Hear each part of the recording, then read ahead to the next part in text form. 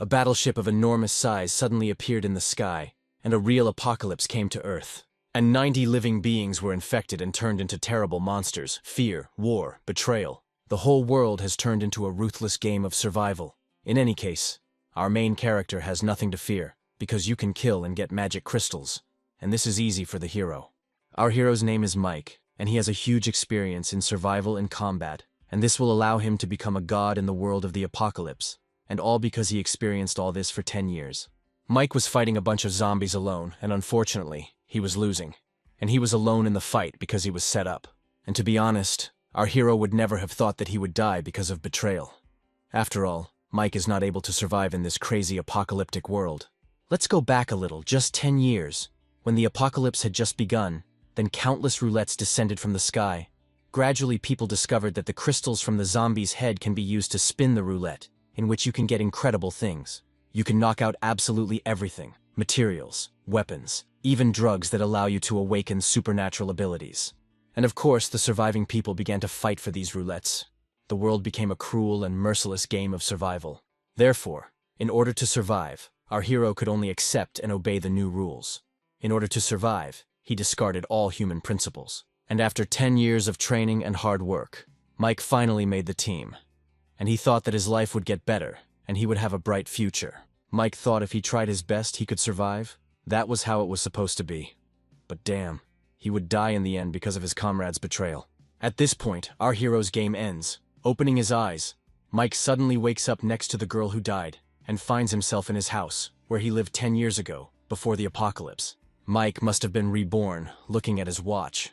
The guy became even more nervous, because today was the 10th of September, and if he remembered correctly, it was on this day that the apocalypse began. However, Mike was not happy about the rebirth. He was worried that he would have to go through it all again, and this thought made him break out in a cold sweat. But suddenly it dawned on him. Rebirth is a chance for Mike. His precious 10 years of experience are his strongest weapon, and this time he must succeed. He must not give up, Mike told himself. Then Mike got up and got dressed. The girl also woke up and asked where he was going, but Mike ignored her. He went to the box and opened it. Map. Why did he rise? This is an inheritance from his parents. In his past life he did not dare to spend this money, but now he must do it, because after the apocalypse, the money will become useless. The girl got angry that the guy ignored her, and then she shouted. She asks him where he is going. Mike turned, looking gloomily at the girl, and said that he knows perfectly well that she and June are together, and she is dating him only out of pity. Hearing all this, the girl covered her mouth in surprise and broke out in sweat. In her past life, after the apocalypse began, Mike did everything to protect her. But in the end, the girl decided to go to June and dump the guy, so Mike decided to put an end to it right now. The girl started screaming, who gave him the right to slander her and June, and said that Mike was just jealous of his beauty, money, and power, and called him a clown. Mike replied that since they had met before, he would give her advice. Don't mess with June anymore. He's not the kind of person you can rely on. Mike had a point when he said that, because he traded her for 3 cans of food back then. Even though Mike warned her, she would hardly listen to him. But that's all he could do for her. There was no more time to waste on her, because there were more important things to do. The guy got dressed and was already leaving, while the girl was screaming that she was breaking up with him. She was the first to break up with him. But the guy didn't listen to her. He wanted to prepare medicines, food, and equipment for the beginning of the apocalypse. Mike went into a taxi and handed him large bills, asking to take him to the nearest hospital, and as quickly as possible. First of all, the most important thing is of course the medicines. Mike just burst into the hospital warehouse and started to get all the necessary pills. Then a nurse came in. Seeing Mike, she was surprised and asked who he was. Mike took the bag with the medicines and ran away.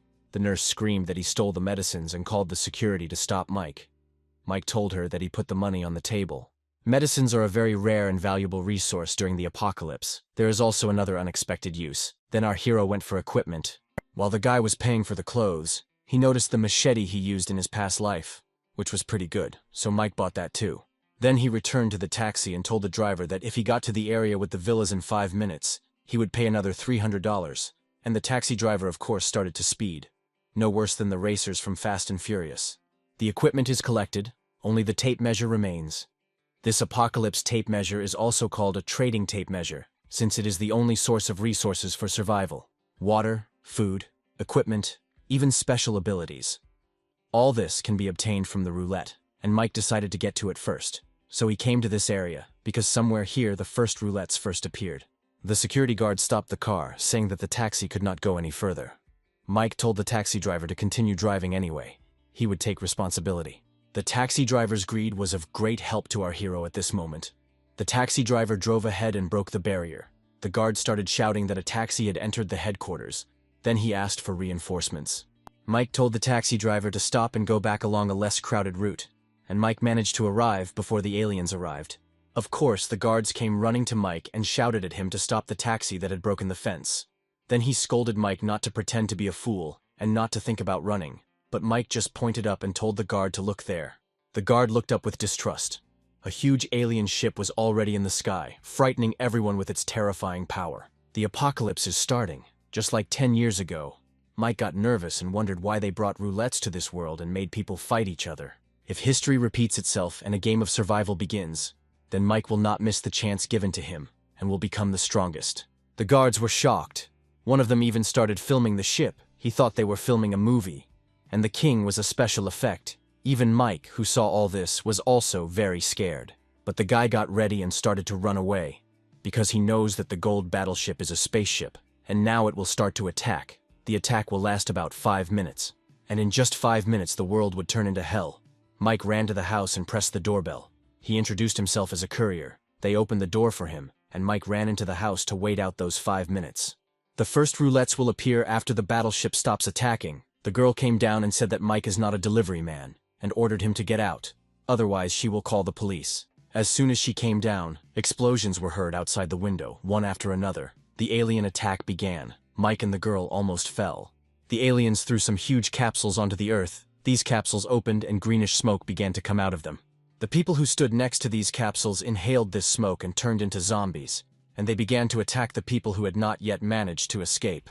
The whole city was shrouded in smoke, houses were burning, and people were screaming for help. Mike looked at the city with sadness. The girl was scared and asked what was happening outside. There was so much screaming. The girl again ordered Mike to get out. She even started calling the security guard. But Mike saw the tape measure in the kitchen and immediately ran after it, not paying attention to the girl. And there really was a tape measure in the kitchen, only it was huge. The girl asked what kind of thing it was, and Mike was glad that the tape measure appeared here, as he expected. The guy approached the roulette. In the middle there was a gray crystal, which meant that this roulette was of the first, lowest rank. The girl asked if this was what he was looking for, but why it appeared in her house. Suddenly, Mike saw the bottle and was delighted, because it was a drug for genetic modification. It could increase physical strength 3 times. This is the most valuable prize of the first rank roulette. If only Mike had 5 rank 1 crystals, he could exchange them right now. The guy put his hand on the roulette and it lit up. But the news is not good. To spin this roulette, you need 7 rank 1 crystals, 2 more than usual. There must be something more valuable in it. Mike began to examine the roulette. He was clearly worried. The girl asked what was wrong with him, why he was not answering. The girl was already completely confused and grabbed Mike by the shoulder, asked what he was talking about. What kind of roulette was this? Mike looked at the girl and said that this card could give her some advantages. This girl didn't turn into a zombie, which means she has some resistance to poison. Maybe she will be a good support. The card can enhance the 5 senses or just give a pet. This did not convince the girl. She asked Mike if he had played too many games to stop joking. What other pet? Who would even believe this? Then Mike told her to listen. The screams outside stopped. The girl listened and agreed with him. The screams of people really did die down. The girl asked what happened there, and ran to the door. Mike thought, what a stupid woman. She wants to go out and die. The girl just said that this area has the worst security, which allows anyone to come in, when suddenly a zombie appeared right at her door. The guard turned into a zombie and opened the door and tried to kill the girl. She tried to resist and screamed for help. But fortunately for the girl, Mike was in her house, who took out his machete and easily killed the monster and saved the girl. Then, of course, he pulled the crystal out of the zombie's forehead. The girl watched him and wondered if he wanted to collect the crystal from the zombie's head. This crystal looked like the one from the roulette, the girl noticed. 2 more zombies burst into the house, and Mike stood in front of the girl, ready to kill them too. Mike managed to kill them just as easily as the first one. The girl looked at him and then asked who he was to kill so easily. Then Mike introduced himself and helped the girl up. He asked her name. The girl said that her name was Margot. Suddenly Mike's confident expression changed to shock. The guy immediately regretted that he initially thought that she was not the type who could survive in this world, because in the past, she was a 9-star mercenary who was rumored 10 years ago. The girl asked what was going on here. Mike replied that someone had invaded the Earth, and as she could see, they had turned most of the people into zombies. Mike lifted the zombie's head and pulled out another crystal, and said that some of the poison didn't work on them and they remained human. Like him and her, Margot asked what they should do. Would the government or the military come to save them? The government and military collapsed in just a few minutes. Now people live in a zombie world. Mike thought again how a seemingly ordinary woman could become such a cool mercenary. If she was one, she must have something special, especially since he needed an assistant. He asked her to come with him so that he could tell her what she needed to know about the zombie world. Mike pointed to the roulette and said that most of the resources and equipment in the new world were obtained from it. And if she wants to get some item from the roulette, first she needs to fill all these notches. Margot went to the roulette and asked. This shape is the same as the crystals that Mike tore from the zombie's head. Mike inserted the crystals into the holes and said that they were gray crystals. After she filled all the recesses with them, she would be able to spin the roulette once. Margot asked if she needed to kill 7 zombies for one spin. The more valuable the reward she can get, the more crystals she needs. Margot asked if that meant there were other roulettes like this, and each one had different rewards. Mike replied that it was, but it was only a first-rank roulette.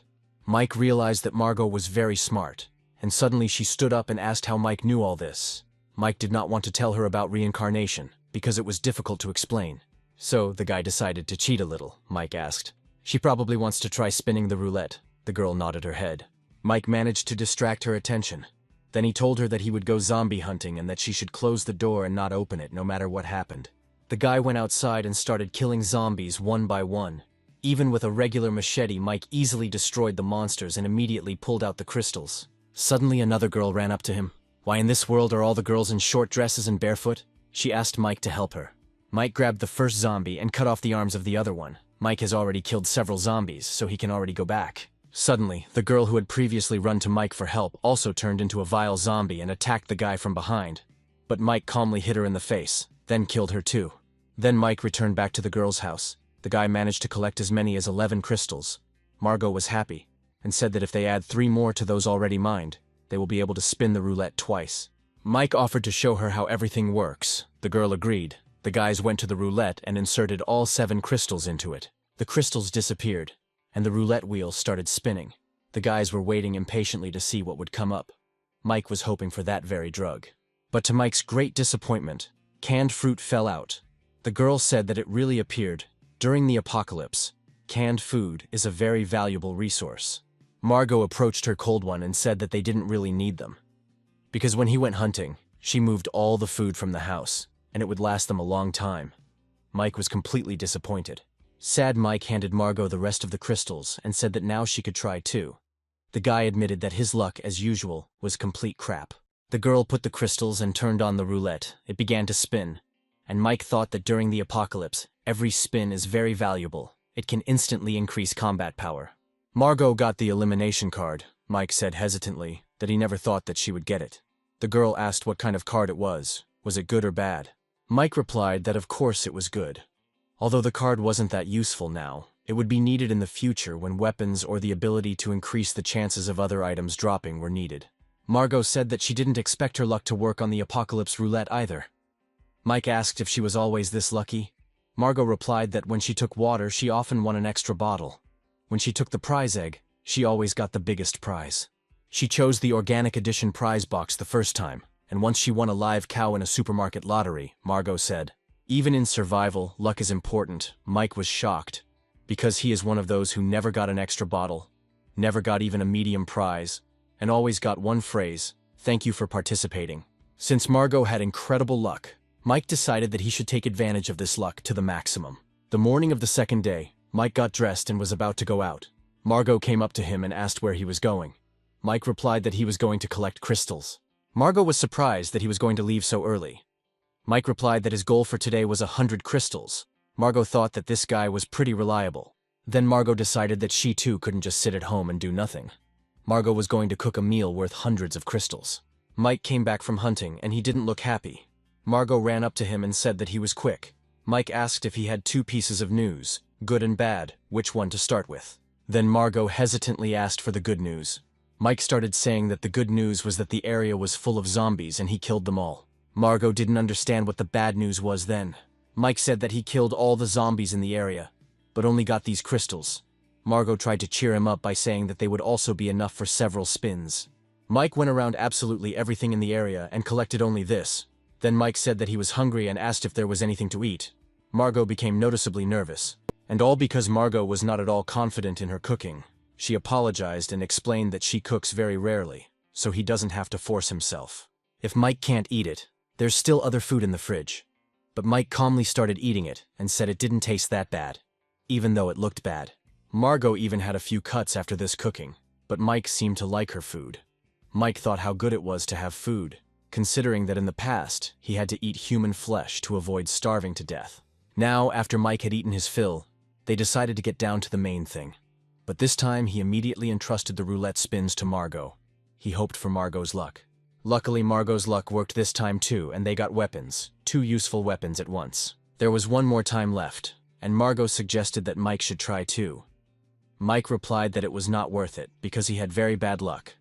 Then Margot took Mike's hands and said that she would share her luck with him. The guy became embarrassed and blushed. Then he nevertheless approached the roulette. The items that they came across in the roulette will no longer appear again. Now there are only 6 awards left. Mike was unsure, since the chances of getting the drug for genetic modification were very small. Margot came up and suggested that maybe they could use the elimination card to remove the cookie package. But she accidentally pressed the roulette wheel, and the card immediately burned. Mike was horrified at the loss of the card. Margot began to apologize, and said that she did not want to use it at all. It happened by accident. Mike replied that it was okay, but eventually the box disappeared. So now the chance of getting the drug was 1 in 5. Mike pressed the button, and they both began to pray for the drug to fall out. And this time, luck really smiled on them. They got the very drug they had been praying for, a regular strengthening drug that improves physical abilities, and thus increases combat power at least 3 times. In the first battles, this is the most important thing, Margot asked. After Mike drinks the drug, his body will immediately become stronger. Mike asked her not to hurry. First he would show her something interesting.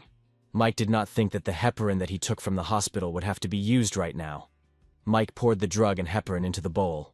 Margot asked if this would allow them to get 2 bottles instead of 1. Mike answered that it was true, and added that this roulette was not the only one.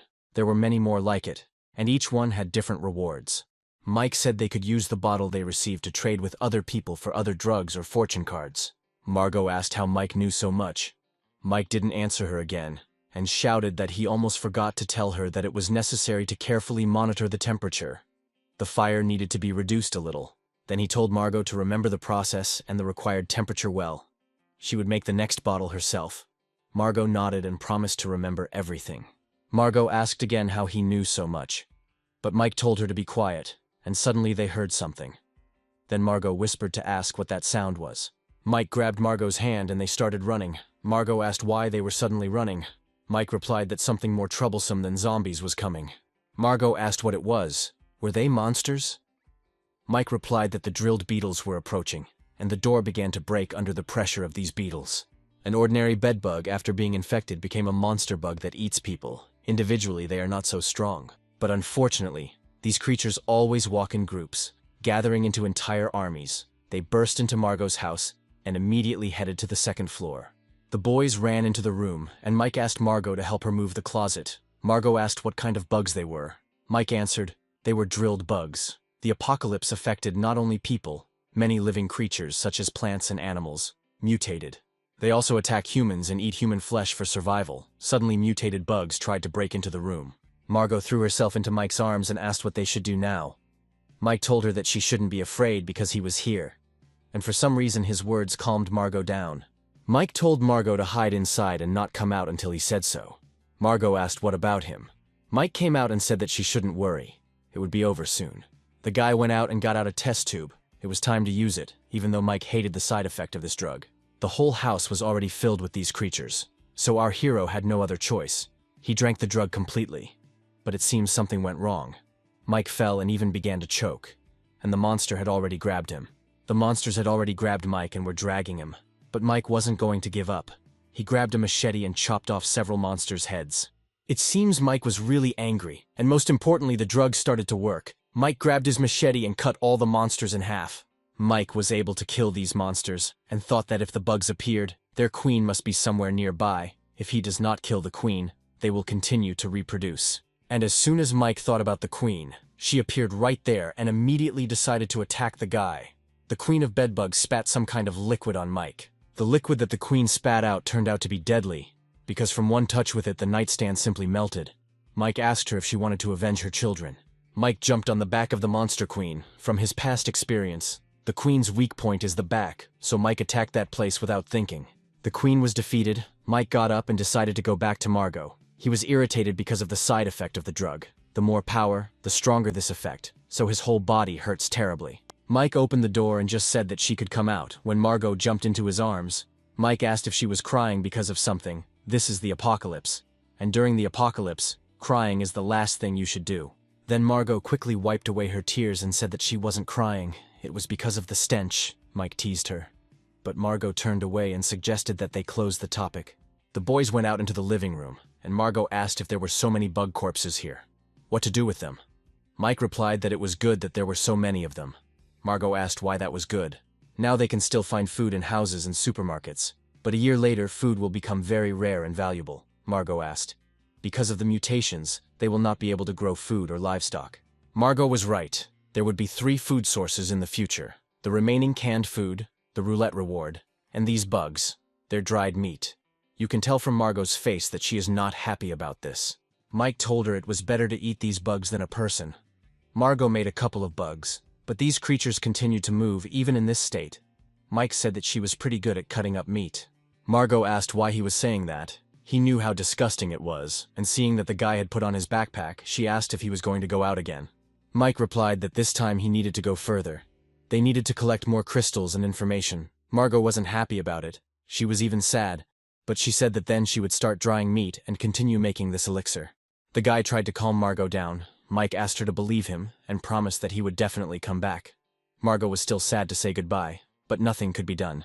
Mike was running down the street. Suddenly he heard a girl screaming loudly. He turned the corner and saw a girl asking for help. Then Mike covered her mouth and told her to shut up. He didn't want to die because of her. He said this because the screams might cause zombies to come running here. And that's exactly what happened. The zombies started running towards the guys and grabbed the girl by the jacket, but Mike grabbed her too and dragged her to him. Mike took out his machete and started chopping up the zombies. Then he pushed the girl away and told her to run because there were too many of them. The girl stood up and ran into one of the buildings. Opening the door, she shouted to Mike to go in there faster. Mike quickly ran to this building, and the zombies continued to run after him. The guys failed to close the door behind them, so the zombies also entered the building. Mike and the girl began to run up the stairs, but the zombies did not lag behind. One of the zombies grabbed the girl by the leg, but Mike immediately noticed it, and lifting the girl, cut off the monster's head. But suddenly everyone froze because the whole sky darkened, and then a bright red light filled the sky. Mike thought it was the key to the dungeon, and it really appeared. The dungeon key is one of the rarest items in the apocalypse world, and it is the only way to enter the dungeon, a mysterious land filled with hope for salvation. Mike was happy. In his past life, even high-ranking veterans wanted to get this key. Mike hoped that in this life, this key would belong to him. But the monsters weren't going to stop. They continued to attack the guys. The girl shouted at Mike to turn around. Mike punched one zombie, then cut his throat with a machete. The narrow stairs are perfect for protection in the shape of the crystals. There are about 10 zombies left. It's time to finish them off, Mike decided. The girl began to feel sorry for herself because just a couple of days ago she had everything she wanted. Fans, popularity, money, education. She was God's favorite, but then everything changed dramatically. Her dad turned into one of the zombies, so the girl lost everything. The girl started crying and thought she was going to die there. But suddenly Mike shouted at her to stop being stupid and just sitting there and ordered her to run upstairs.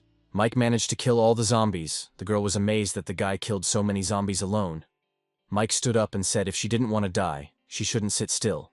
The girl thought that she would die today, and Mike was already thinking about how to get this key. The girl realized that Mike was very strong. Mike said that this roof was connected to the building across the street. Maybe they could get out through it. Mike thought that if he went down the street in just 2 blocks, he would be near where the key fell. But the guys were in for a big trouble. The entire passage was filled with these vines, and they were still moving. The vines grabbed the girl.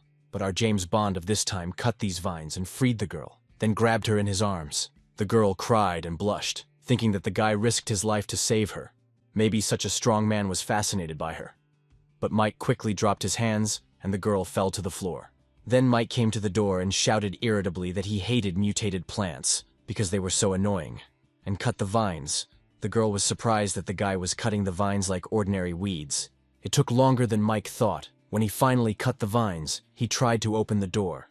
The girl asked what was wrong. Mike replied that the door was closed from the other side. The girl asked what to do then. Mike replied that he would just knock down the door, which he did. It turned out there were several people on the roof who were already armed. The man shouted who they were and why they had come up here. Mike replied that it was unsafe down there. That was why they had come up here. Then asked why they were hiding here. Then the man started to swear that why the hell did he break the door? That if zombies come up here, Mike replied that they don't have to worry about it. Mike said there were no more zombies there. He killed them all before he went in. But the man kept shouting that even if we assume there really aren't any there, who knows when a zombie might suddenly come up here. Two men lifted the iron door and brought it to the exit. One of them said that it couldn't be fixed. They could only prop it up with a shovel. The man pointed the bat at Mike. And he said that it was all Mike's fault. If the zombies got through here, they would all die. Another man came up to him and asked him to cool it. He didn't know they were here. The girl pointed to the side and said that there were people there too. The guys were told that those people, like them, had come up here to hide from the zombies. The blonde said that there must have been a misunderstanding, but asked what they were going to do now. Mike replied that he needed to get to high school. The man laughed and asked if any of his family were still there, but the street was full of zombies. How did he plan to get there?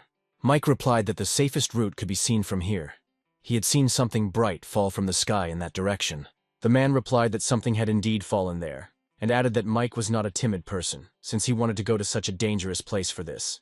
Mike asked if there were other ways to get off the roof. The man replied that on that side the roofs of the buildings were quite close to each other. But you still had to jump, and that was very dangerous. The opposite building is one floor lower and the distance between them is about 5 meters. The man advised Mike to forget about it, because he could easily break his legs. Mike wasn't stopped by this. He said that he would jump from here. But as soon as he was about to jump, the girl grabbed him by the sweatshirt and said that she would go with him, and asked him not to leave her. Then Mike said that she would have to carry the bag. The girl agreed.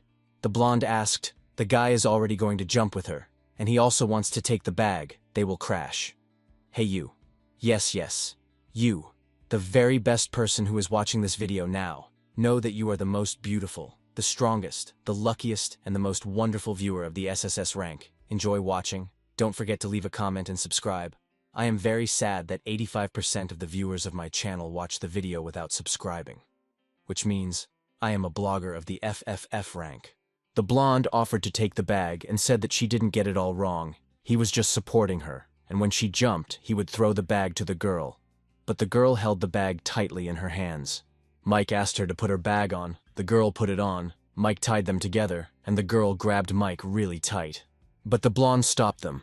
He asked if they had climbing equipment in their bag, didn't they? He ordered them to leave the bag, otherwise he would break Mike's arm. Mike just laughed and called the man an idiot, then just jumped. The guys managed to jump to another building. Mike took the rope off them and asked if she was okay. The girl was shaking and crying, and in a trembling voice said that she was okay. The nasty bastard from the other building looked at the girl and said that he found interesting prey. What with the apocalypse, some men are more dangerous than monsters. The men were arguing over a pack of cigarettes, but the other man immediately replied that there wasn't even any wine in that garbage dump, and that he had found those cigarettes on that dead man, so he wouldn't give the cigarettes to anyone. Another asked if it wasn't normal to find wine in the school cafeteria. If you really wanted to drink, you could look in the principal's office. The Muscle Mountain walked up to these men and asked what the bastards were talking about. The bald one said there was a crowd of zombies outside and they wouldn't be able to get out. He asked if they were really going to stay here. In just one night, everything changed. Zombies and demons filled the world. This is the apocalypse, said one of the men.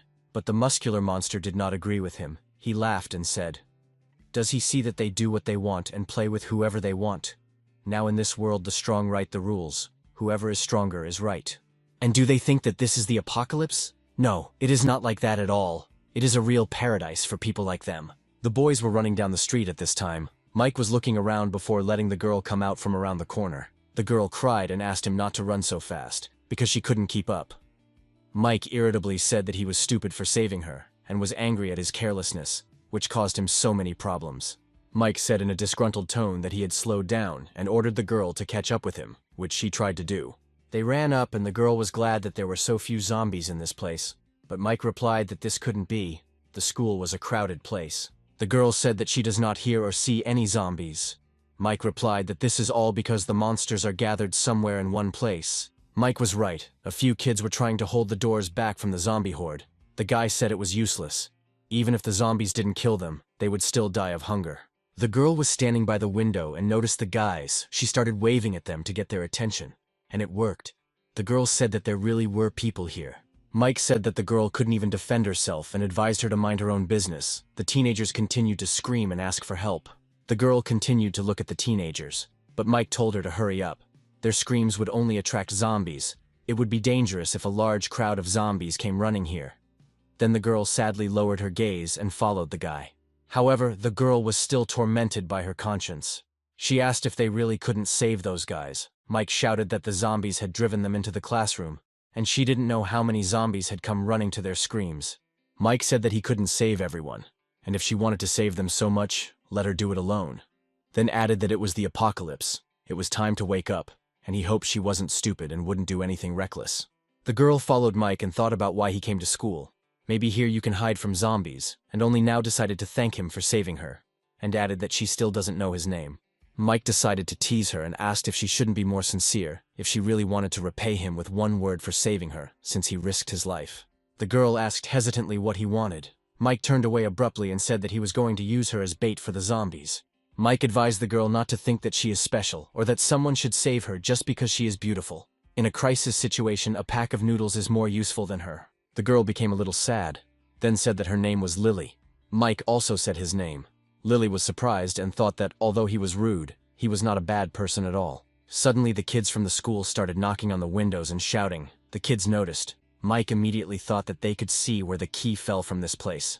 So Mike yelled at Lily to hide somewhere, and he ran into the school and started climbing up the pipe into the building. Mike burst into the school and immediately killed the zombie that was attacking the children. When the zombie died, the teenagers immediately ran into the teacher's arms, and she thanked Mike for saving her students. The teacher sadly said that one of the students was dead, then went to the others and asked them not to cry. First, they needed to get out of here. One girl said that they couldn't get out because there were a lot of zombies outside. Then the teacher turned to Mike and asked if he could get them out of there. Then, she said that her other students had already left, and she was left with these girls. Mike honestly told them that he came to school for one thing. If they told him where it was, he would protect them and ensure their safety. The teacher asked what he was looking for. Mike asked if they had seen a beam of light in the sky and where it was falling. The girls turned their heads and said no. Then the teacher said that she saw it, but she had conditions. First, he had to get out of here safe and sound. Only after that she would tell everything. Mike asked how she could prove that she saw it. The teacher said that this light appeared in the sky. It looked like a meteorite landed somewhere in the school. The boy realized that she had seen him after all, and asked where he had landed. The teacher asked what if he left them after she told him. If they stayed, they would only die. If they told him where he fell, the boys would at least have a chance to survive. The decision was theirs, Mike said.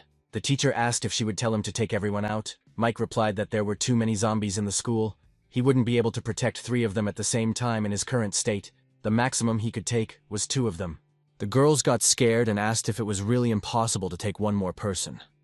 They weren't asking for the impossible. So why was he doing this? Mike replied that this world is cruel and unfair. Only the strong survive, while the weak die immediately. And pulling out a machete, he asked who he should save. The children got scared and started hugging the teacher again. Mike asked again who they were choosing. The teacher said that the choice was obvious. They needed to save her students. Mike promised that they would be safe and asked her to tell him where the light fell. But the girls still didn't believe him, and said that after he took the children out, she would write the location on a piece of paper and drop it to him. Mike thought that this woman was very smart, worthy of being a teacher. Mike said he hoped her sacrifice was worth it, and told the kids it was time for them to move on. The kids were still hesitant. The teacher reassured them that everything would be okay. Then Mike listened and realized that there were 3 zombies behind the door. He turned to the teacher and said that when they came out, she needed to quickly lock the door and block it, and most importantly, not to make any noise. Mike opened the door and the zombie immediately rushed inside, but Mike kicked it with all his might. The monster flew back, then shouted at the children to run. The teacher closed the door and told herself that she was so scared and still tried to look like a hero, but she was a teacher. It was her duty to protect the students. The boys kept running and Mike was already tired. He thought that there were too many zombies in this direction and it was so tiring to protect these two. It was quiet on the landing. Apparently the zombies had gathered somewhere on the upper floors, which meant it should be safe downstairs. But suddenly Mike sensed something and told the girls to step back. The girls asked what happened, if he saw anyone. Mike replied that he didn't know yet, but he felt danger. They were standing by the stairs. The girl came up and said that she didn't see any zombies, and asked if he just imagined it. Mike was still worried. Mike thought that it must have been just an illusion. They needed to hurry, so they continued to descend, but someone was actually watching them. Suddenly Mike stopped. The girls hit his back and one of them asked why they stopped again. Mike pointed his finger to shut her up. Mike looked up, but there was no one there either. The guy thought again that he was too tense. Even his intuition was confused. They were going down, but Mike still felt uneasy. And he was right. Some kind of terrible monster was standing behind the guys and had already opened its mouth. The girl turned around and a huge mouth appeared in front of her. This monster was already preparing to bite off the girl's head and was shouting, "Meat, meat." Mike reacted quickly. He threw the machete, but only hit the monster. But the girl was now safe. But the monster was now heading towards Mike. The monster was huge, so Mike's blow didn't hurt him at all. The mutant zombie with metal arms was too strong. Mike tried to kick the monster, but the monster didn't even blink. Then the monster grabbed Mike by the leg and threw him onto the concrete stairs. The girl fell and was shaking all over. She turned to her friend and said that she couldn't get up and asked to help her get up, but her friend turned away. Mike was able to get up and shot the monster. Luckily, he took the gun he got from the roulette with him. But his condition is not the best. The monster finally died. Then Mike told her to get up quickly if she didn't want to be eaten by the zombie. But now there's another problem. The sound of the gunshot attracted the zombie. But it wasn't zombies that appeared on the stairs. It was Lily. Apparently she was looking for Mike. Lily ran to Mike and hugged him. The girls exhaled that it was a person. But the long-haired one asked what if she was bitten. Mike asked what she was doing here. The girl started crying and said that Mike had been gone for so long and she thought she was going to die. Mike said irritably that the building was crawling with zombies and asked if she was tired of living. Then Lily replied that a bright light had just come on in the window of the building, and all the zombies went there. Since the light attracted zombies, she decided to take a risk and go look for Mike. Mike asked. She said that the light attracted the zombies. Lily replied that she saw the zombies walking towards him. She was really scared to be alone down there, so she went up. Then Mike stood up and took his machete. He said that she was lucky not to run into a zombie. Mike thought that he knew only one thing whose light could attract zombies, this apocalypse roulette. Mike took Lily's hand and said it was time to go down. The girls followed them down. Lily looked at the girls and decided that Mike, out of the kindness of his heart, saved these guys. The girl told Sana that she had just been very scared, so she hadn't helped her, and asked if she hated her. Sana replied that she should forget about it. She hadn't done it on purpose. The boys finally came out, and Sana screamed when she saw Teacher Penny. The girl Lena told her to be quiet or she would attract zombies. The teacher smiled that the children were saved. She thought if she didn't drop him a note, Mike might come and save her. But then she shook her head. She shouldn't do anything rash. The children were still with him, so the teacher threw a note. Lily said there was someone else left. Mike said he was a great teacher. Then Lily asked why he didn't save her then. Mike said the teacher was trying to boss him around, so he taught her a lesson. Mike opened the note and was happy, he said. So this is where the key to the dungeon fell. Most people won't notice this place. And Lily looked at him and thought that she couldn't understand this guy at all. So there are two places you need to go. The first is the construction site, where the key is. The second is where Lily saw the light. There is a high probability that this is another roulette. Mike doesn't know these kids and can't take them with him to look for the key. They can't be trusted. So the only place left is the one Lily mentioned. So Mike asked Lily to show him the way to that place to check what that glowing thing was. Lily replied that there were a lot of zombies there. Mike replied that it meant there was something worthwhile there. Mike told the girls that they were going somewhere and asked them to follow them. Lily suggested that maybe they shouldn't go after all. There were a lot of zombies there. Sana shouted, "Why did he bring them here? He wants them to die here." Missy was also unhappy and asked, "He got the thing he wanted from the teacher, and now he wants to use them as bait." Mike ignored the girls and told Lily not to worry and asked her to look after the girls, then turned to the girls. He asked if there was a place during the apocalypse where there were no zombies. Mike said that he was not so pathetic as to use them as bait, so they should just wait for him to return. Mike entered the building and Lily was worried about him. She didn't understand why he wanted to get there so much. Maybe there really was something valuable there. Missy sighed, thinking that she was afraid he was going to use them as bait. But then she immediately got angry. She thought, so what if he has a gun? There are a lot of zombies inside. And if he attracts them all, will this gun help him? Missy took Sana's hands and pulled her along with her. Missy told Sana to follow her, but Sana wasn't sure. Missy still asked if she thought they should find a safe place and hide. Sana asked what about those two. Missy asked rudely. Who cares? There are zombies inside. This Mike will definitely die. But this did not convince Sana. He said uncertainly that he had saved them. Missy shouted that if the zombies got out and attacked them, Lily heard this and asked what they were doing there. Missy replied that she had a stomachache and that Sana would go with her. Sana didn't respond, and Missy simply grabbed her hand and pulled her along. Lily kept thinking about Mike, and he was really having a hard time. The guy took out his machete and gritted his teeth. He said that he was lucky. There were no mutated zombies here that were difficult to deal with, but still the battle would not be easy.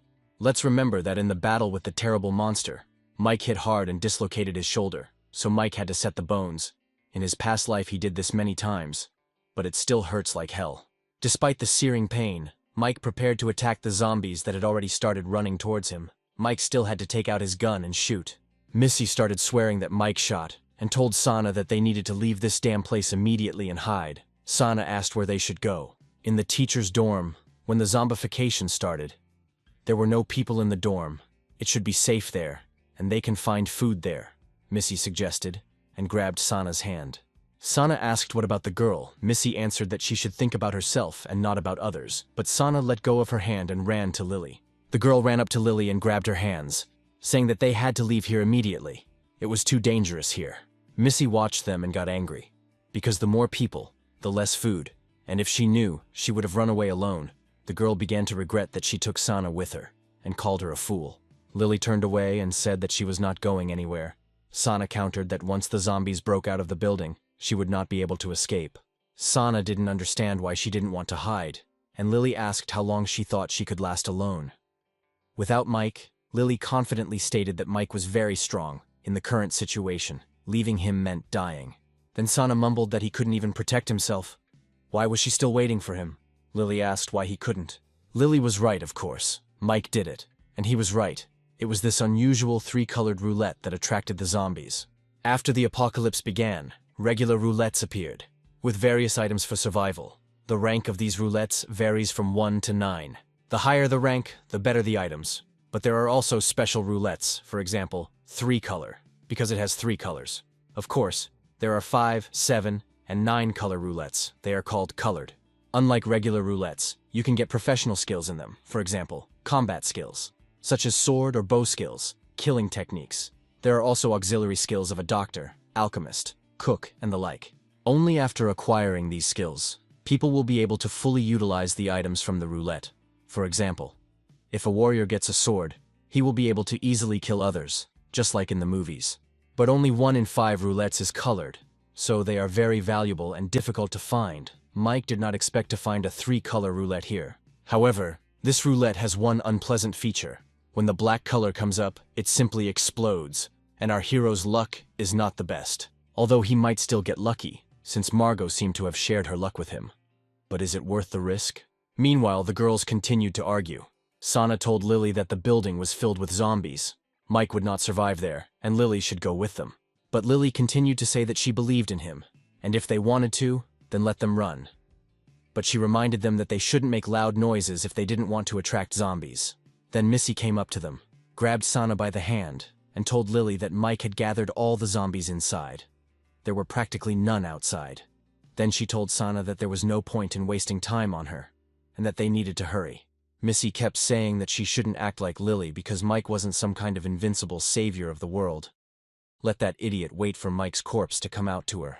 Lily got angry and hit Missy in the face and told her to shut up and reminded her that it was Mike who saved them. Lily couldn't take it anymore and hit Lily back. The muscular monster continued to watch the girls and ordered his dogs to grab Lily and bring her to him. The guy told him that there was no point in making so much noise, because there was still a crowd of zombies downstairs. The muscular monster replied that all the zombies had gone into that media center. It was safe downstairs, and again ordered him to go down right now and bring her. Sana continued to doubt and asked Missy if they were really going to just leave. Missy replied with displeasure that she still dared to object. If it weren't for her, she wouldn't have been hit at all. Lily continued to be angry. She said with displeasure that if it weren't for Mike, they would still be sitting in that class. And she didn't think they were so ungrateful. Suddenly Lily heard screams and turned around. But at that very moment the bully grabbed the girl. Lily began screaming for him to let her go immediately. The second bandit was there too and said that Lily was such a beautiful baby, better than the one they had played with before. Lily screamed what they were going to do. The pervert came up to her and replied that of course, to enjoy her. Lily continued screaming for them to let her go immediately. Then she threatened that if they didn't let her go, she would call for help. The guy would come and deal with them. The pervert said that the guy was already dead and asked if she still relied on him and called her stupid. At this time, Mike was collecting crystals one by one. Mike said with displeasure that it was so tiring. Collecting crystals so slowly, he complained that it would be possible to do everything like in the game, so that all the crystals were collected automatically. The schoolgirls were running away from the zombies. Sana was screaming and asking for help. Missy screamed back at her that no one would save them, and she needed to shut up and just run. Missy tripped, and Sana quickly helped her up. But suddenly Missy pushed Sana right towards the zombie. Betrayal could already be expected from this girl, but not so rude. The schoolgirl ran back, justifying herself that she wanted to live, she had to survive, and saw two thugs dragging Lily away. Lily tried to resist, but these freaks didn't give her a chance. The first idiot said that when they came back, he would be the first to play with her. The second nasty guy noticed Missy and shouted that he would grab her. The second one shouted back at him to hurry up. Lily took advantage of the moment and bit the bastard, so she broke free and ran away from the idiot. But unfortunately, Lily didn't have time to run far. The idiot jumped on her and she fell to the ground. The freak grabbed her, and Lily continued to scream for help. However, our hero appeared in time. He stuck a machete into the bastard's hand and snatched Lily. She was glad that Mike was alive and well and hugged him. The bastard stood up and started screaming. Does Mike know who they are and how dare he touch him? The freak started threatening Mike with his own machete. Of course, Mike showed this bastard who was boss here with just one blow. The pervert even started foaming at the mouth. Mike asked where the schoolgirls were. Lily pointed to the side. Mike immediately found Missy and examined Sana's body. She was mauled by a zombie. Missy was sitting on the ground and crying, apologizing to Sana. Only Lily looked disapprovingly at the schoolgirl. Lily told the schoolgirl that she had been saved for the second time, but she did not listen to her. Missy cried and apologized to her, and promised that she would never disobey again. Then Lily asked what Mike would do with these freaks. Mike looked at the bastards with disdain, and replied that the zombies would take care of them. Mike told the girls to go to the media center, which he had already cleared out, where it would be temporarily safe, Mike added. The girl immediately perked up when she heard that all the zombies inside were dead. She realized that Mike was really strong. It's no wonder why this girl is sticking to him.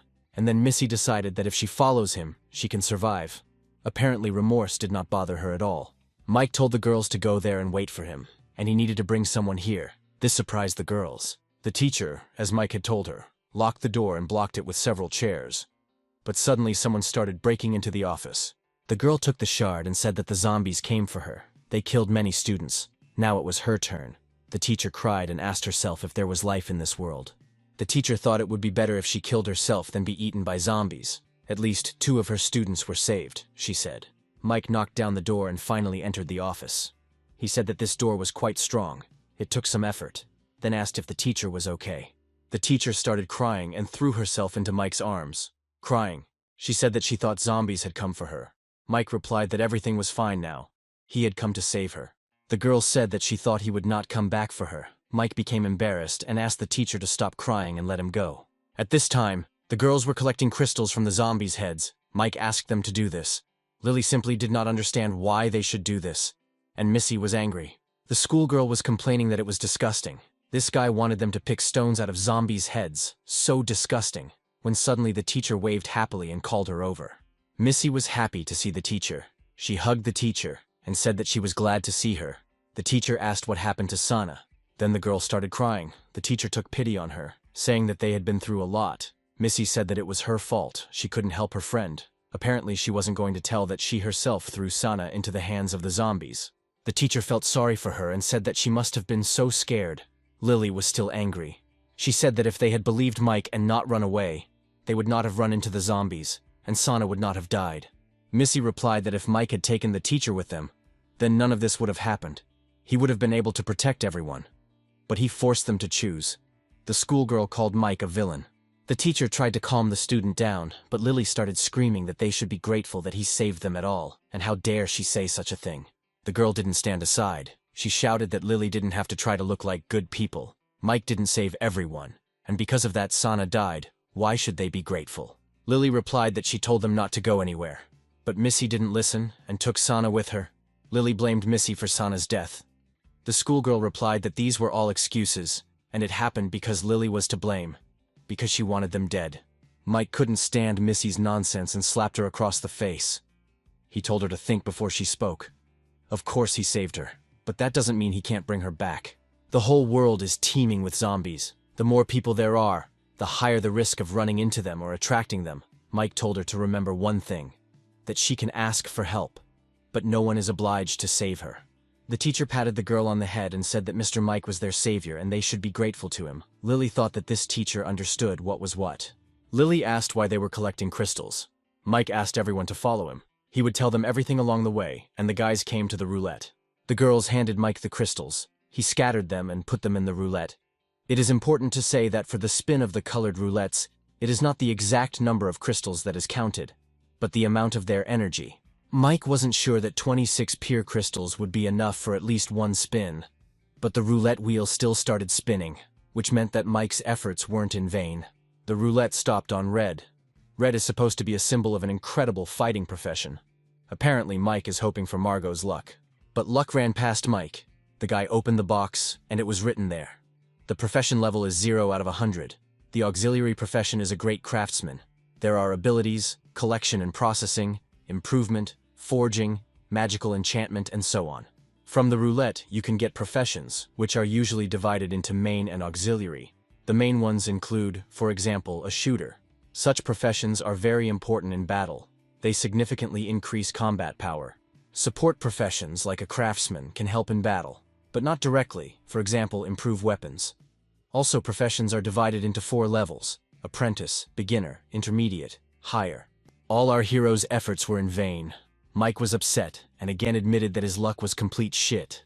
The girls looked at him, not understanding his sadness. Missy asked what he got there and told him to give it to them to look at. She thought that her efforts were in vain. Mike handed the sheet to Teacher Penny. While Mike was looking at the strange icon, the girls read the description. Missy said that it looked like a game. Lily added that the profession was a craftsman, he had creatures, and even enchantment, 5 in total. This caught Mike's attention. He asked to return the leaf to him. Mike read about collection and processing, improvement, forging, magical enchantment, inlay. Now everything fell into place. That's why the icon has 5 colors. They represent abilities. Mike was happy. Perhaps after the revival his luck still increased. There should be a couple of zombie bodies nearby. He needs the girls to bring them in so they can get professions and have a better chance of survival, Mike told the girls. Lily and Penny raised their hands in joy, but the schoolgirl was not delighted. The guys were being watched by that muscular asshole. He admitted that Mike was strong, because he killed so many monsters on his own. The man didn't understand what they were doing. He thought that maybe they wanted to use the media center as a base, so they were removing the corpses. But then he noticed that the crystals on the zombies' heads were gone, and he ordered his subordinate to gather everyone, because they had work to do. Now he knew their little secret. The girls had dragged enough corpses. Lily said tiredly that she was so hungry she hadn't eaten anything all day. Mike immediately handed Lily a bag of food, then said that he checked the toilets. There was water in them, which meant that the school water tanks were still intact. Then the guy took off the bag and also handed it to Lily. He said that there was food in this bag. It would last for 3 days. There were also some medicines and tools. Mike asked Lily to hold the bag for now. These resources are incredibly important. This is a life-saving treasure, and she must take care of it. Lily was surprised that Mike would leave her something so valuable. Suddenly, Mike said that he trusts Lily, and now the media center is their refuge. They continue to collect crystals, and he will go look for the key. Lily asked if he was going to go alone again. The schoolgirl and Teacher Penny also came up. Missy asked if the guy was leaving them. Mike was making something and replied that they would only be a burden. He would go look for resources and return quickly. Missy asked what if zombies attacked, who would protect them then? Then Mike replied, as he had already said, he was not obliged to protect others. The guy broke the mop and used his abilities. So the guy created a thin wooden spear, medium attack power, can be used for defense, Then he said that if zombies come, they will have to defend themselves. Otherwise, only death awaits them. Penny said Mike was right. It was time for them to stand up for themselves.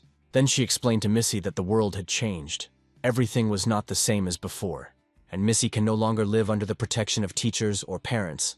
As before, they all need to become stronger. Mike gave the spear to the teacher. Before Mike left, Lily told him to take care of himself and come back safe and sound. Mike replied that she shouldn't worry and added that she should take care of herself. Mike was almost at the place where the key fell, and here it was, the construction site of the new school building. The key should be somewhere here. Just when Mike thought that there shouldn't be anyone here, the girl fell right into the guy's arms. The girl quickly jumped down and grabbed Mike by the hand. Mike shouted in displeasure what she was doing, because he had just saved her. The girl asked who he was and why he came here. But Mike managed to free himself. The guy immediately pressed the girl against the wall, grabbing her by the throat. He said that she would tell who she was and what she was doing here.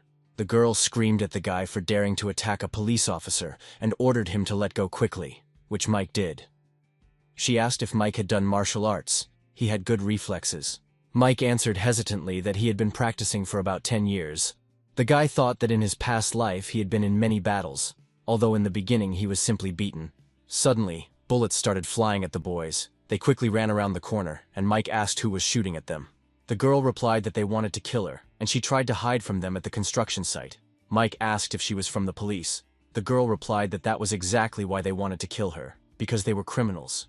In Mike's past life, there were groups of people who roamed freely around, and many of them were criminals. They were incredibly cruel. There were no rules or even attempts to stop them, so they killed people like ants. Then Mike decided that they could not expect mercy from him. He asked the girl where they got the weapons. The girl replied that they cleaned out the arsenal. Their boss ordered his subordinate to take her out of the corner, and he could just finish off the guy. The freak was delighted and shouted that it had been a long time since he had killed anyone. Just as he was shouting that a shot to the head was the best thing that could happen, he himself received a bullet to the head, saying that he got what he deserved. Then the two pulled out another cannon and started shooting to suppress them with continuous fire. But as soon as they approached the corner, there was no one there. Their leader shouted where they had gone. Mike replied that he was here. It turned out the guy was already upstairs. Mike immediately shot at this boar. Then the girl managed to run to the second one and hit him before he managed to shoot at her. The blows sent him falling to the ground and he began to bow to her, asking for forgiveness and mercy. But as Mike had told us earlier, the bastards could expect no mercy, so he shot him. The girl asked that he surrendered voluntarily, so why did he kill him? Mike asked if he wasn't a criminal, and added that he was just finishing what they, the police, couldn't do, which was kill such bastards. Or did she, Madam Officer, naively think that the criminal would start a new life after they simply let him go? Mike asked. The girl irritably asked what he meant. Then Mike approached her and said that she should know better than anyone that now, when there are no laws and rules, such men will only continue to rob, rape, and kill. Then he said with a stern look that Miss should not give them the opportunity to continue their dirty deeds because of her kindness. Mike remembered that in his past life, his girlfriend was raped and killed by exactly such scumbags. That's why Mike will never show the slightest mercy to these bastards, Mike said. And the girl thought that although it sounded cruel, it was not at all unreasonable. The girl followed Mike and thought that he was still so young, but he shot the criminals without hesitation. What did he have to go through to become so cold-blooded? Another subordinate ran up to the muscular monster and shouted that as for the two he sent him for, when he arrived, they were already gnawed to death by zombies. The man with the weird haircut continued that the guy was skilled in martial arts, and asked why they didn't just avoid the guy. But before he could add anything else, a muscular mountain punched him in the cheek, screaming, "What nonsense is he talking? If they kill him, then the girls, the weapons, all this will go to them. They will start ruling here." Then he asked if the others had gathered. He replied that everyone was waiting for him in the hall. Then the muscular man entered the hall, and everyone greeted him. He shouted that some brat dared to behave arrogantly on their territory. 2 of them had already been killed by him. Then he hit that guy again, but on the other cheek, when he said that they were mauled by zombies. The man said that it doesn't matter how exactly those 2 died. What's important to know is that in the past they were just hiding. But now that zombies are roaming everywhere, no one can stop them. They are free. It's time to show their strength. They can't let a common brat destroy their paradise. From now on, whoever dares to provoke them will be killed. A bunch of idiots cheered up and started screaming. Muscle Mountain told everyone to get together and go kill him together, and today is the kid's last day. The beaten guy asked what about him? What should he do? The muscular boar replied that he had a more important task for the beaten guy. Mike at this time continued to look for the key. The girl asked what he was doing. Mike answered that he had lost the key. Very important for him. He had to find it today. The girl asked what the key looked like. Mike hesitantly replied that he had never seen a key, but that this key was very special, and when he found it, she would immediately understand everything. Then the girl said that she would help him, but this place was just huge. She asked if they could find the key before it got dark. Mike thought that in the dark it would be even easier to find it, since the key emits light. Suddenly, the policewoman said that she found the key. Mike was delighted and said, as expected from a policewoman, so quickly. But turning around, the guy was in for a surprise. The girl asked if it wasn't him. He looked normal. Mike immediately changed his joyful mood and said that he really looked special, but it was not the right key. The girl got upset and threw the key back. The keys rolled on the ground and stopped in front of some creepy dog. The policewoman told Mike about this, who didn't notice anything. The girl replied that she had good eyesight and pointed to the dog. Mike said again that he couldn't see anything. Then the girl said that there was definitely a dog there. They worked with police dogs, in training. They are very obedient. Mike will need them. But when the smoke cleared and it wasn't a dog that appeared there, it was a big monster. Perhaps some wolf that had mutated after infecting the planet. Mike took out his gun and tried to kill the wolf, but the wolf calmly turned away from each bullet and jumped on Mike, and opened its mouth. Mike trembled with fear. But suddenly the wolf cub began to lick Mike like a real dog. The girl was right. The dog could still be useful in the future. Mike asked what was wrong with the dog. The girl replied that it seemed the dog was trying to please Mike, and that was true. It seemed that not only the girl loved Mike, but the dogs too. Then the guy noticed something. Mike remembered how in childhood, he saw some freak bullying a small dog. The bastard threw a bottle at the dog. The poor puppy was lying on the ground and tried to get up, but the freak stepped on his tail. Then little Mike ran up to the dog. The boar asked what the brat was doing there. The boy lied that he fought off the dog with his hands and some germs were transmitted to him, and his hands turned red for several days. She also has a lot of fleas and lice, and she's dirty as hell. It's better not to touch her. The man stepped back, and Mike continued to say that she has so many fleas that when she walks, they fly in all directions. When the man left, Mike was glad that he was able to protect the dog, and did a good deed. The dog came up to Mike. The boy sat down and stroked it. Mike felt sorry for the dog, and gave him a cookie. Its little tail was lying on the ground, but the baby was still happy, and started eating the cookie. The dog is of course cute, but Mike's parents will not allow him to have a dog. But throughout his childhood, Mike and the dog continued to be friends. Mike remembered his dog named Yoke. The girl said that it meant his dog. She was able to recognize Mike even after the mutation, surprisingly. But the name is somehow strange. Mike used to feed this stray. He looked like a little yellow ball, so he named him Yoke. The girls were sitting at the table and apparently having dinner. Of course, Missy was unhappy as always. She asked Lily if there was more food in the bag. Lily answered no. Missy got angry and stood up. She screamed at Lily that she was taking them for fools. She saw the cans of meat inside and asked why Lily didn't share with them. Lily replied that Missy should be glad that she at least gave her a cookie. If she didn't want to eat it, she could return it. Then Missy grabbed the bag and said that if Lily didn't give her food, she would take everything herself. But Lily snatched the bag and said that Mike asked her to look after the bag, so she has no right to touch it. The girl replied that he is not here now, so she does not have to try to scare her with his name. Missy shouted again for Lily to give her the food. The teacher told Missy that there was no point in arguing. Lily was not taking all the food for herself, and moreover, she shared it with them. Then Missy let go of the bag, and she shouted that this bitch, like a dog, guards her dog food. Lily thought that this girl was too arrogant and evil. It was not worth sharing with her. Teacher Penny tried again to calm her student down by saying that it wasn't even their food, but they were still given some, so they should be grateful. Missy finally sat down on the chair, but she was still angry. She thought that Teacher Penny was too kind, and they could have taken everything for themselves, and this Mike was risking his life, and who even knew if he would come back. Meanwhile, the guys continued to look for this key. It was already dark. The girl said that they were lucky that they had a flashlight. Without it, they would not have been able to see anything. Mike replied that it was not necessary to use a flashlight. The darker it was, the easier it would be to find this key. While the guys were looking for the key, a monster was slowly approaching them. Suddenly, Mike saw a glow and began to quickly dig up the key, and finally saw the key to the dungeon. Mike happily picked up the key. As expected, the key was glowing brightly. The girl said that it took a long time, but now he looks happy. Suddenly, the policewoman felt movement, and when she turned around, she saw a huge open mouth. The monster even managed to grab the girl with its disgusting tongue. But Mike arrived in time and used his machete. which the guy had improved with the craftsman's skill. With this machete, he easily cut the tongue of this monster. The monster started screaming and bleeding. Luckily, Mike had improved his skills. Otherwise, he wouldn't have been able to handle its physique. The dog also came up and started biting the monster's paws. Mike ran up and stabbed his eye. Blood flowed like a fountain. But to fight such a huge monster, you need a lot of endurance. Yoke stood in front of Mike, ready to attack the monster. Mike was worried about the dog, so he asked Yoke to run away faster. But it seemed the dog was not going to do this. The dog jumped on the monster and bit him. The monster got angry and hit him with his tail. Yoke fell to the ground and Mike ran to save his friend. But the monster swept him aside. The monster turned to Mike. He opened his mouth, and then a policewoman came running.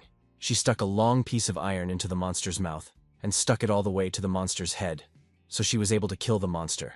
Mike fell tiredly to the ground and said, as expected from a policeman, "Such a merciless murder." The girl turned around, but said nothing. Yoke ran up to Mike. The guy stroked him and praised the dog for how bravely he fought the monster. Yoke happily licked Mike, and the guy asked him to stop licking him, because it was so disgusting.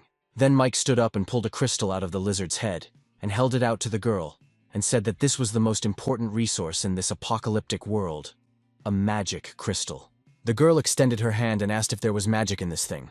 Mike closed his palm and answered, "Something like that, but even more amazing." The policewoman asked what use he was. Mike asked if she wanted to know. The girl replied that of course she did, and asked her to tell him everything. Then Mike said that first she had to accept one of his conditions. The girl immediately refused. She thought that the guy dared to force the policeman to agree to his condition. The girl decided that she herself could explore and find out the secret of this magic crystal. Mike was shocked. It seemed that it had just dawned on him that not all girls are the same. What a surprise. He was sincerely surprised that the girl refused him, naive. Now that he had found the key, the girl told him he could leave.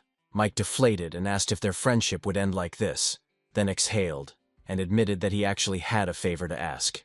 Mike addressed the girl as you and said that, as she could see, the situation was terrible now. There was chaos all around, mutants, and also a lot of terrible men. So, unexpectedly, the modest guy suggested to the policewoman that they should join forces to help each other. The girl thought about his proposal for a while and said that, although his actions were risky, she thought he was not a bad person, so she didn't mind. She extended her hand to him. Mike shook it and said his name. The girl also introduced herself. Her name is Millie. Now there is one more person on the team. The man found a gun and picked it up.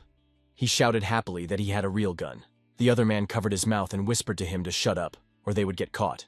They crept up on Mike and Millie. The scarred man whispered to him not to make any sudden movements. The fool pointed a gun at them and shouted for them to stay put. The one with the scar said that if they wanted to live, they should raise their hands. The second one yelled at him and said that they were ordered to kill this bastard. Then the man with the scar said that today the bastard would pay for killing his brothers. Millie asked who they were. Mike said criminals. The man yelled die and fired, but nothing happened. He told his partner he couldn't shoot. The man with the scar said the idiot didn't take the safety off. The man asked what the safety was and said he was a security guard and had never seen a real gun before. His partner asked if he had ever watched action movies and said the safety was to prevent the gun from firing and harming innocent people. Then he shouted that if he didn't know how to use a gun, why did he take it at all, and ordered them to give him the pistol. But then Jeltok ran up to the criminals and bit off his hand. The man began to ask his partner for help, but he replied that he had been bitten by a zombie, and if a zombie bites a person, he is doomed. He did not even notice how the policewoman ran to him. Millie hit him in the jaw, then lifted him up and threw him on his head. The man lost consciousness from the blow. Mike became nervous when he saw the policewoman's skill. He thought what an amazing martial art. She should not be provoked in the future, Mike decided. They were tied up. Mike asked who the leader was who sent them here to kill him. The guard called Mike his older brother and asked him to stop the bleeding first. Mike got angry and asked if he didn't want to die from bleeding. So he ordered him to tell about this leader, and maybe he could stop the bleeding. At this time, their leader was with one of his subordinates, who asked him why they did not sleep at night, but pulled dirty garbage out of the zombies' heads. The leader asked if he knew what they wanted this loot for. The guy with the weird haircut said it looked more like trash than loot, and for that, the guy got it from the leader again. The guy went silent, and the main bandit thought that these things don't just grow on zombies' heads. Most heads don't have these things anymore, but they definitely have a use that he doesn't know about yet. The girls had already gone to bed at this time, but the schoolgirl could not fall asleep. She stared with a crazy look at the bag that Lily was clutching tightly. Missy stood up and picked up the shard of glass. She clutched it tightly, and was so immersed in her thoughts about how she had to get resources to survive that she didn't notice that she was already bleeding. The girl decided that Lily was using Mike's name to put pressure on her and was picking on her every time. She wanted to kill Lily. But suddenly Penny woke up and asked what Missy was doing. Missy replied that she was going to go to the toilet. The girl washed herself and swore that the teacher was too naive, and how could she trust others so easily? This is the end of the world. How can you give resources to other people? Besides, this Mike and Lily began to suspect her. In order to survive, she can rely on herself. She will not be as weak as Teacher Penny. Suddenly she heard some noise and ran out to the girls. She asked what the noise was. The teacher said that someone was trying to break down the door. Lily said that everything will be fine. Zombies can't get in here. But the door started to be knocked down even harder, and it seems that it's not zombies. The door was knocked down anyway, and a bunch of freaks lifted it up. The teacher asked what they were doing there. The freaks came in and broke Lily's spear, and one of them came up and said he liked the teacher. The old bastard shouted that the short-haired schoolgirl had escaped and ordered the others to catch up with her. The blonde said that the boss had told them to kill the guy, but he didn't say anything about the girls. The bastard replied that there was no leader here, so he was in charge here. And besides, all these women were accomplices of that bastard. The fat bastard said he would catch her. The old man shouted at him not to try to take advantage of her alone. The bald man asked if the teacher didn't recognize him, and replied that he had been a student at this school, and even in her class before. The other freaks grabbed Lily, and one of them shouted that she seemed to be a celebrity. He had seen her video before. Mike and the policewoman tied up and hanged the two guys. Millie asked what his next step was. Mike replied that if someone wanted him dead, he would find them. Miss Millie suggested that this guy had a lot of henchmen. Maybe they should go back to the station to get equipped, plan everything, and then find them. Mike said, "Miss Millie, don't be naive. There's chaos everywhere now, so hiding and avoiding is not his style." Mike decided to head straight to their base. Millie said that she would go with him then so they could cover each other. Then she asked what use the key was. Mike replied that the dungeon key could open the future. The girl said that it sounded somehow mysterious. Mike replied that she had already seen zombies, monsters, crystals. The world had changed so much that it was hard to imagine. Then Millie asked when they would use this key. Mike replied when they were strong enough. The fat bastard kept running after Missy, shouting that he would break her legs and arms so that she would not be able to run away anymore. The girl ran to the door, but it did not open. Then the fat freak was already behind her. He asked why she did not run away. The fat man shouted that she could run away, and began to whine that every time she saw him, the girl despised and ridiculed him, avoided him and ran away, so she was a mystery to herself. But now the apocalypse has come, and he has a chance to make it so that she cannot leave him. Missy replied that she will not laugh at him and will not leave him. The schoolgirl began to manipulate, saying that she was different from other girls, and he was not at all disgusting, but very handsome, and if he let her go, she would do whatever he wanted if they were alone. The fat man grabbed Missy and said that she had a good appearance and spoke beautifully, but he could not betray the main one. Missy again asked to let her go. They returned to the room and Missy saw that the teacher was lying on the floor unconscious. There were abrasions on her arms and blood was in her mouth. The fat man said, so cruelly, even her clothes were torn. She was just a poor teacher, and he began to laugh. The old man replied that this teacher was quite furious. She bit and kicked, so he could not do anything and got it. Now he is bleeding and in no mood. Pleasure is not in the cards for him. Missy ran to the teacher and called her. The fat man said that he didn't expect the teacher to be so strong. Then he walked up to the old man and said that he had brought a schoolgirl, and she wanted to join them. The old man said that the girl was smart and knew when to change sides. The fat man said that he would not dare to hide anything from him. The fat man shouted at Missy to stop crying and come over to them. The old man asked her if she really wanted to join them. Missy replied that she would do whatever she was ordered to do and asked to be accepted. The old man said that she could prove her loyalty. He pointed to the girl and ordered Missy to beat her to convince him. The old man pointed out to Lily that it wouldn't be difficult for Missy. Lily screamed at her, calling her a traitor, and repeating that Mike saved her. The schoolgirl, without thinking twice, hit Lily on the cheek with all her might. The crazy old man was delighted and shouted at her to continue hitting her. Missy, with crazy eyes, replied that he could not worry. Missy complained that she had some kind of grudge against this girl. Before that, she dared to slap her. Lily looked at Missy and called her a monster. The girl continued to beat Lily for a while, and then the old man told her that it was enough and that she was now worthy of joining them. The old man told the fat man that she was his now, and he needed to take care of her and try not to cause trouble. The fat man hugged Missy and said that now her brother had accepted her, and they could be together. The old man then asked them to come over and said that they were allies of the fourth brother, but after he became a zombie, they were forced to join the fifth brother and become his minions. The men began to say that the fourth brother was from a gang of thugs and knew martial arts. But the fifth brother was just crazy, and everything they risked their lives for, he took for himself. The fifth one ordered to kill people, and then he disappeared, the men complained. Then the old man said that the apocalypse had come, everyone can be a ruler, and asked why they should live under someone's command and obey him like dogs. From today on they will not obey the fifth brother. From now on they will follow him. The men began to shout and support the old man. It seems a coup is beginning. The old man and one of his subordinates came to their old base. The canteen seemed empty. Apparently the fifth had not returned yet. The old man said that this was a great chance. They could set up an ambush. But as soon as the old man entered the dining room, a bone flew at him. He shouted who threw the bone at him and turned around. It was Mike. It turned out that Millie and Mike had already arrived at school. Mike told the guys that they arrived just as he finished eating. It looks like they were very lucky. The old man got angry and shouted who the hell he was and what he was doing here. Mike stood up asking if they didn't want to kill him and said that he just saved them time and energy and came here himself. Mike said that his two brothers who wanted to kill him were killed themselves. Now it was his turn. The old man realized that those two failed to kill him. The guy shouted that the arrogant boy would now regret his words and asked the old man for permission to kill Mike. The pervert asked him not to rush and bring that girl here, which he did. The old man said to come up to Mike and asked if this was his friend, wasn't it? Mike immediately got angry. The old man pressed Lily's throat and asked where his confidence had gone, and now he was afraid because his woman was in his hands. Mike replied that it was a pity, but he didn't have that kind of relationship with her, the old man asked, still self-confident, and added that he had seen them together. The old man got nervous. Mike said that he thought he wouldn't need his dirty hands and mouth anymore. Mike looked really creepy. With incredible speed, the guy stuck the bone into the old man's hand. Mike called him a clown and grabbed Lily towards him, her hand immediately covered in blood, and the old man screamed at Mike how dare he stab him. The old man shouted for his men to attack Mike and kill him. Mike pushed Lily to Miss Millie and asked her to take care of her. The schoolboy ran up first and tried to hit Mike, but of course he didn't succeed. Mike immediately attacked him, hitting him in the cheek. The guy even lost a tooth. Mike was surrounded by 4 freaks at once. Mike got ready and told the impudent scum to attack. The guy was of course confident in his victory.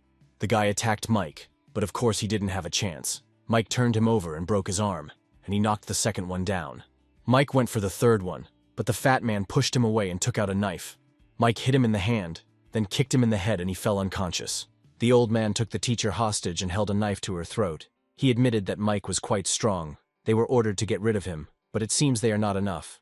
He threatened that if Mike moved, he would smash her head on the floor. He had not touched her before. He was waiting for the right moment. Missy was standing behind the old man. The bastard asked, Mike doesn't want this girl to die because of him. Mike told him that this teacher has nothing to do with him. But that didn't work on the bastard. He grabbed her by the hair and asked if the idiot was still pretending, saying that these women had nothing to do with him. Did he think that she wouldn't get hurt if he said so? Then Missy couldn't take it anymore and decided to save her beloved teacher. She pushed the old man away from her. The bastard got angry and started waving his arms. He swung his arms and cut Missy's throat. She stepped back and with tears in her eyes asked the teacher to help her, but it was too late. Mike attacked the old man, then tied up the rest of the bastards. The teacher asked why Mike didn't do it right away. She was her student. She also wanted to live. Then Mike replied that it had nothing to do with him, especially since if it weren't for him, they would all have died here. The teacher held Missy in her arms. Penny burst into tears and said, "The weak do not survive, and kindness is meaningless now, in this era. It is all useless." But she couldn't calm down, and asked how Mike could be so callous. Didn't he feel anything?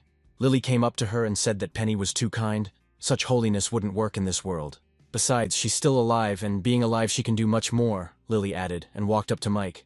Millie thought that the girl understood the logic of the new world. Meanwhile, the leader of the bandits and his strange assistant were spinning the roulette wheel. He said that now it was clear how this guy became so strong. The man squeezed the crystals and said that now they were all finished. And Mike, having learned that Lily had lost the backpack that he had entrusted to her, began to shout and scold her, forgetting that they had been attacked while they were hiding. Lily started crying and apologizing to Mike, and explaining that when they were captured she lost him. Then she said she let him down, and apologizing again, and saying he would go and get the backpack back. Mike grabbed her hand and said that the school wasn't safe right now. With all the zombies and criminals, Mike was worried because the elixir was in his backpack.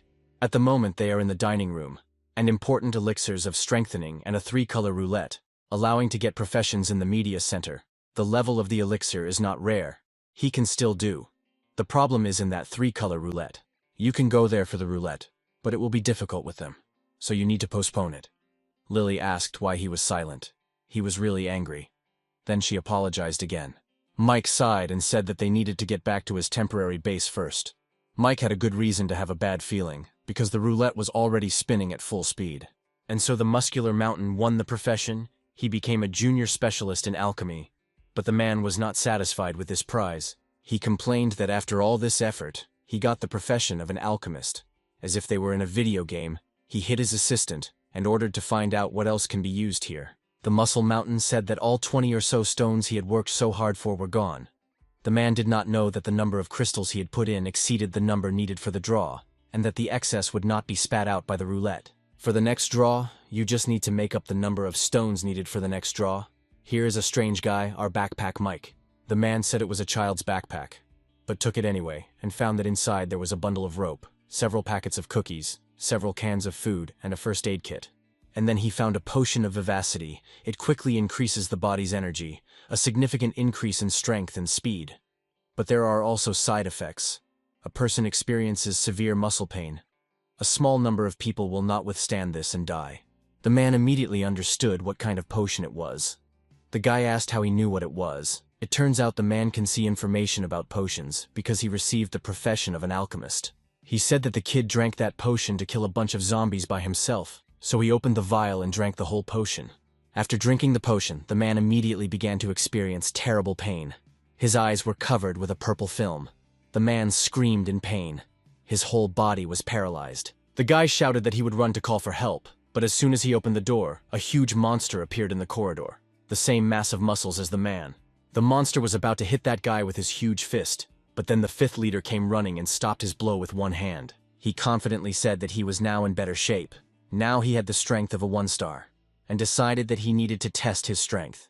Mike came with the girls to his temporary base, and told the girls that they would stay here, and he would come to the owner of this house, who was also his accomplice. The guy went into Margot's house and started looking for her. He shouted to her that he was back, but she was nowhere to be found. Suddenly Lily shouted that he should look at it.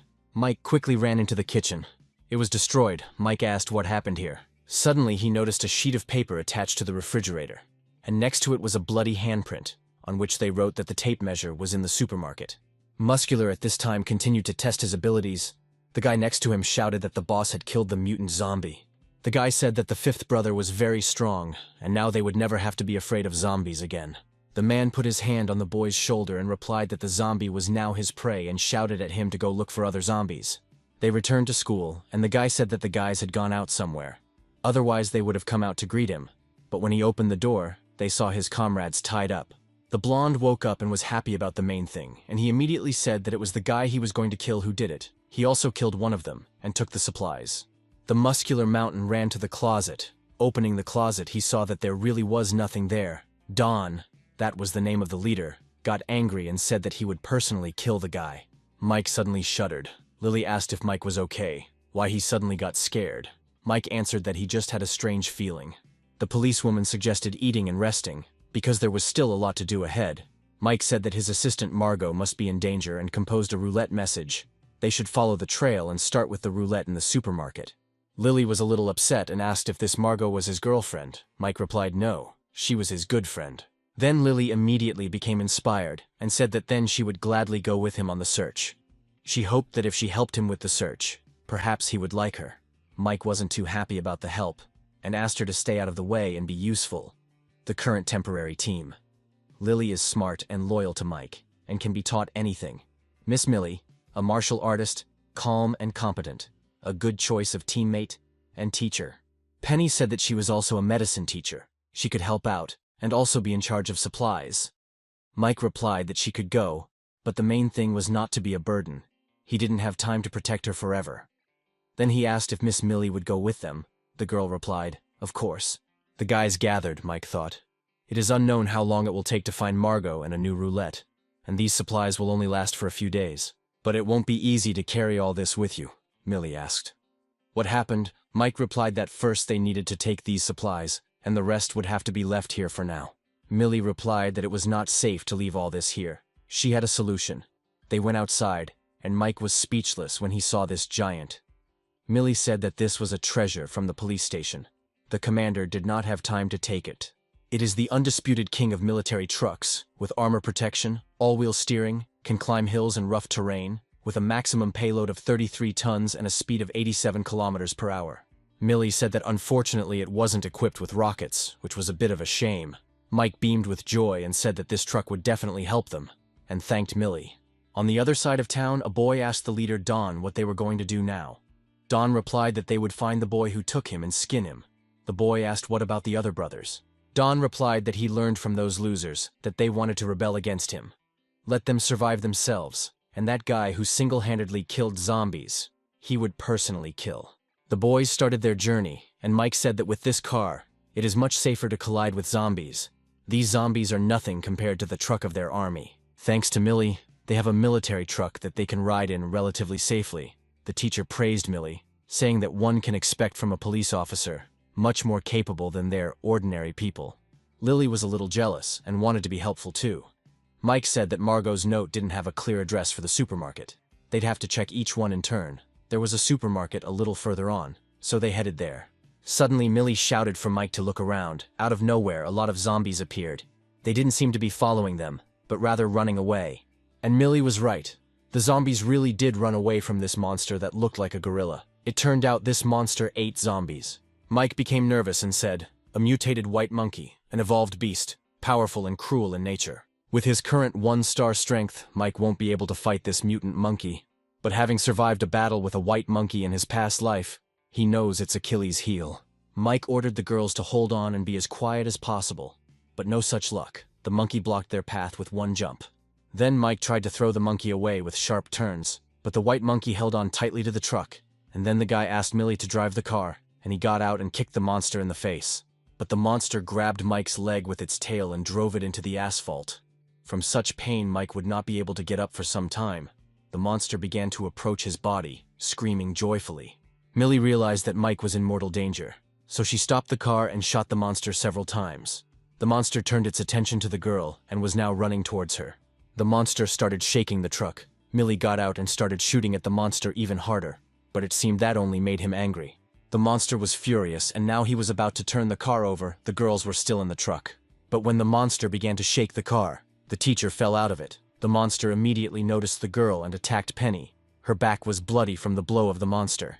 Before the monster could attack the girl again, Mike stood up and whistled. Calling his friend, Yoke immediately appeared in front of the guy, ready to fight. The dog immediately ran towards the monster. He climbed onto the monkey and began to bite him. The monster did not even have time to hit the dog, since it was quite fast. Then Mike ran towards the monster and shouted for Millie to throw him the gun. Millie quickly threw him the gun. Mike easily grabbed it and used his craftsman skills. When the strengthening technique was activated, the monster managed to fight Yoke off. The poor dog fell on the asphalt, and the monster rose from his knees and raised his paws high. It seems he was preparing to kill Yoke. But Mike shouted, "White bastard monkey!" So he attracted the monster's attention and saved his dog, and shot at its weak spot. Overly mutated and strengthened muscles force the backbone to extend beyond the body. The spine is its weak area. Luckily, Mike used the amplification technique to strengthen the bullets. Otherwise, even if he had hit the white mutant monkey's vital points, it wouldn't have been enough to kill it. It seems that he needs to develop more artisan skills, which include 5 types of crafting: gathering and refining, crafting, enchanting, inlaying. In the car, Lily was cleaning Penny's teacher's wounds. The wound is a little deep and Lily uses alcohol to disinfect it. She asked Penny to be patient for a while until she completely cleans the wound. Mike burst into the truck screaming that he heard the teacher was hurt, but he arrived at the wrong time because Penny was half naked. She shouted at Mike to get out. Millie asked how teacher Penny was. Mike replied that her wounds were not deep and she would live. Mike went to his dog. After all this, he was shocked to meet such a monster so early. Mike stroked Yoke and thanked him for his work. Luckily, the dog's wound is not serious, but it will affect his mobility. The wound will heal slowly. So Mike decided that he needed to find medications to speed up the process. Lily said that the teacher's wound was too deep. The bleeding couldn't be stopped easily. Miss Millie said that such wounds required stitches, but they had no instruments or anesthesia at hand. Mike replied that he could make suture tools with his craftsmanship, but anesthesia was a bit difficult. In his past life, he had already tried to do it without anesthesia. But Mike was afraid that Miss Penny would not be able to withstand this torture. So Mike said that there should be a private hospital nearby with all kinds of medicines to perform the operation. They had better go and collect medical supplies. Lily asked what about his friend. Mike replied that she was smart and would definitely survive. Besides, she was a future 9-star assassin, Mike thought. Mike said he was sure she wouldn't die that easily. Millie said there was always a chance to find her, so they should split up. He would take Miss Penny to find the cure, and she would go to the nearest supermarket to do some reconnaissance. She would only do some reconnaissance, and she would not act rashly. Mike was against it. He said, "It is unknown what else will appear." Miss Millie said that he shouldn't underestimate her. She was a police officer. He himself had seen her abilities. She had the skills to protect herself. Then Mike agreed, and told her to remember that the roulette has a natural attraction for zombies. They will unconsciously flock to the roulette within a certain range, so she must be extremely careful. And these two bandits were riding a bike, or rather that frail guy was pedaling, and Don was just sitting there. He told Ben to go faster. He wants to be fast as the wind. Ben asked where they were going. Don replied that his brother had a plan. That boy was probably looking for something right now, and he somehow knew where Mike was going. Tired Ben asked where they were going. Don replied that in a few days they would eat up his supplies, and then they would go to the supermarkets to find new things. Supermarkets have all kinds of resources. It is necessary for survival. Ben happily shouted that Don is so smart. Don shouted that the biggest supermarket in the area is a little further. They arrived. Ben told Don that he should be careful. There could be zombies here too. But Don replied that he didn't care about them, and he would hunt them himself. Ben noticed that there was nothing there and said that the place looked like it had been ransacked. The shelves were empty. The guy went down to get some noodles and a zombie appeared on the top shelf. The zombie opened his mouth and started screaming. He jumped to the floor, but for some reason he didn't attack the guys. He just turned away and went somewhere. Don told his partner to follow him. Mike was right. The zombies were unconsciously heading towards the roulette. Several zombies were already standing next to the roulette. Ben got scared and said that they needed to run. But Don had a different opinion. He realized that they were very lucky. Miss Policewoman was running through the area. Fortunately, she knows this area. There is a supermarket ahead on the right, so she decided to check it first. Of course, there was nothing in the supermarket. All the shelves were empty. She searched the stores thoroughly, and none of them had tape measures. Mike told her that the roulette wheel attracts zombies. There are no goiters here, and it looks like there aren't any in this supermarket. It looks like there's only the biggest supermarket in this area, Millie said. She didn't know Don was there with his partner now. At this time, Mike and the girls were driving at high speed to the hospital. Lily said that the teacher had lost consciousness. Mike replied that they were almost there. As soon as they arrived, Mike ran out of the truck and ran to the hospital. Penny said that she was in pain. Lily pressed a cloth to her wound and noticed that the bleeding had increased. Lily silently asked Mike to hurry, because Miss Penny might not last. All the necessary items are in the injection room. But as soon as Mike entered, the monster blocked his passage with its huge tail. Mike wondered how they could even meet two mutant zombies so close. Unlike Yoke, the white monkey is a mutant creature. The turtle crocodile is even more bizarre and powerful. And in those 10 years he realized that the crocodile does not belong to the earth, but is an extraterrestrial creature that came with the apocalypse. These alien creatures are collectively known as guardian beasts, and guardian beasts often come with special rewards. This monster looks like a second-class guardian beast, but with its current abilities, Mike can't handle it. But he has skills. Mike ran out to the truck. Lily asked if he got everything he needed, but Mike didn't answer and took out a bow. Lily asked if there were zombies in there. Mike just asked to take care of Miss Penny. He ran back and got the tools. The guy said that it was good that everything was there. But he couldn't defeat the second-level guardian beast with what he had now. However, he could find a way to kill it with these items. First, he uses the enchanting technique in the craftsman skills to combine bows and arrows to enhance the penetrating ability. However, the amount of materials must be controlled in the process. All of his crafting skills are at the most basic level, so he needs to use the same basic materials and reasonable amounts of them to perform enchanting and crafting. The enhanced bullet he used to fight the monkey can bring double effect if both bullets are used together. This skill not only changes the shape of the material, but also magically increases its internal quality. A supernatural ability similar to some kind of magic.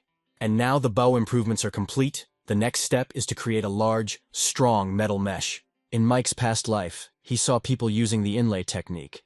And inlay is the combination of two completely different materials, while retaining the characteristics of each. Mike then uses a combination of iron wire and green eco-mesh to deal with the guardian. The weight depending on whether the combination of the two materials can give full rein to his imagination. The preparations are complete. He is unlikely to win, but he must try to stun the monster. So Mike shot 3 arrows at the monster at once. Thus, Mike was able to block the monster. But this will not hold this monster for long. So the guy immediately ran for the necessary medicines. Mike was lucky. He immediately found gauze, needles, antiseptics, and painkillers. With this, the operation should go smoothly. But the monster quickly managed to break the nets and free itself. At this time, Don managed to kill all the zombies at once in the supermarket, and all for the sake of the roulette that was there. Don was right, this is a new roulette. The man ordered his subordinate to collect stones from the zombie's head, and kicked him in addition. The man realized that this wheel was different from the previous 3-color one. This one also had a map and a necklace. Ben collected the stones and handed them to Don. Don got angry because after collecting all the stones from the zombies that were here, there would be only 9 of them, and for 1 scroll you need 10 stones. 1 stone is missing. Ben said that the roulette attracts walking zombies, and there will definitely be some who will come. Don hit the guy and yelled that he has the nerve to say that. He can't help. While these two were arguing, or rather Don was beating the guy, Miss Millie ran to the supermarket. She thought it was strange that it was so quiet here. The crocodile monster broke free and growled loudly. Lily heard it. The girl became nervous and thought that Mike was in danger. Lily covered Penny with clothes and ran out of the truck to help Mike, not even thinking about how she could help him at all. The monster blocked Mike's passage. The second-rank guardian beast was really hard to deal with now that he had gone berserk. Lily thought she needed to find a way to attract the monster's attention to help Mike escape, and then she noticed 3 eggs in the corner.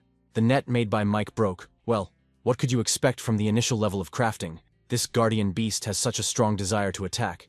Apparently it guards something important. And then Mike noticed Lily in the corner, and he couldn't say he was happy. The guy was wondering what she was doing there, why they came. The situation got even worse. Suddenly the monster smashed the wall with his tail. Lily ran towards the eggs that the monster was so desperately protecting and shouted for the monster to pay attention to her. The huge, creepy monster that Mike couldn't handle immediately ran to the girl. Mike started shouting at Lily to run away from there immediately. The girl suddenly pushed the eggs away and they rolled in different directions. The monster, who was about to kill Lily, looked at his eggs in panic. Then the monster immediately abandoned Lily and ran in a hurry to his eggs, and cutely picked up each egg. These are the eggs of a female crocodile. Lily used them to distract the monster. Lily ran away from the monster. Mike grabbed her hand and carried her along. The boys came out and Lily exhaled and said that they seemed to have broken away. Mike replied that if they were far from the eggs, they would be safe. Then Mike grabbed Lily and started screaming that she wanted to die. And did she even understand how much danger she was in? Lily asked him to let her go because she was in pain. But Mike continued to squeeze her hands and scream at her if she realized that she was almost dead. Then Lily replied that she was just in a hurry to save him and didn't think about anything else. Then she apologized. Mike told her that it was not necessary. He did not need her to save him. Lily apologized again, and Mike silently thanked Lily for running to save him. Millie went into the supermarket and saw a bunch of corpses. Suddenly Dawn came out from around the corner and said, "There is a girl in a police uniform. He would be interested in playing with her." Miss Millie stood her ground and said that he wouldn't be able to enjoy it. Only the potion was still working, and Dawn was much stronger than an ordinary person. Having obtained all the necessary medications, Mike immediately began the mini-operation. After the effect of the painkillers wears off, there will still be some pain. Penny sadly said that it must have left a very ugly scar. Mike replied that she should be glad that she survived and added that now she can rest. Then Penny thanked him. Mike got out of the truck and Lily ran up to him. She was clearly worried about Penny and asked how she was. Mike replied, "Nothing serious. She just needed to rest and everything would be fine." Suddenly Lily's stomach loudly announced its presence. Lily said sheepishly that her stomach was growling. Mike smiled and said that after they had a snack, they would go straight to Miss Millie's. And Millie was doing a good job of dodging Dawn's blows, who was now twice as strong. Dawn hit Millie in the arm. The girl fell, but immediately hit him back with her foot in the shoulder. Then Dawn admitted that the girl was a good fighter, and that he liked it. He started swinging his fists again, and Millie managed to dodge them for now. Millie used her fighting skills and finally hit Dawn in the face. But Dawn said it was like a mosquito bite, and said to show everything she had. This guy doesn't seem to be afraid to fight, Millie thought. And maybe he's mutated. Millie still got into a stance to fight him. She hit him. But Dawn grabbed her hand and told her she could continue. Millie rolled over and hit him in the hand, and Dawn screamed the more she resisted the stronger he was getting. Ben thought that this girl was fighting so well that the brother who drank the potion could not defeat her. They found a roulette. They were very lucky. And then she came and disturbed their peace. The guy wanted to help the fifth brother deal with the enemy, and he can spin the roulette and become mega strong. If he does this, he will no longer be afraid of anyone in this zombie world. So the boy ran up and hit Millie from behind like a rat. Then Don took advantage of that and hit her in the stomach. Don proudly said that by drinking the potion he could defeat 10 of her kind, although he couldn't do it without that boy's help. The freak picked up Millie and laughed. The one who sent her was disappointed. The policewoman was the arbiter of justice, laughter, and nothing more. Then he raised his fist, preparing to hit her, but Miss Millie smiled for some reason. And all because Mike appeared behind the freak, and he was furious, because this fool dared to hit his partner. Mike hit him, and he walked away. Don looked at Mike and said that this was the guy he was looking for. The kid came to him himself, but Mike just walked past Don and asked how Millie was feeling. Millie was lying on the floor. She had a few bruises, and that's all she said. She was okay. Mike looked angrily at Don. Just as Don wanted to say something, Mike ran at him with his fists and shouted that he didn't care who he was. No one dared touch his people. Don dodged Mike's punch and tried to punch him too, but Mike grabbed his fist. Mike realized that his strength and speed were the same as his. So he drank the potion and also became a one-star warrior. He was lucky, but all his movements were clumsy. Mike kicked him in the side. Don started bleeding from his mouth and jumped back. Mike started teasing him, asking him if he didn't think that after drinking the potion he would be able to fight him on equal terms, and added that all Don could do was talk. This angered the man, and he ran at Mike again with his fists, without thinking about any strategy, so Mike easily managed to dodge. Mike punched him in the kidney and asked if it wasn't very nice to have a broken kidney, was it? Don was furious, and their dance of death began. He continued to attack the guy, and Mike managed to dodge every one of his attacks. Mike thought that although he was the same one-star warrior, his physical strength and reaction were not much different from his.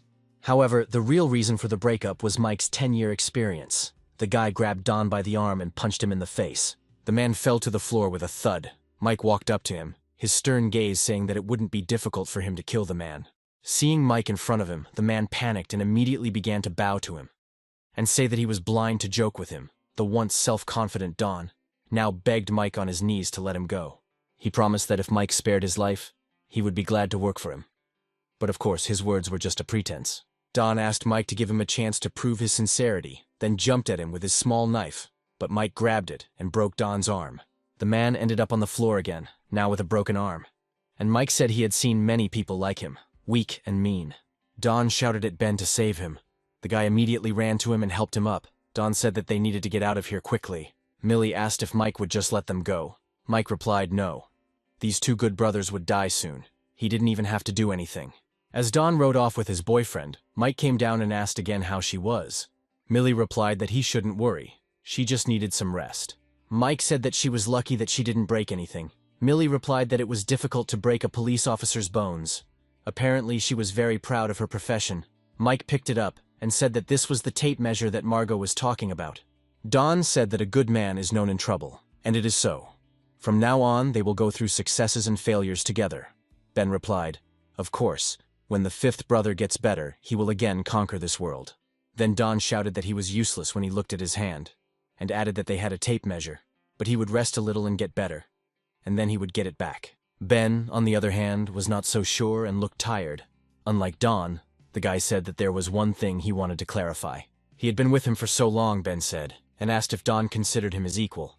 Why only Don had to eat meat while his brother couldn't even eat soup. Should an honest man be bullied, Ben shouted that he should not be a pawn all his life, and threw Don away from him. The boy grabbed Don by the broken arm and shouted that Don was now useless. It was safer for him to collect stones alone. He will take care of the stones for him, and Don can stay here and recuperate, the guy said sarcastically, because zombies had already gathered behind Don. Don asked him to help him, and promised that he would give him all the crystals. But Ben asked how he could work with such a useless person, and pushed him towards the zombie. What another betrayal. Lily was in the car. She said she thought she heard screams. Suddenly she saw Mike carrying Millie in his arms and asked what happened to her. Mike replied that she was injured, and needed to find a safe place to spend the night nearby. Lily asked if two men were leaving the supermarket, and if they were the ones who did this to her.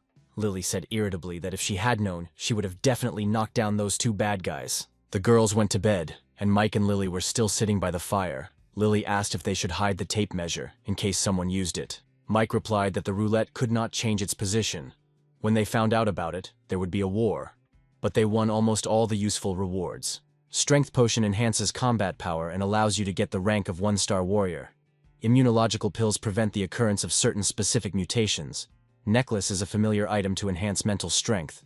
With the increase of the time of use, it can be improved. Silver shield to protect against the attack of the second-level zombies. It was all thanks to all the hard work Mike had put into collecting the stones that Lily held up the necklace and said it was very beautiful. Mike reminded her that it was not a decoration, but an important artifact. Lily became embarrassed and put it down, asking if she could wear it all the time, only when she was fighting zombies.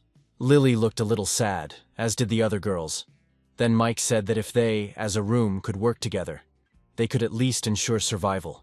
And Mike, not a very good person, in his words, wants the girls to help him save people. He needs them to trust him, and then prove their effectiveness. And he will give them the power of the future.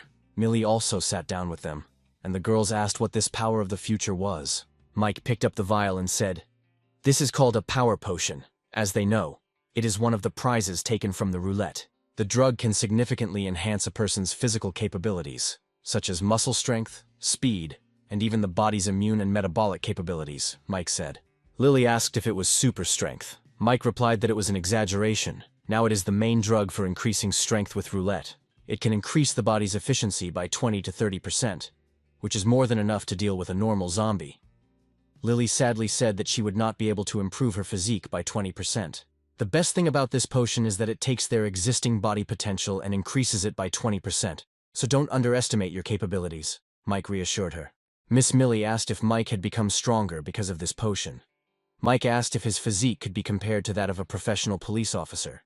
Millie just asked, "Potions can only strengthen the body, but not combat skills and experience, right?" Now Millie also reached doubts, and she said that Mike knows a lot of post-apocalyptic information, and his combat abilities are even stronger than those of professional police officers. Lily thought that she had had the same strange feeling when she met him, because he seemed to have adapted well to the zombie world. Millie asked if Mike knew the reason for all this. Mike became nervous and replied that he only knew what Margot told him, and they could find her if they wanted to know more. Mike was actually nervous. He thought he couldn't tell them he was reincarnated. Whether they would believe him or not, that was another story. But that was his ace in the hole. Lily said that meant Margot wasn't an ordinary person. Mike was surprised that they believed him so easily. Lily asked if the potion would really work and if there were any side effects. Mike replied that the side effects are usually severe body pain and, in some people, bleeding to death due to rapid cell degeneration.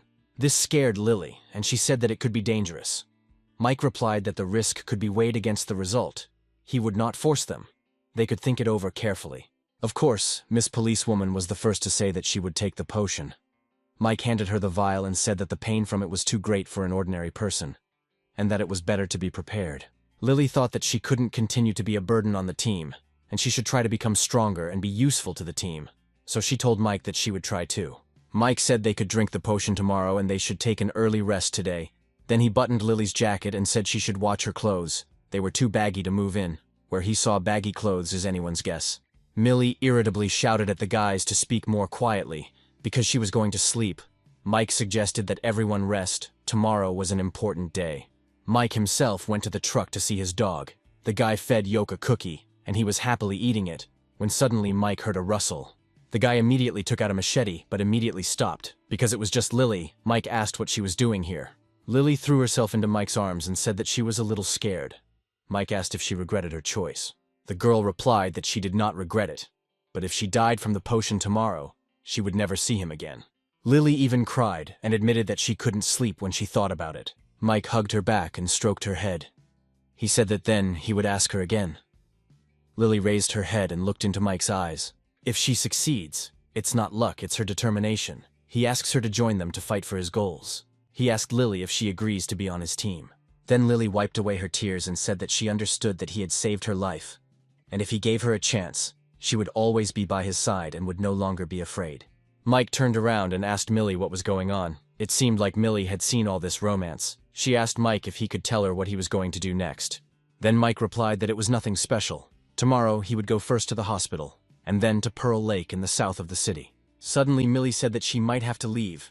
This surprised both Mike and Lily. The guy was upset because Millie is a good girl and an excellent fighter. Mike said he promised Millie that he would give her this power, and the promise still stands. Millie replied that he shouldn't worry. She would be back soon. She just had a few things to take care of. If all went well, then they would meet at Pearl Lake. Then Millie handed Mike some bullets, saying that he might need them. Mike took them and said that in fact, even if she hadn't offered to give them to him, he would have asked her for them himself. A new day had arrived, and all three girls were getting ready to drink the potion. Lily and Penny were worried, and only Millie was not worried. The girls drank the potion. Lily and Penny fell to their knees and trembled. Mike said that he would go to the hospital and they could rest here. They could try hunting zombies nearby if they felt in good shape, but a little later, the girls nodded. Before leaving, Mike reminded them not to get involved with too many zombies. When they see a white magic stone or a mutant, it's better to just run away. As expected, he returned. The monster was lying quietly in the hospital. In his past life, Mike heard about this place. They said that 3 mutants were found in the hospital, who killed many strong teams. And after, the powerful 6-star warriors killed these 3 mutants and received the scheme and eggs. According to rumors, it was the scheme for creating a sword. After that, a man with a practically strongest sword appeared in the team. This time, the scheme of the sword and the egg will be his. Mike killed the zombies in the district so that there would be no incidents. Now we need to make final preparations. Last time he prepared a net and a bow, but the bow was very weak. This gun is not bad, but it is gray rank, which is extremely weak. But Mike can try to improve it. He still has the claws that he got last time. This is how the magic bullets appeared, which are long range and very powerful. Mike told the dog to wait for him here and not let the zombies in. Mike went down into the corridor where the monster was lying. He took off his jacket and took it out. The monster noticed it and ran to him screaming. The monster slapped its paw on the jacket, but there was no one there. Then it began to look around in bewilderment as the jacket flew away to the side. Mike was hiding in the corner and had already prepared his gun. It turns out that the alligator quickly gets angry when he sees the red color. Mike ran out and shot him in the belly. The monster got angry and started waving its paws. Mike stood right in front of the monster and took out his machete. Mike jumped on his tail. The monster threw Mike, but the guy only took advantage of this. He thrust his machete forward. The monster opened its mouth. Then Mike put the machete vertically and immediately took out a gun and fired, so the guy killed this monster. After a successful battle, Mike went to the eggs of this crocodile. He immediately saw a piece of paper. In it were indeed written instructions on how to make a sword. The 3rd rank is purple. It is a very rare thing. Has 1 passive and 1 active skill. It turns out 2 skills. When the apocalypse began, the first 5 years such artifacts were very expensive, but after a while they became cheaper, but were still expensive. Although the weapons and items that have skills are quite amazing, but the purple rank weapons with 2 more skills, it is one of the most expensive and best. However, it requires 1,000 5th tier magic stones to create it, so Mike won't be making it anytime soon. Then first of all, he will make a 1st rank sword, a sharp moon, then a 2nd rank sword, and then moonlight. All this can be solved. Mike was reborn. Is it really difficult for him with his knowledge? And these are excellent items. With their help, you can strengthen the body and psyche, and also make the pet evolve. So Mike loudly called his dog. Mike cracked the eggs and cooked them over a fire. The evolution pills lived up to their name, and his powers and mental abilities returned very quickly. The guy clearly feels that the strength of his body has increased twice compared to what it was after taking the strength potion. Then Mike asked the dog to raise his head and show his abilities. Yoke raised his head. The dog's fur suddenly stood up and suddenly needles flew out of it. His new skill is a needle shot. But unfortunately, after that, the dog went bald. Mike stroked him and said that he may have become uglier, but his skills have become even better. They got up and Mike said they had to go. The guy went back to the hospital and said it was not too late to make a 1st rank sword. Crafting skills in action, monkey turtle claws and teeth, plus a 2nd class magic stone. And now Mike's sword is ready. He decided to test it right away. And the sword, as expected, is very sharp. There are also materials left to create weapons for the girls to increase their strength. Mike returned to the girls. He also brought the girls an omelet made from crocodile eggs. Mike asked if Millie had left and how the girls were feeling. Lily said that the magic stones are here. It wasn't hard to kill zombies. Now that they have evolved, they can kill zombies with a stick. Penny caught her by saying that Lily threw up when she killed a zombie. Lily replied that it was the first time. It happens to everyone. Mike praised the girls for their work. He thought that such a quantity of magic stones was nothing. But the ability to adapt so quickly to this post-apocalyptic world was worth the investment he made in them. Handing over an omelet, Mike told them to eat. Lily asked what it was. Mike replied it was food that would make them stronger. Mike thought that later, during the trip to the Pearl Lake, he should get one thing. There was 1 more egg left, so we had to be careful to save it. The girls were eating the omelet. and the dog was wagging his tail, asking to be given something to eat. Penny felt sorry for him and threw him some meat, and said that it had only been a short time, so why had he become so ugly? And Lily continued to worry that she would gain weight after all the food they had been eating lately. The teacher said she felt that this diet had helped them a lot in improving their physical fitness. Mike asked Lily if she was finished eating and asked her to come to him when she was done. Lily came to him and Mike handed her the gun. A new weapon for Lily. Mike asked her to try it and see if it works well. If everything is okay, then she can take it for herself. Lily took the handle in her hands and began to swing it, leaving large holes in the ground from the whip. The girl said that when she holds the handle of the whip, it is as if she becomes one with it, as if it was made for her. Lily happily said that she used to do a little gymnastics, and with this, she is sure she will be able to help him. Mike asked Penny what kind of weapon she would like. Penny looked a little sad and replied that she didn't know yet. Then Mike said that there was no need to rush and suggested just thinking about it, the guy thought. It's not surprising, because in peacetime no one used any other weapon than a kitchen knife. Lily was tying her hair and asked if they were going to Pearl Lake. Mike replied that everything they were doing before was preparation for the next act. Not only will they have to face powerful monsters and a sea of zombies, but they may also have to endure attacks from humans. Mike asked if they were sure they wanted to come with him. Lily immediately raised her hand and shouted happily, yes. Penny was unsure. She asked if she could help them. If they thought so, then she would go, but if Mike decided that she was a burden, she could stay.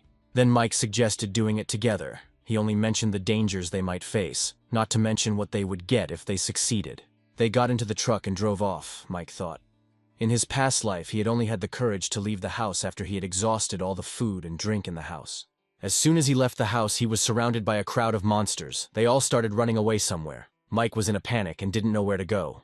These zombies were crazy. They just ignored him and ran towards the light and that sound, Mike thought, and decided to go home and just watch. The guy ran back to his place and started looking out the window.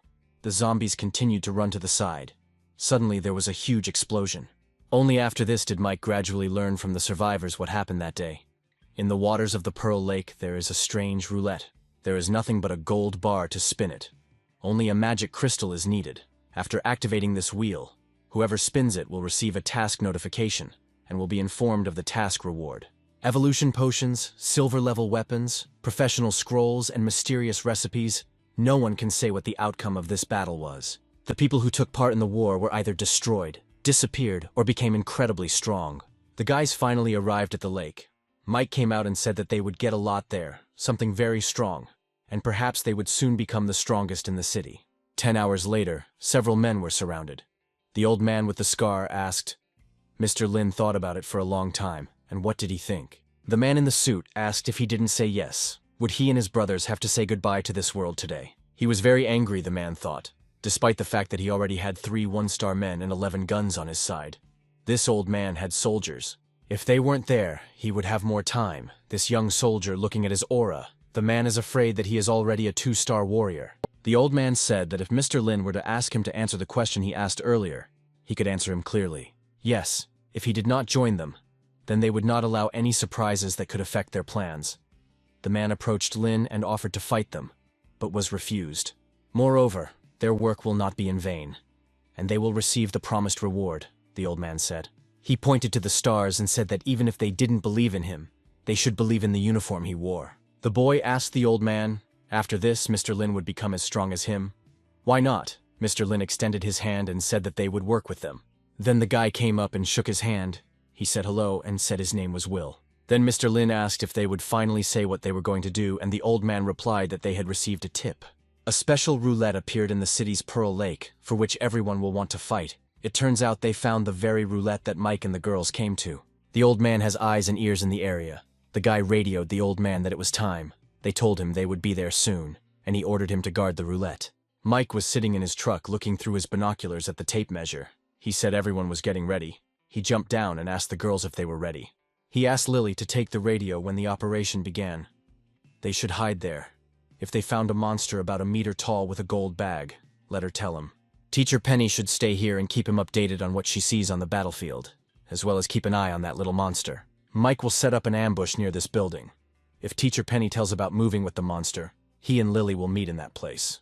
It's relatively safe for the teacher, but if she encounters a danger she can't handle, they may retreat first. If she had the opportunity to continue looking for a high point to broadcast the battle and the location of the little monsters to them, Penny pointed to the high-rise building and asked if that place would be suitable. Mike replied that she could wait for them there. He also said that if she found the target, she should tell him.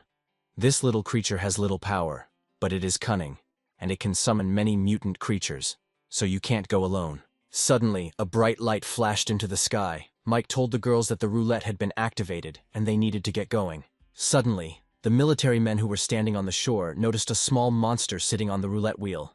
It looks like this is the monster Mike was talking about. One of the subordinates ran up to the military man and greeted him. The old man ordered to report everything, the subordinate replied. Lin's detachment was spotted 2 hours from their departure point and arrived at the indicated position, the 2nd Battalion at 5 o'clock, the unit at 7 o'clock in position. In addition, Tim's team disappeared at 12 o'clock and all contact with them is currently lost. Unknown forces were seen at 9 o'clock, 4 o'clock and immediately behind, their numbers ranging from a dozen to several hundred. A large number of mutated creatures were spotted at the intersection of the streets, in the direction of Will Street and in the direction of the supermarket. And most importantly, they were now surrounded by zombies.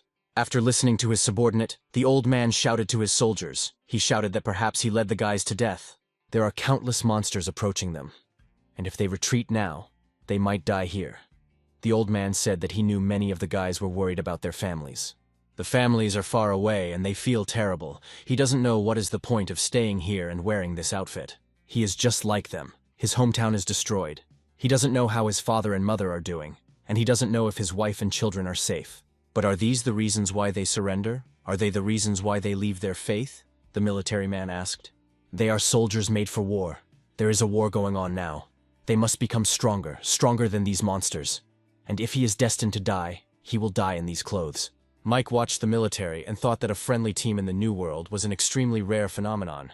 But now Mike even envies them. At least at this moment the will of the military is so hot, Mike wondered how things were going there. Suddenly sparks began to appear in the forest. Mike thought they were approaching. The gates were opening. That little monster had opened a space channel with his horn. This horn not only summons evolved creatures and walkers from the surrounding area, it also summons powerful monsters from space. The monsters started coming out of the portals one after another. A gate also appeared on the roof. Ants ran out of there. Although they were only level 1, there were hundreds of them, so Mike was nervous. Mike wondered what level of monsters there could be from this gate opened by a small monster. How could so many terrible monsters appear here? Since the apocalypse began, not only have the wheels of fortune fallen to the ground, but also countless golden glows have been corrupting the surface. The crash sites are teeming with alien and dangerous monsters, and it can make anyone feel absolute despair. In such places, unknown plants, precious stones, and resources are stored, and unknown treasures have been found there. A huge monster, a zombie monkey, came out of the gate, and this is very bad, because this monster is a 3rd rank. Mike thought it hadn't been that long since the apocalypse began. So why had a 3rd-tier zombie already shown up? In a past life, what was the fastest evolution of a person to 3 stars? It seems like about 3 weeks. Then what the hell is going on here now? This huge monster grabbed one of Mr. Lin's subordinates and squeezed him like a bug in his hand. Penny watched this from the roof of the building. Mike asked on the radio to report what was going on with her, where the little monster was now. Penny replied that he was now on the shore of the lake. Then he asked, what about that Minotaur? Where is he now? Penny answered, to his left, behind the Ann Company building. Mike asked to report to him about his every step, to inspect the entire area and report on every change. Mike jumped over the roofs of the building. He ordered Lily to move closer to him. Penny reported that she saw that little monster. He was riding a fighting ant, and he was, walking along the lake. Mike asked if the black hole was gone yet, and Penny replied that it was still there. Looking back at its past experience, the treasure monster can only blow its horn once, but now it can no longer blow its horn, so it's strange that the hole hasn't disappeared yet. Mike killed all the monsters on his way, and decided that such goodness should not be wasted, and began to collect crystals, when he heard the screams of people. A 2nd-rank monster, 1 rank higher than Mike. But right now, the evil Minotaur is the easiest monster present, and his body, nicknamed the Goat's Treasure, and his yellow fur are worth quite a lot, so Mike decided to fight this monster. Mike ran towards him and jumped on the monster's back. The guy grabbed one of the monster's horns. People looked at Mike in shock, and the monster suddenly started jumping. The monster decided to throw Mike off, but it was no use. Mike immediately stuck his machete into the monster's back to hold on. People were hiding and still in shock. They thought they couldn't even pierce this monster's skin, and this guy just stabbed him. The monster was very smart. He began to jump from side to side and hit the asphalt, but Mike still continued to hold on to the monster's horn. The monster looked at Mike, and the guy said that the monster wanted him to get off of him, and he fulfilled his wish. The guy wounded the monster again and jumped to the ground. However, the monster did not wait long and attacked Mike again, but the guy pulled himself together and also attacked the monster. The monster continued to fight, but Mike confidently told him that he was finished. Suddenly the monster began to step back and then fell. And as Mike said, the monster's body fell lifelessly to the ground. He managed to kill this huge monster. Then the people came out of their hiding place. The guy asked if he really killed that devil. The man asked how he did it. Did he have some kind of plan? Mike looked at them sullenly and said that if they had fled the battlefield, then they should not come back. He was not going to play friends with them, so they could get lost. The guys didn't like this. And the guy said that they didn't deny that he was the one who killed this monster, but he shouldn't deny that they also contributed. The impudent guys demanded half of the reward. Mike grinned and asked if their share was a reward for their invaluable fear of the monster, or for that non-existent scratch they were able to leave on the monster. Then the impudent ones started shouting that Mike shouldn't act so arrogantly, and that he should learn some manners before opening his mouth, which is a very useful thing during the apocalypse. The guy was yelling that they were all trying to survive here, and he was sure he didn't want to make any personal enemies. Mike just yelled at them to back off. The most cowardly one, who was shaking the most with fear, shouted that there were more of them here, and at the same time the kid was acting so arrogantly. He ordered Mike to be a good boy and get the hell out of here and leave all his things here, otherwise they would kill him. The man said more calmly that Mike might not have noticed, but there were 3 of them, and suggested that he think about it and not do anything stupid for his own sake. He pointed to his hand and said that he couldn't even move his hand and asked if he could fight against the 3 of them. The guy pointed at the guy with the bat and said that he was a real psycho. Yesterday he had already killed a couple. The world had changed. Now power was in charge here. It was strange that he was talking about power, while they had run away from the monster and Mike had calmly killed him. But then Penny radioed him that a horde of zombies was running towards them, and that little monster was still riding on an ant and had run into a candy store. And one team of survivors is heading there. Mike thought that their main target is this little monster. They just can't miss it. Mike must quickly get to the goat's treasure and run to them. The freak told him that if he leaves, then he should leave his gun, radio, and everything else. Then Mike turned around and said, "Guys, you typical greedy pieces of shit." The guy decided to attack first. He thought that with the onset of the apocalypse, everything had changed. The one who always did not let him sleep peacefully, humiliated and scolded him in response to his complaints, would never bother him again. His boss, who undermined his authority, got down on his knees and begged after he broke his daughter's legs. This man has no authority. He's a loser. The idiot confidently attacked Mike, but Mike, with one swing of the knife, cut the bastard's hand. Mike said that in the apocalypse world there is a saying, if you want to kill someone, don't forget that you can be killed too. The guy kicked the freak and he flew back and fell on his own. They also fell and started whining that it hurt. Mike started cutting the monster and said that they didn't have to remember his words. They wouldn't help them anyway. Millie was with other soldiers. She was defending the street. The chief said that she was not herself. Millie replied that she was fine. Then Millie asked her partner if everything was okay with her. The girl replied that she was fine, just a little worried about her husband. The man told the girl that she shouldn't worry. There weren't many zombies there, and besides, the armory was nearby. Then he asked Millie why she was going to leave them. Millie remembered Mike and tried to find the right words. But then one man said that everyone should pay attention to the task. That sound was made by that huge monster. The monster started running towards them, and all the soldiers started shooting at it at once. But the bullets did not harm this monster. The boss ordered Millie to help him, but suddenly some terrible rats ran in and the guys started shooting at them. Suddenly one zombie ran towards them. Millie pushed the main one away, but the zombie managed to wound Millie's hand before the main one killed him. The man started shouting why she did it at all. Millie replied that she wouldn't get infected from it, but the man shouted that saying it wouldn't change anything. Then Kate suggested that Millie cut off her hand. Then perhaps she could still survive. It was better to be crippled than dead. But Millie freed herself from the grip and shouted that her body had become stronger due to evolution. Everyone looked at her in surprise. Then she showed them her hand, which was completely healed. She said that she would be fine since she had evolved, then took the gun and ordered everyone to prepare for the monster's attack. Normal bullets don't hurt the monster, so Millie raised her gun and shot it straight into the monster's eye, which actually hurt the monster. The monster got angry and grabbed the car, throwing it into the building. Millie shouted to her people to lie down immediately. "Let's get back to our hero." Mike asked where Lily had disappeared to. She replied that a group of idiots had been chasing him and had stopped him. Mike asked if she could handle them. Lily replied, "No problem. It would take time, though." Mike replied that she should think about her safety first. If things get tough, Mike suggested that she go to the teacher. Mike looked up and thought, judging by the sounds of this zombie macaque, she went into berserker mode. It looks like she was injured. The guy didn't know that Millie had injured him. Mike complained that it looked like his hand wouldn't heal in a short time, but if he had a pharmacist or a healer in his group, it would be great. During the apocalypse, people mostly died not during battles, but from lack of treatment after battles or from diseases. Medicines were a very expensive thing. They were more valuable than water and food.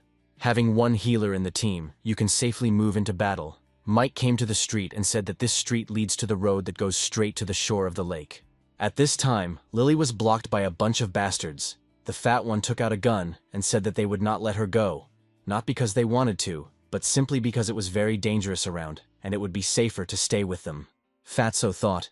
Despite the fact that the commander gave him weapons, people, and a drug for evolution, he dared to take the card that he personally knocked out of the Wheel of Fortune.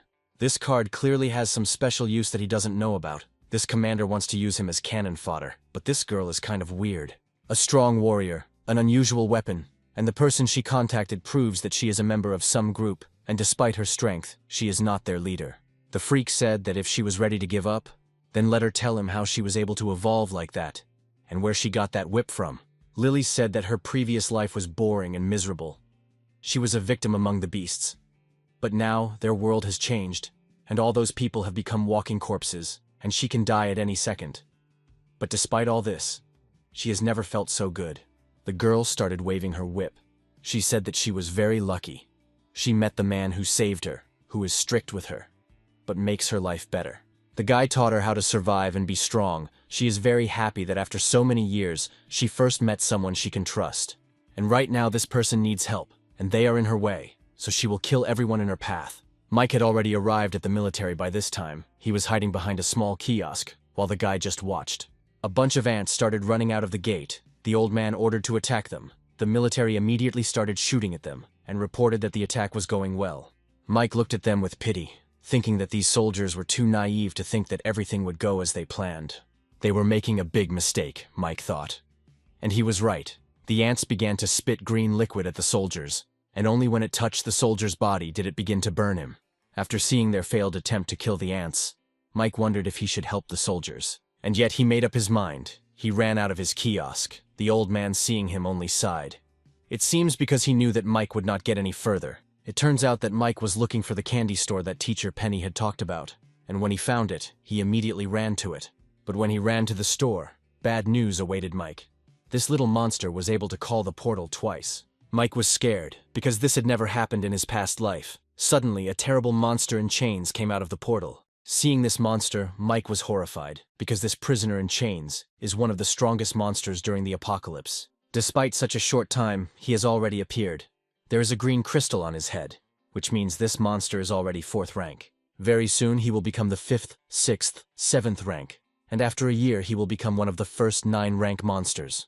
Last time, without the 9-star hunter, this monster could not be defeated. Even though he didn't have such a goal, just wandering around the world, he easily destroyed dozens of survivor bases. Even when the first 9 rank appeared, people learned of his weakness. It took 3 strong hunters to kill him. After this fight, Margot received the nickname Bloody Rose. Even though Mike is a 1-star hunter who ate the meat of a crocodile monster and changed his body after evolution, he is stronger than an ordinary 1-star. With his professional experience and knowledge of the apocalypse, killing a 2nd-rank monster is still possible. Mike ran to the ant monsters and easily cut off several monsters' heads. Fighting one-on-one with a 4th-rank monster is unthinkable. The guy couldn't even touch this monster. Mike collected the ant's body parts and crystals, and thought, what's more important is that he needs to catch the monster with the treasure. He needs to catch and steal the bag of this monster. He broke into the store and saw corpses lying on the floor. So he immediately told Penny that he was in the store now, but that monster was not here. But neither Penny nor Lily answered. Then the guy got nervous. Back entrance, soldiers shot at the monster, and Mr. Lin reported that they spotted the monster with a gold bag. The monster throws evolution potions at them. They answer that this monster is their main target, There are many useful things in this bag. The soldiers hit the monster in the shoulder. Mr. Lin shouted that the monster was wounded. Now we must pursue it and try to remove it from the ant's back. Then Mike ran in. He immediately attacked the first soldier, then the second and third, but did not kill them. Mike hit Mr. Lin and took the gun from him. Mike thought it was a military gun. It looked like their leader had invested a lot of money into this operation. Taking the gun, Mike ran towards the monster. He thought that he couldn't hide the value of this monster, and very soon everyone would find out about it, so he had to get the bag before that moment. Mr. Lin picked up the radio and said that this monster was here and that he should hurry, otherwise the treasures would be taken by others. Mike finally found this monster with a gold bag. He was sitting next to his aunt and eating his lunch. The monster regenerated so quickly, despite being shot. The little monster noticed Mike and shouted something to his aunt in his own language, and he immediately ran to Mike. This battle ant is 2-ranked, and also a commander. As Mike knows, battle ants have the first rank. But among them there are ants of a higher rank, ants of the second rank, other species of the third. And as for the queen, no one has seen her. So the queen's rank can be 4th rank and higher. The ant spat out its liquid on Mike. Mike of course dodged the attack. Then the ant wanted to fly away from him, but Mike quickly came to his senses and cut off its wings. The ant fell to the ground, and Mike immediately plunged a machete into its head and took out the crystal, then approached the monster, who became nervous and even dropped his lunch. All you have to do is cut off his head and then the bag will belong to Mike. Suddenly the monster threw a simple scroll at Mike. The initial scroll is summoned. It is a skill scroll. It was one of the most popular types of skills. Great thing. Mike happily took it. The monster got scared again and threw another scroll at Mike. A profession improvement scroll, and in the past, Mike risked his life for it. But now he doesn't even lift a finger. And this monster throws away such scrolls like trash. Mike wanted more, and told the monster that he liked him more, and ordered him to give him everything he had, or he would kill him. The monster panicked and started throwing useful things at Mike, one after another. Suddenly Mike got a profession scroll, but he got the profession of a gardener. Millie's teammates asked her why she wanted to leave them. She replied that it was fun there, the leader asked, and that was the reason she wanted to leave them. Millie thought that the potion, the gun, the bullet, her payment that she deserved for her assistance, her help did not justify all these things. Then Millie replied that some things are beyond imagination. If there is a chance, then she will let them in on the details. The monster ran towards Millie. The girl shot and wounded the monster again, this time in the knee. People started shouting that he might have been wounded, and that they needed to shoot him in the wound, that his knee was damaged, and that he wouldn't be able to run. The man in the suit said that the one who was shooting now should follow him. The general asked him to convey to them the order to join his group. The boys continued to stand and did not move. Then Millie ordered them to hurry up and attack together at the right knee. The man asked if they hadn't heard his speech, and seeing Millie's weapon, he tried to grab it, saying that this weapon was unusual, but he got it in full. He ordered Millie to immediately explain her misconduct, whether she had illegally obtained this gun, why she had not allowed him to inspect it. Millie got angry and replied that she was trying to save their lives here, and she asked not to interfere with her in this. She was staying here, and she was not going to any general. So he shouldn't piss her off or she'll kill him too, the man tremblingly shouted. How dare she disobey the order and promise that she would be punished? And for these words, the man received a bullet. Millie shot into the wall right next to his head. The man tried to show off again, but Millie shouted at him that if he didn't leave, she would just cut him, and then he quickly ran out of the building. The two teammates said that Millie was being too thoughtless and how she planned to stay on their team. Apparently they wanted to scare her, but she just smiled and said that then she would no longer stay here. Except for comrades like them, she no longer had a reason to be here. The man asked how she could talk about it so calmly. Millie asked if this place was not as good as the teacher thought it was. Does he think he even knows what they are fighting for? What they will get out of it? She said that she heard what the commander's group was talking about. They are just bait. The leader's group now has better equipment, and the reward in the form of treasures is hundreds of times better. And they sacrifice their lives while their captain wants to get evolution potions for himself, his wife and son, to join the ranks of the army, in the hope of salvation. Mike got the profession of gardener. Gardener is similar to blacksmith. These professions have more than one skill compared to blacksmith. This profession has 2 skills, cultivation and activation. Cultivation helps to grow plants better, starting from the seed and ending with its germination. Activation allows you to control plants. The effect can be different, but one thing is for sure, this thing will help you cope with any type of task. In his past life, Mike saw a sycamore tree of unknown origin. Whether it was a 9-star hunter or a monster king, he did not dare to go close to that tree. Mike would be better off growing vegetables and fruits. During the apocalypse they will be worth a lot. Mike told the monster that he wants more. However, this time, the monster almost killed Mike. But he managed to jump to the side, and a strange monster appeared nearby. This monster doesn't even have a core. Usually monsters have a crystal on their head. The monster is also green and has high acidity. Mike decided that since he didn't have enough information, there was no point in trying to defeat him. So he simply ran away. And the monster began to laugh contentedly. Luckily, Mike has an important skill. He stuck his hand in the fountain and summoned his water monster. The monsters started fighting each other, but the water monster is very weak. It will last for a minute. So Mike should hurry. The monster saw Mike running to him and ran away from him in fear. But other hunters were already waiting for him at the exit. Mr. Lin shouted that he would not give up what belonged to him. He ordered to kill them. The soldiers began to shoot everything around. Mike managed to run to cover. Mike thought he would have to stay longer. He was weighing his options. He could just wait and steal the bag. But the guy still decided to take a risk. He shot at the soldiers and ran straight towards the monster. And now Mike has managed to grab the monster again. It is finally in his hands. In his past life, hunting this monster was pure hell, with the death rate always exceeding 60%.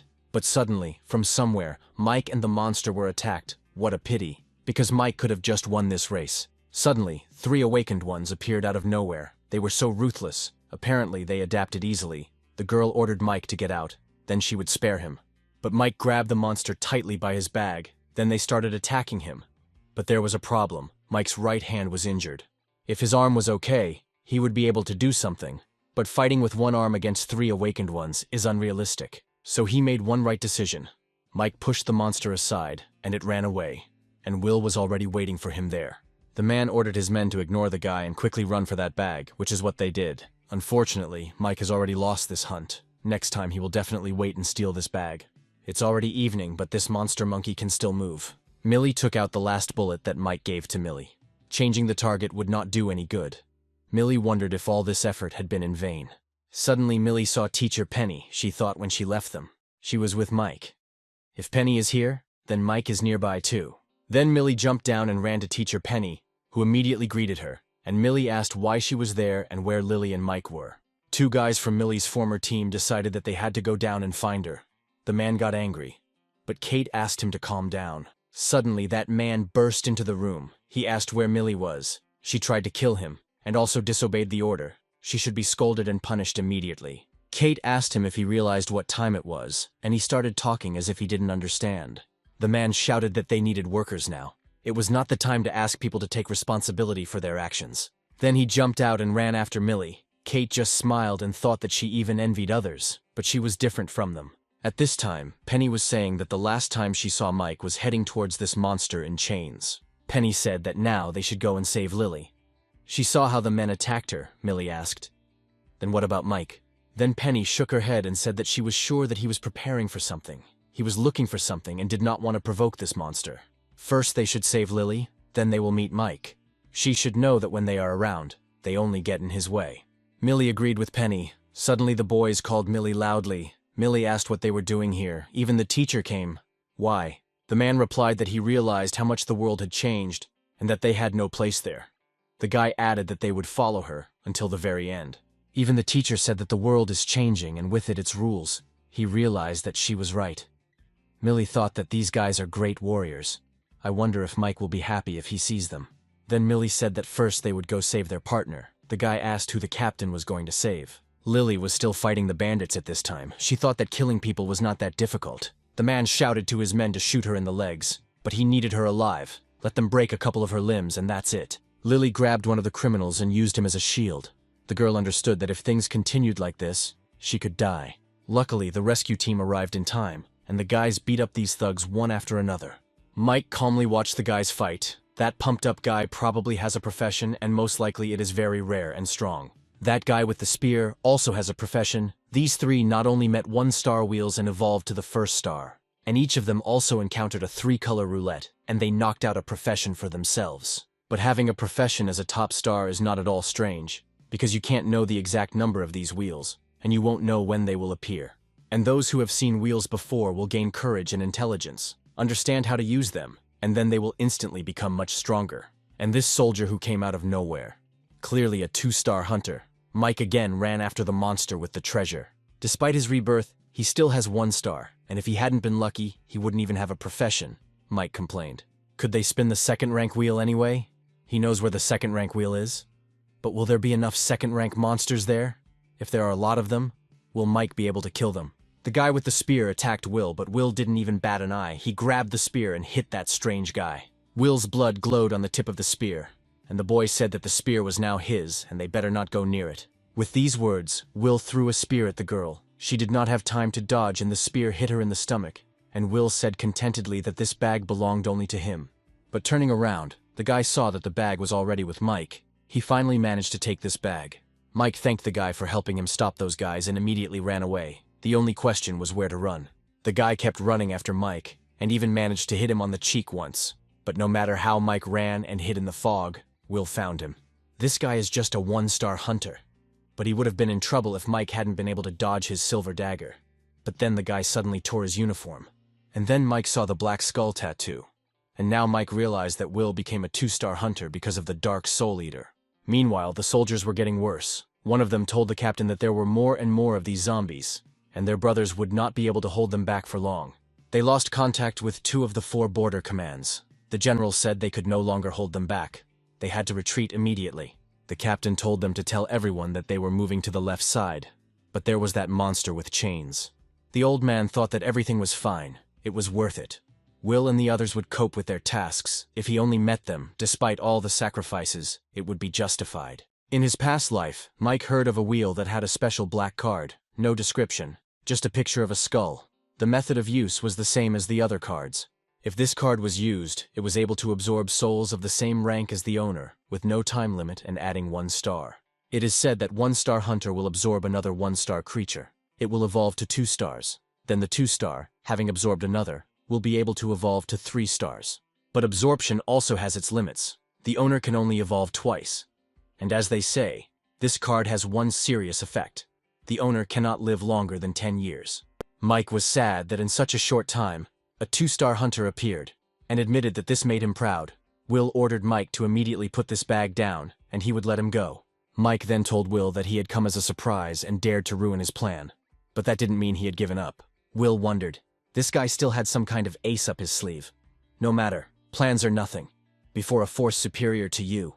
Suddenly Mike told him to look back. Monsters and soldiers were approaching them, and on the other side was that same group of hunters, Mike said. Apparently all the survivors were now gathered in one place. Mike said he heard his name from a subordinate. His name is Will, someone Mike used to admire. But now he sincerely despises. The soldiers deserved their respect, and even in the apocalypse, they must defend their honor, and he is no exception, including his captain. Mike started shouting. He said that their hearts were consumed when the apocalypse came. Mike asked what they did until today. They were all stroked by greed. The captain arrived in a tank, and Mike continued to say, since the beginning of the disaster, they were the only force in the city. But what they did, saved innocent people, helped the victims, killed zombies. No, they did absolutely nothing. They just killed zombies for their own benefit, not to save people. Instead of saving people, they recruit them, and for this reason they were able to evolve.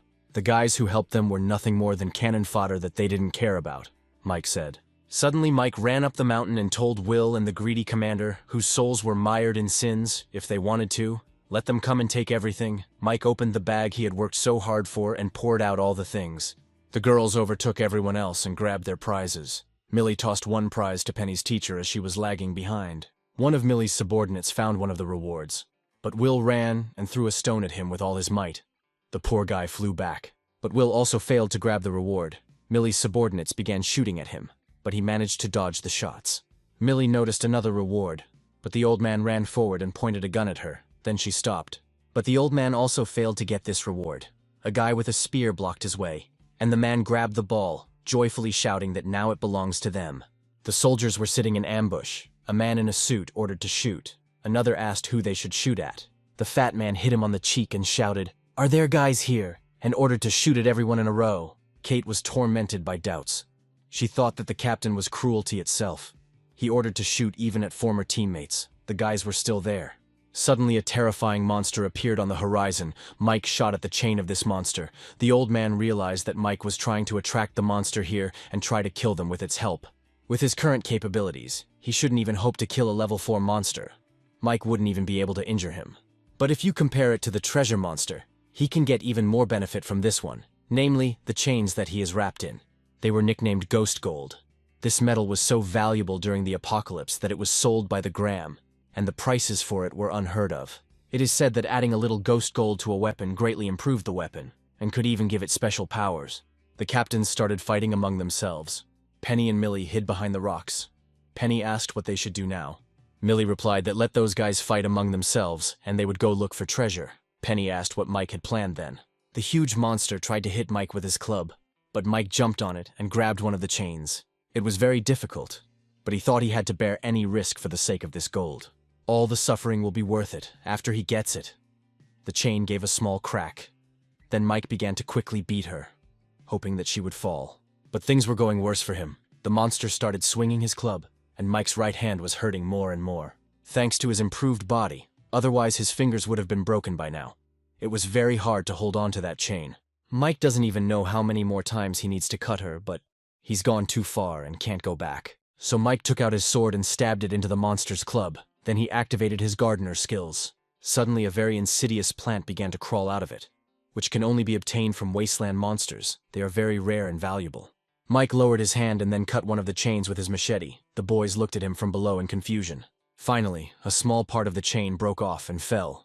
Will immediately ran to it, sarcastically thanking Mike. Will, of course, knew nothing about the chain, but seeing how Mike risked his life for it, even an idiot would understand that this thing is very valuable. Lily shouted that the thing Mike wanted was about to be taken away. Mike shouted to Millie to catch the chain, but suddenly yolk flew over Will's head. The girls ran to Mike, and the monster got angry and started shooting his horn. Mike told the girls to get out if they valued their lives. Some time passed. Mike heard a voice that told him, every time he catches her eye, she sees how he tries to create an image that others would hate. Why does he keep looking at people with such eyes? These few days she even shaved his beard? Mike slowly opened his eyes. It turned out it was Teacher Penny complaining, Mike thought. He thought he would wake up and be taken care of by Lily or Millie. But how come it was Penny, a woman who was a little unreliable? Penny said when Mike first appeared to her, she thought he was a hero. After all, he made her make a choice. Mike told her in his mind that she was facing a cruel reality. Besides, he came back and saved her. This stupid woman still thinks he is not awake. It was a little embarrassing for him. He was thinking whether to get up or not. And Penny told Mike not to think that he was so grown up because he saved her. She was still a teacher. He is clearly a child because he is younger than her, so he should call her aunt. Although that would be weird, it would be better to call her sister. Penny touched Mike's cheek and told him that he should call her sister. And besides, he better wake up. They were in trouble. Every day you have to risk your life for food and water. Every day you are hunted. Every day you have to fight zombies, monsters, your own kind. Even she killed people. Mike thought that in the world of a zombie apocalypse, this is natural. But he just found out that she killed, Penny continued. There is no peace in the team either. All these people are former colleagues of Millie, who are thinking about how to divide the treasure, because they helped them during the battle a few days ago. Lily and they clashed several times, and each time Millie kept them at a distance. Millie is in a difficult position now, especially since her director seems to have other ideas, which upsets Millie. There is Kate, who speaks fairly, but no one listens to her. Even Penny is tired, and she's sure they're even more tired, so little brother Mike needs to wake up. Suddenly Mike stood up and asked how long he had been sleeping. Penny dropped her bowl of water in surprise and asked when he woke up. Mike woke up. Lily was very happy. The girl Millie was talking to must be Kate. Penny said she was fair, Mike thought. Yoke came running and gave Mike a piece of chain. The guy was happy. The man came up and said that since he woke up, it was time to talk about the reward. He said that his boys had recently saved him from Will and his henchmen. Mike turned around and Millie confirmed that one of her former comrades had sacrificed himself for them. The vile man said that these past few days they had been going for food and water, fighting off zombies, of course not without the help of the honorable military.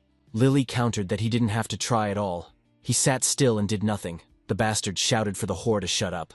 If it weren't for Millie, he would have finished her off long ago. Of course, this made Lily angry. But for some reason Mike stopped her, although he himself was angry, and the nasty man said that they were entitled to a reward for saving him. He heard that they took a lot of valuable things from that lake. What about a reward in the form of these things, as a reward for his salvation?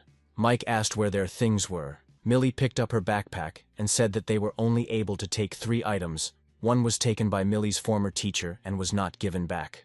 The first thing is an alchemy recipe, low class, but also extremely useful. but there is not a single alchemist in their team.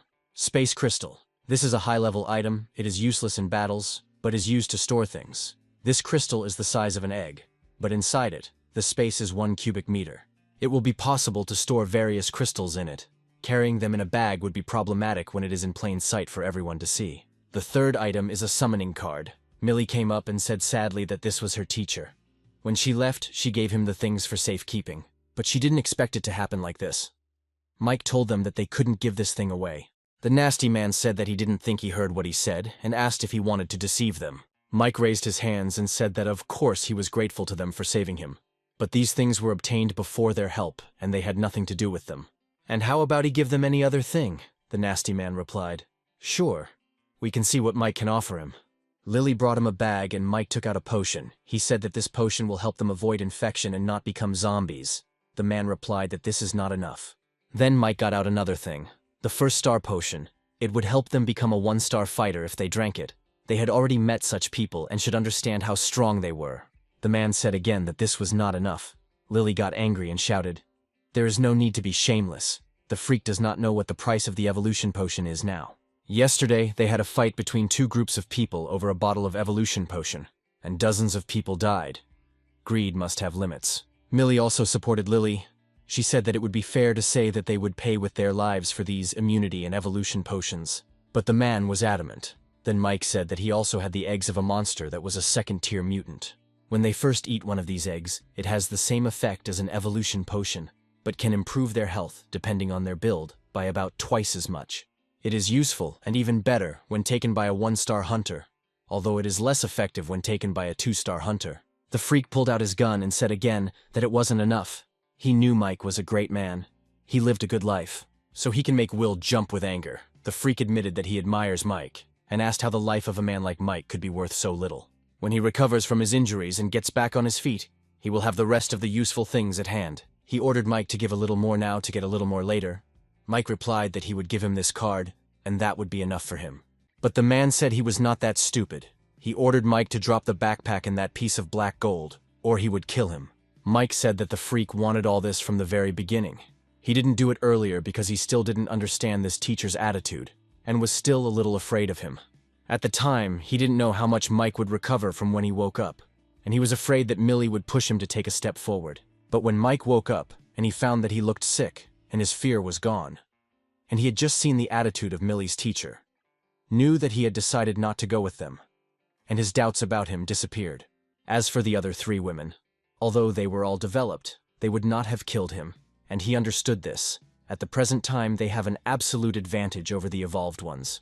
But the freak is too greedy. He wants everything he has.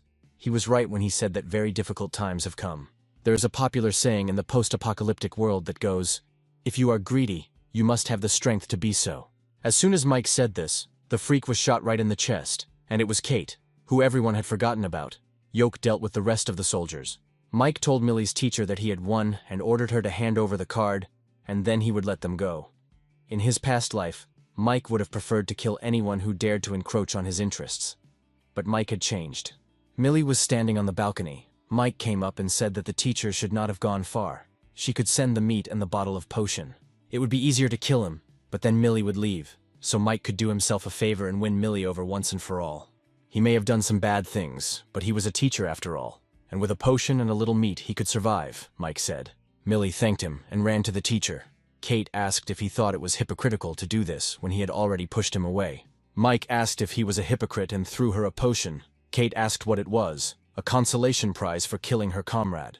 And then Mike replied, "It's an advance. He's a man of his word, and he'll take her to her husband when he gets better." Mike laid out the rewards. The main loss this time was the weapon, several 2nd-rank magic crystals, and a potion.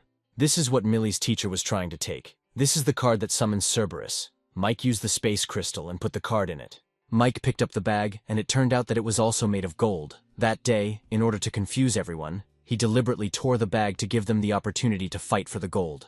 The guy definitely tore that bag apart, so why is it intact? The bag is soft and gentle to the touch, but it's definitely not silk or any other textile that Mike knew. Mike took out a machete and cut it a few times, but nothing happened. The knife would have made a mark on the gold, but there was nothing on the bag. Then Mike threw the cloth over the eggs that were lying nearby, and suddenly the cloth began to glow, as if the life energy had been sucked out of the eggs. Mike realized that this golden fabric could absorb life force to repair itself after its own damage. This is a good material. Now it is clear why the monster carried this bag. He was not afraid of bullets. His wounds recovered in a short time, which was not his ability, but the use of the properties of this golden fabric. But here are the gaps. Mike did not know how to use this thing. He got the treasure that can directly improve his strength from these things. Mike swallowed the treasure and immediately regained his powers, turning into one of the Dragon Ball characters. He felt that his body and strength had increased again, and he was now 8 or 9 times more powerful than an ordinary person. Not only that, Mike felt his mental strength also increase. The guy put the monster's chain into the crystal. His main summoning skill is a skill that calculates the power and duration depending on the summoning and the amount of mental energy given. Not only that, he had enough mental energy to use the skills of the craftsman profession to work with such a large phantom gold juice right now. Mike went out and decided to use his craftsman profession. It was time to use gold. The second-tier magic crystals, plus the remaining claws of the monster, created a long sword. Moonblade? Ghost gold gives an additional skill. The user swings the weapon with all his strength to produce a blade strike and fires a blade cut. This blade was already a full-fledged weapon, capable of resisting creatures of the second rank, and even the third. And with the addition of gold, not only the quality improved but also the skill. This is a professional skill that a swordmaster receives only after reaching the master level. The vast majority of people who survive the apocalypse have a profession level that is concentrated at the average level. People who have reached the transcendental level will be called by the god. People with the master level are called double god. The blade's additional ability is a roar, with which Mike feels he can cut through the skin of a chained 4th-rank prisoner. But Mike is still a beginner craftsman, and he can't take full advantage of the ghost gold without better materials and plans, so he might as well stop. Mike returned to the guys, and Ken, seeing the sword, asked to let him look at the updated sword. Mike joked that if he wanted to look, let him get it. Ken said that Mike said it himself, and let him not accuse him later of bullying the patient, but of course, nothing came of it for Ken. The guy said that it was unfair, because Mike was much stronger. Mike joked saying that there is no justice in this world. Whoever is stronger rules. Ken replied that he did not believe in that. Mike replied that when he would strike not with the aim of subduing the enemy, but with the aim of killing, then he would be able to fight him. The guys got out a map, and Mike said they were going there. Kate thought it was a new area where her husband worked. She was surprised that Mike was actually going to keep his promise. Much time has passed since the end of the world began, and the outside world is completely filled with zombies and monsters. A loud noise attracts zombies from several blocks, so they have to go on foot. Millie said she could look into other places, but the last place Mike mentioned was a medical facility. Mike replied that hospitals in a post-apocalyptic world are weird, and that's something they should know about. Mike couldn't tell the reason yet because he wasn't sure. Now that Mike had set a goal for himself, he decided to go this route. Kate said she understood that he wanted to avoid this densely populated old area. But what's the point of going the other way if they go this way? Even if everything goes smoothly, it will take them more than 15 hours. Mike replied that he had promised to send her to her husband, but that did not mean that he should risk his life and the lives of his companions. Then Mike said he couldn't guarantee safety. Millie asked if that meant they were leaving. Mike replied that they had a hard road ahead. The man was bandaging his partner's hand when a guy with a spear came into the room and said that he had received another 35 pieces. This time, it should be enough for them. Others have over 300 stones, which should be enough. The man complained that the 200 stones they received in exchange for the stolen silver items were wasted. The guy asked who knew that it would take more stones to spin it once. The girl replied that there was no point in complaining about this wheel, because without it they would have died long ago. In fact, they have a lot of time to get a lot of stones that they can spend on themselves. And the color roulette that spins twice and turns into a profession roulette is just amazing, the guy said. Suddenly, Mike broke the window and burst into the room. He held a knife to the girl, then Millie and her partner burst in. A simple raid to take control of 2 people with a profession and an advanced person often happens in the apocalypse. Over time, all the survivors learned to be careful. The girl said that he could kill them or torture them, but he should not think that they would become obedient. Mike replied that he could kill her in 10 ways, then told the man that if he did not answer his question, he would kill them.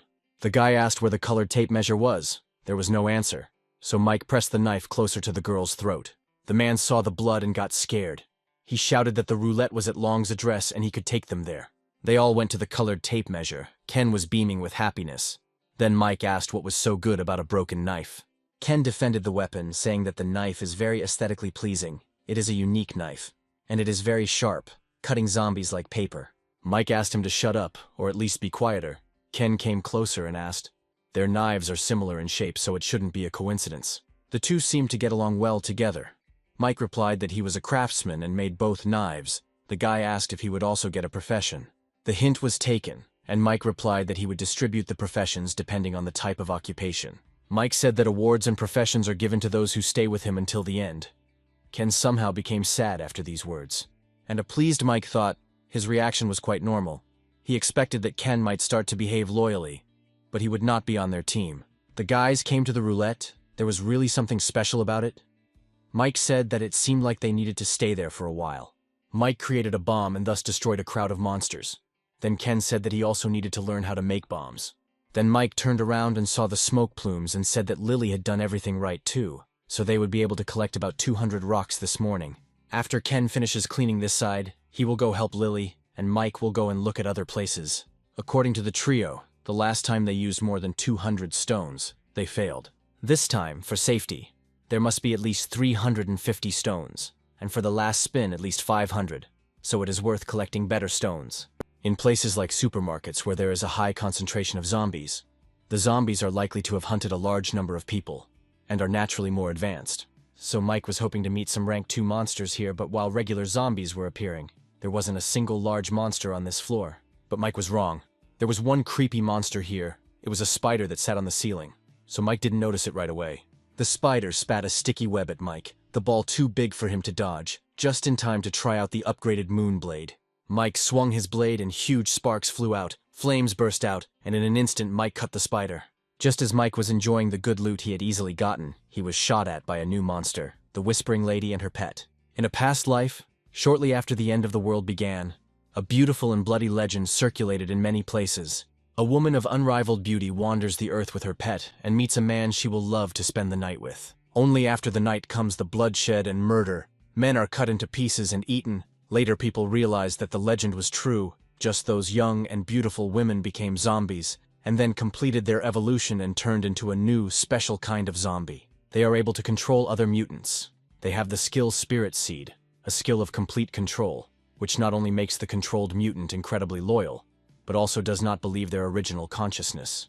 The pet evolves with the owner. Mike said that he didn't expect to meet such a monster here as she and her pet, mutants of 2 ranks. In the past life, there was news of a 9th rank mutant woman in the East China Sea.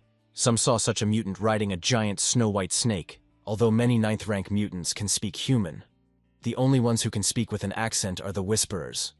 And such high-level mutants have become less bloodthirsty and sometimes trade with humans.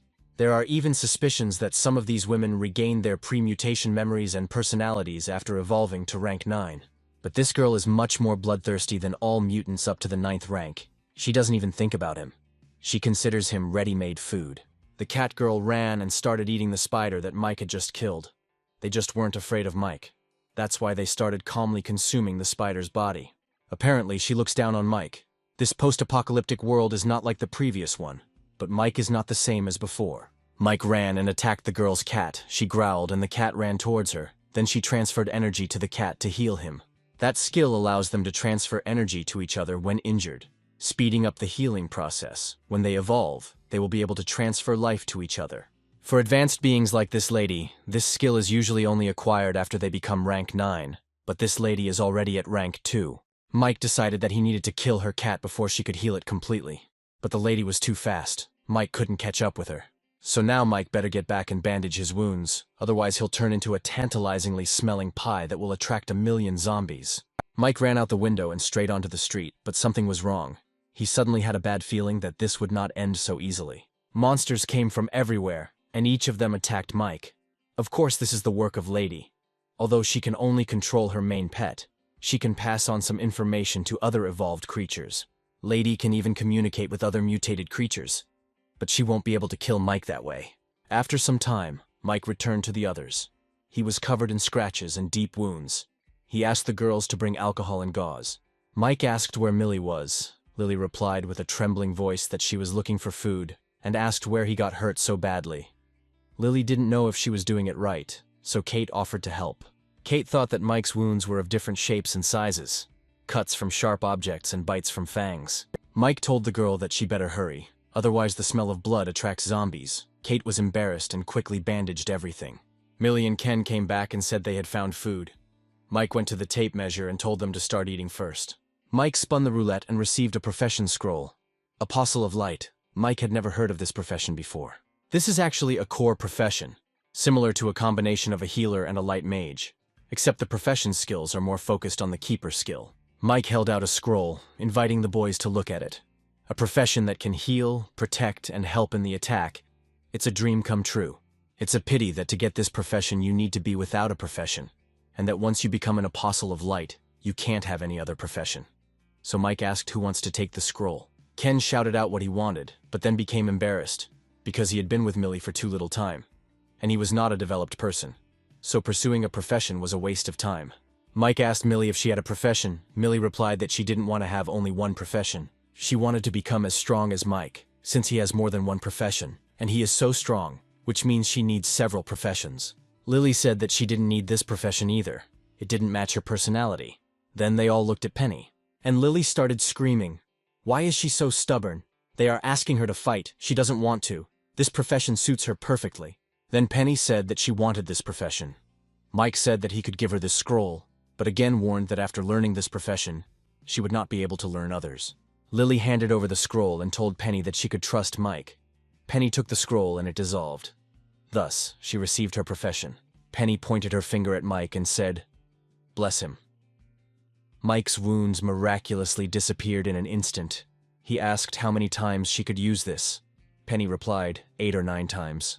This is truly the only profession she can get in her entire life that is either expensive in terms of the mental expenditure on skill, or enviably low in terms of the amount of mental energy that the skill expends. Penny said she had another skill. Mike asked if she wasn't a disciple level. The girl replied that she didn't have a disciple but an apostle of light, then a messenger, a saint, a holy maiden, and also an angel of light and a goddess of light. She has a diamond shield. She can put it on Mike. His defense is automatic. The shield automatically reacts to the duck and moves there to protect. There are 2 sectors left, black and yellow. The shield's defensive power definitely increases with the level of the light apostle's job. So Mike is looking forward to what will happen when Penny levels up. He put down the second rank stones and the roulette wheel spun and got the profession of wind dancer, which suits Lily. Wind dancer is a profession that uses ribbons as weapons, such as whips, long ribbons, and so on. Only women can master this profession. The user is required to know the basics of dancing to perform the appropriate movements. The first skill is Shadow Square Dance, which allows for chaotic attacks. The girl congratulated Lily on her profession, because this profession was created for her. Ken also wanted a profession. But Mike replied that they didn't have any magic stones, and if they wanted to spin it some more, they would have to stay a couple of days. Mike ordered everyone to pack their things. The man shouted for Mike not to kill them. If Mike let them go, he would tell him something. He can swear on his parents' honor that what he says is true. He knows one guy who has a profession in his hands that involves using a knife. There's a small shop 2 blocks away where a group of people, 6 or 7, have gathered, and they've received a profession scroll from somewhere. Since there were too many people to share it, they announced that by exchanging evolution potions or other things for the scroll, Mike could go to them. The boys went out and Mike told the girls that they needed to practice while they collected the magic stones. Ken said Mike was really good, even took away those 3 stones. Mike replied that we need to leave some for later. The black sector on the color wheel is the death sector. If the pointer lands there, it means that everything will end for them. There was an explosion. Those 3 died. Mike said that this was the last time he was so kind to the enemies. It was a pity they didn't know about the black sector. Kate was not pleased with the petty act. Mike said that they became kinder, only because they were stronger. If the roles were reversed, they would have done the same. They think he's being cruel now, but only because they haven't yet realized how cruel the world is, Mike said. If they live to see the day when they experience something unimaginable because of their foolish compassion, then they won't think like that. Because by that time they would already be a dirty corpse like her. Mike pointed to the girl's corpse. It's the end of the world, and the only ones who need compassion are the corpses. The rest of the time, it's better to remove pity. They knocked on the nasty fat man's door and said that a group of people from outside had come to see them and wanted to spin the wheel. 6 people and 2 men with weapons. The fat man said that everyone should gather at the roulette, and went out. Our guys came. Ken said that those 3 weren't lying. There really is a roulette wheel here. The fat man asked if they wanted to spin the roulette wheel. Did they know the rules? Mike asked if the fee was magic stones, right? Mike threw the bag down and said they needed to spin the wheel 10 times, then told Ken he always shouted about his luck, so he would spin it. Ken scrolled and said that his hands were lucky. There were now 4 bottles of evolution potion, and asked if he could have one. The fat man pointed a gun at them and ordered them to give them the potion and get out. Mike grinned and replied that he knew it would happen. So he's going to use them for training. The girls ran to attack, and Penny protected each of them with a shield. After a successful raid, Mike suggested going to the supermarket and exchanging the evolution potion for the profession scroll that the man had. They walked away, and Ken asked what they should do. Mike replied that Ken had just used an evolution potion. He and Millie would clear the area of zombies, and he would go to the supermarket and check. But everyone immediately told him that it was too dangerous. Mike replied that they didn't have to worry. The fact that they want an evolution potion means that at least most of them haven't evolved yet and don't pose a threat. Lily asked him to take at least Yoke with him, which he did. A cat was sitting on the roof of the building and watching them. Mike met that mutant woman. She was with the bone demon. Mike didn't want to fight them, but there was no choice. He asked Lady if she didn't have a higher intellect than other mutants. She should know that he would kill her today. Although it is called a bone demon, it is actually a type of mutant zombie that evolves towards mentality. And its most famous ability is the skeletal illusion. But at rank 2, the most he can do is a skill called Burning Ray, and Mike managed to cut off the demon's arm. However, the lady was already behind him, using the Psychological Scream skill. Psychic Scream is a psychic-type skill that deals direct damage to life consciousness and is extremely dangerous. But she's just a Tier 2 mutant zombie. How could she master the 3rd skill when she already has 2 natural skills? The lady had already started to run away, and Mike decided to catch up with her. The demon tried to attack him, but Mike killed the demon. She needs to be gotten rid of. Otherwise, she will constantly attack him. But suddenly Mike heard people talking in the store, and he thought, the only goal now is to exchange, to get that scroll and increase his strength as soon as possible. Then Mike came up and knocked, saying that he was here to make a deal. He had evolution potions. Mike told Yoke to go back to the guys. He would return after the exchange. Suddenly they asked him how he found out about him. It was a man, Mike answered. From the Trinity. He is alone, and there are no zombies nearby. The man told Mike to enter slowly, and with his hands raised. Mike showed them the potion and said he needed to go get their goods. The man nodded, and the other showed him the envelope. Mike asked to look, but was ordered not to move. The man demanded 6 bottles, but Mike replied that it was too expensive, so they began to bargain. At the beginning of the post-apocalyptic world, the value of evolution potions was very high, as each bottle cost 10 or even 100 stones. In this world, it is very important to be able to get evolution potions and become an evolved person. A profession scroll is good, but if you are not evolved, it is a waste. Mike put on his briefcase and said that they should know how hard it was to get evolution potions these days, and 3 bottles cost a lot of resources. The man said that 3 bottles was the highest price they had been offered in the last few days. Mike asked why they needed 4 bottles. The uncle replied that 2 members of his family were in very poor health and terminally ill, and if they did not become developed people, they would not live long. The evolution potion improves all aspects of the human body and has some healing properties. It does not affect incurable diseases. Then Mike took out an egg and said, "This is a 2nd-rank mutant egg." He took one. It may have some effects of the evolution potion. Although it is not as powerful as a potion, it can be consumed multiple times, and will have an effect each time. Of course, it works best the first time. Mike said that this was his last offer, and if they didn't want it, he was very sorry, so his uncle agreed. The deal went well. Mike went out and told his uncle that in a few days it would be unsafe here and they had better leave. Then he asked if he could tell him where they got it. With all due respect, they don't have the ability to spin the wheel with professions, Mike added. Uncle replied that they had found 2 strange-looking but very strong monsters fighting in one place, and they had found this scroll nearby right in the monster's nest. After that, Mike left. His profession as a master craftsman with the prefix master is also very strong, and now he has the profession of a sword master. It is worth testing how strong this profession is. With just one swing of his sword, Mike created a real explosion. The fire flew far, far ahead. This Klicken is twice as powerful as the one he used in his past life. Although he was also a swordsman in his past life, he was a 6-star then, but now he is only a 1-star. The profession of a sword master is essentially 2 professions combined into one. The seal master uses his minimal energy to manifest it outside of his body, as a seal in a special way, using various abilities. Mike is now a sword master, and has 2 branches in this profession.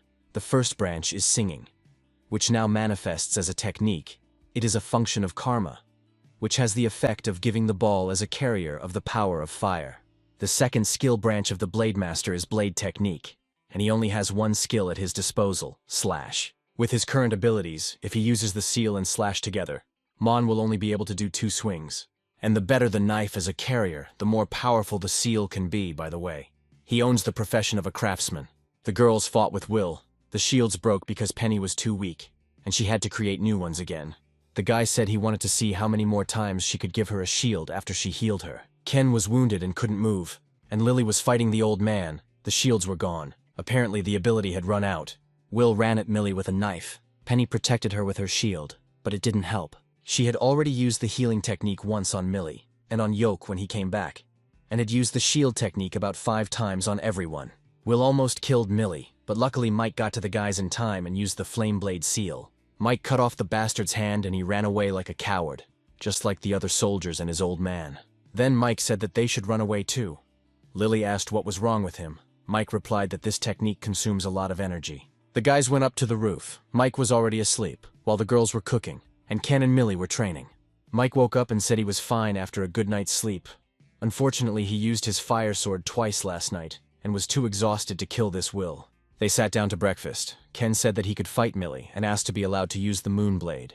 Mike asked if it wasn't just a simple knife. Ken replied that Mike hadn't seen Will's face yesterday. Although their high level of evolution gave them an advantage, they didn't dare touch the blade of the moon blade. Then Mike agreed to make him a moon blade. He came up and melted the iron door and created a sword. Everyone was shocked. Mike proudly said that his second profession is a craftsman. Mike said that Ken should be grateful. It requires a second-level magic crystal to make, not to mention other materials. The boys had strayed from their intended route, so Mike pointed to the street and suggested that they follow that path. 2 bandits entered the room where several men were sitting. The main one asked how the old men were doing. The uncle didn't answer. Then he said that he was here to tell them that they were running out of food and they should go and find it. Those who go will be given a full meal and a bottle of water, regardless of whether they find food or not. And if they do, they will receive a prize for 3 days. 2 guys volunteered, but the uncle was silent. Then the bandit said that he was still missing. The bandit called him a musician. Mike and Ken were in the room. Ken asked Mike if he was sure this was the place. He didn't see a single living soul here. Then Mike got nervous. He wondered if he had come to the wrong place. But he clearly remembers that in his past life, the musician, according to rumors, left here. Lily said that someone is using living people to attract zombies across the road. The bandit beat those guys so that they would run out into the street, but they refused. Then the bandit simply beat them with a stick. Then they simply kicked them out, threatening them with a knife. Then the bandit asked what the hell they were doing. One of the guys said that there wasn't much food in this supermarket. Then the bandit hit the guy in the face and shouted that it wouldn't even last a day. That's all they got for wasting 2 baits. Another bandit said that most of the zombies outside were distracted, but there were still about 5 zombies. The bandit complained that he wouldn't be able to kill that many zombies. One jerk suggested using the musician as bait. The bandit said that he would cut him, but would not touch his legs, so he would escape. If he escapes, he will live and get food. If not, he will have a bad life. Then they cut his hand and pushed him into the street. The musician thought he is a senior engineer with an annual salary of more than 100,000, a research team, and a beautiful wife. But with the end of the world, the appearance of zombies and monsters, everything changed. It was the first time in his life when he had the courage to fight someone. He thought, when you die, there really is light at the end of the tunnel. But suddenly his hand was healed and Mike grabbed it. Mike told him that he didn't need to say anything now. He just needed to follow him. The guy was glad that the future father of magic weapons was with him. In his previous life, the post-apocalyptic world he was familiar with had many opportunities for people to survive among zombies and so on. Some strong people can fight him with their skills, professions, and so on. But there were few of them. As for weapons, there is very little to be gained from roulettes. The real reason so many people survived was the invention of magical weapons. Victor is a man who invented weapons made from magical stones. He extracted the energy contained in the stones using technical means, and then released it in a complex manner. The guys came to a safer place, and Victor asked why Mike saved him. He is useless. He can't kill zombies or get food. Mike thought that he hadn't killed zombies directly, of course, but indirectly he had killed more than he could count. Mike told him that he knew him. He had seen promotional materials for one tool that introduced it in detail, and he always admires people who work in technology. Victor sighed and said that it was all in the past. Now he was a simple guy. Then Mike asked Millie to talk to him alone. Then Mike offered him something to eat first. He gave him a bun and even a bottle of wine he found. Then he showed the crystal and said he had an idea. There was energy in this thing, and if they could extract this energy and process it so that people could use it. Victor replied that it was a good idea and asked to give him the crystal. The man began to examine the stone. Mike said if he didn't mind, he could stay with them, and at least he wouldn't have to worry about going hungry. He will try to make the process of studying the stones as easy as possible for him. Victor asked to do one thing for him, and after that, his life will be in Mike's hands. The bandits thought that the group they met today was obviously very strong, so why would they save a loser? Before they could even start eating, Mike burst into their buildings. Mike asked if it was them. Victor replied, yes. Then Mike grabbed the guy who threw the musician out into the street and threw him on the ground, then said that the musician could do whatever he wanted with him. The musician took a brick and started hitting the guy with it. It was not a pleasant picture. Millie thought that Mike was not a good person, according to traditional moral standards. But as long as it doesn't affect his interests, he is not a man who kills indiscriminately. But what about this man? Kate couldn't stand it and grabbed his hand, saying that that was enough. But the musician didn't think so. He was rude to her. Ken burst in and said they had found people in the next room. They all came out and came to the door. Then Mike told the musician to go inside himself. There were things he had to decide for himself. Ken asked who this man was, what business he had with these guys. Mike replied that the world was in chaos. But the murder of parents and the debauchery of wives still remained an unholy offense. The musician came out and said that he couldn't do it, and let fate punish them. Then they left. Several people came running and asked if they could go with him. The musician said that he needed help with his research. Mike replied that he could only take 5 people, his choice. They had a lot of important things to do, and 5 people was the limit. The guys returned to the roof, and Mike pointed to the map and said that they were very close to that area, and this was their last target.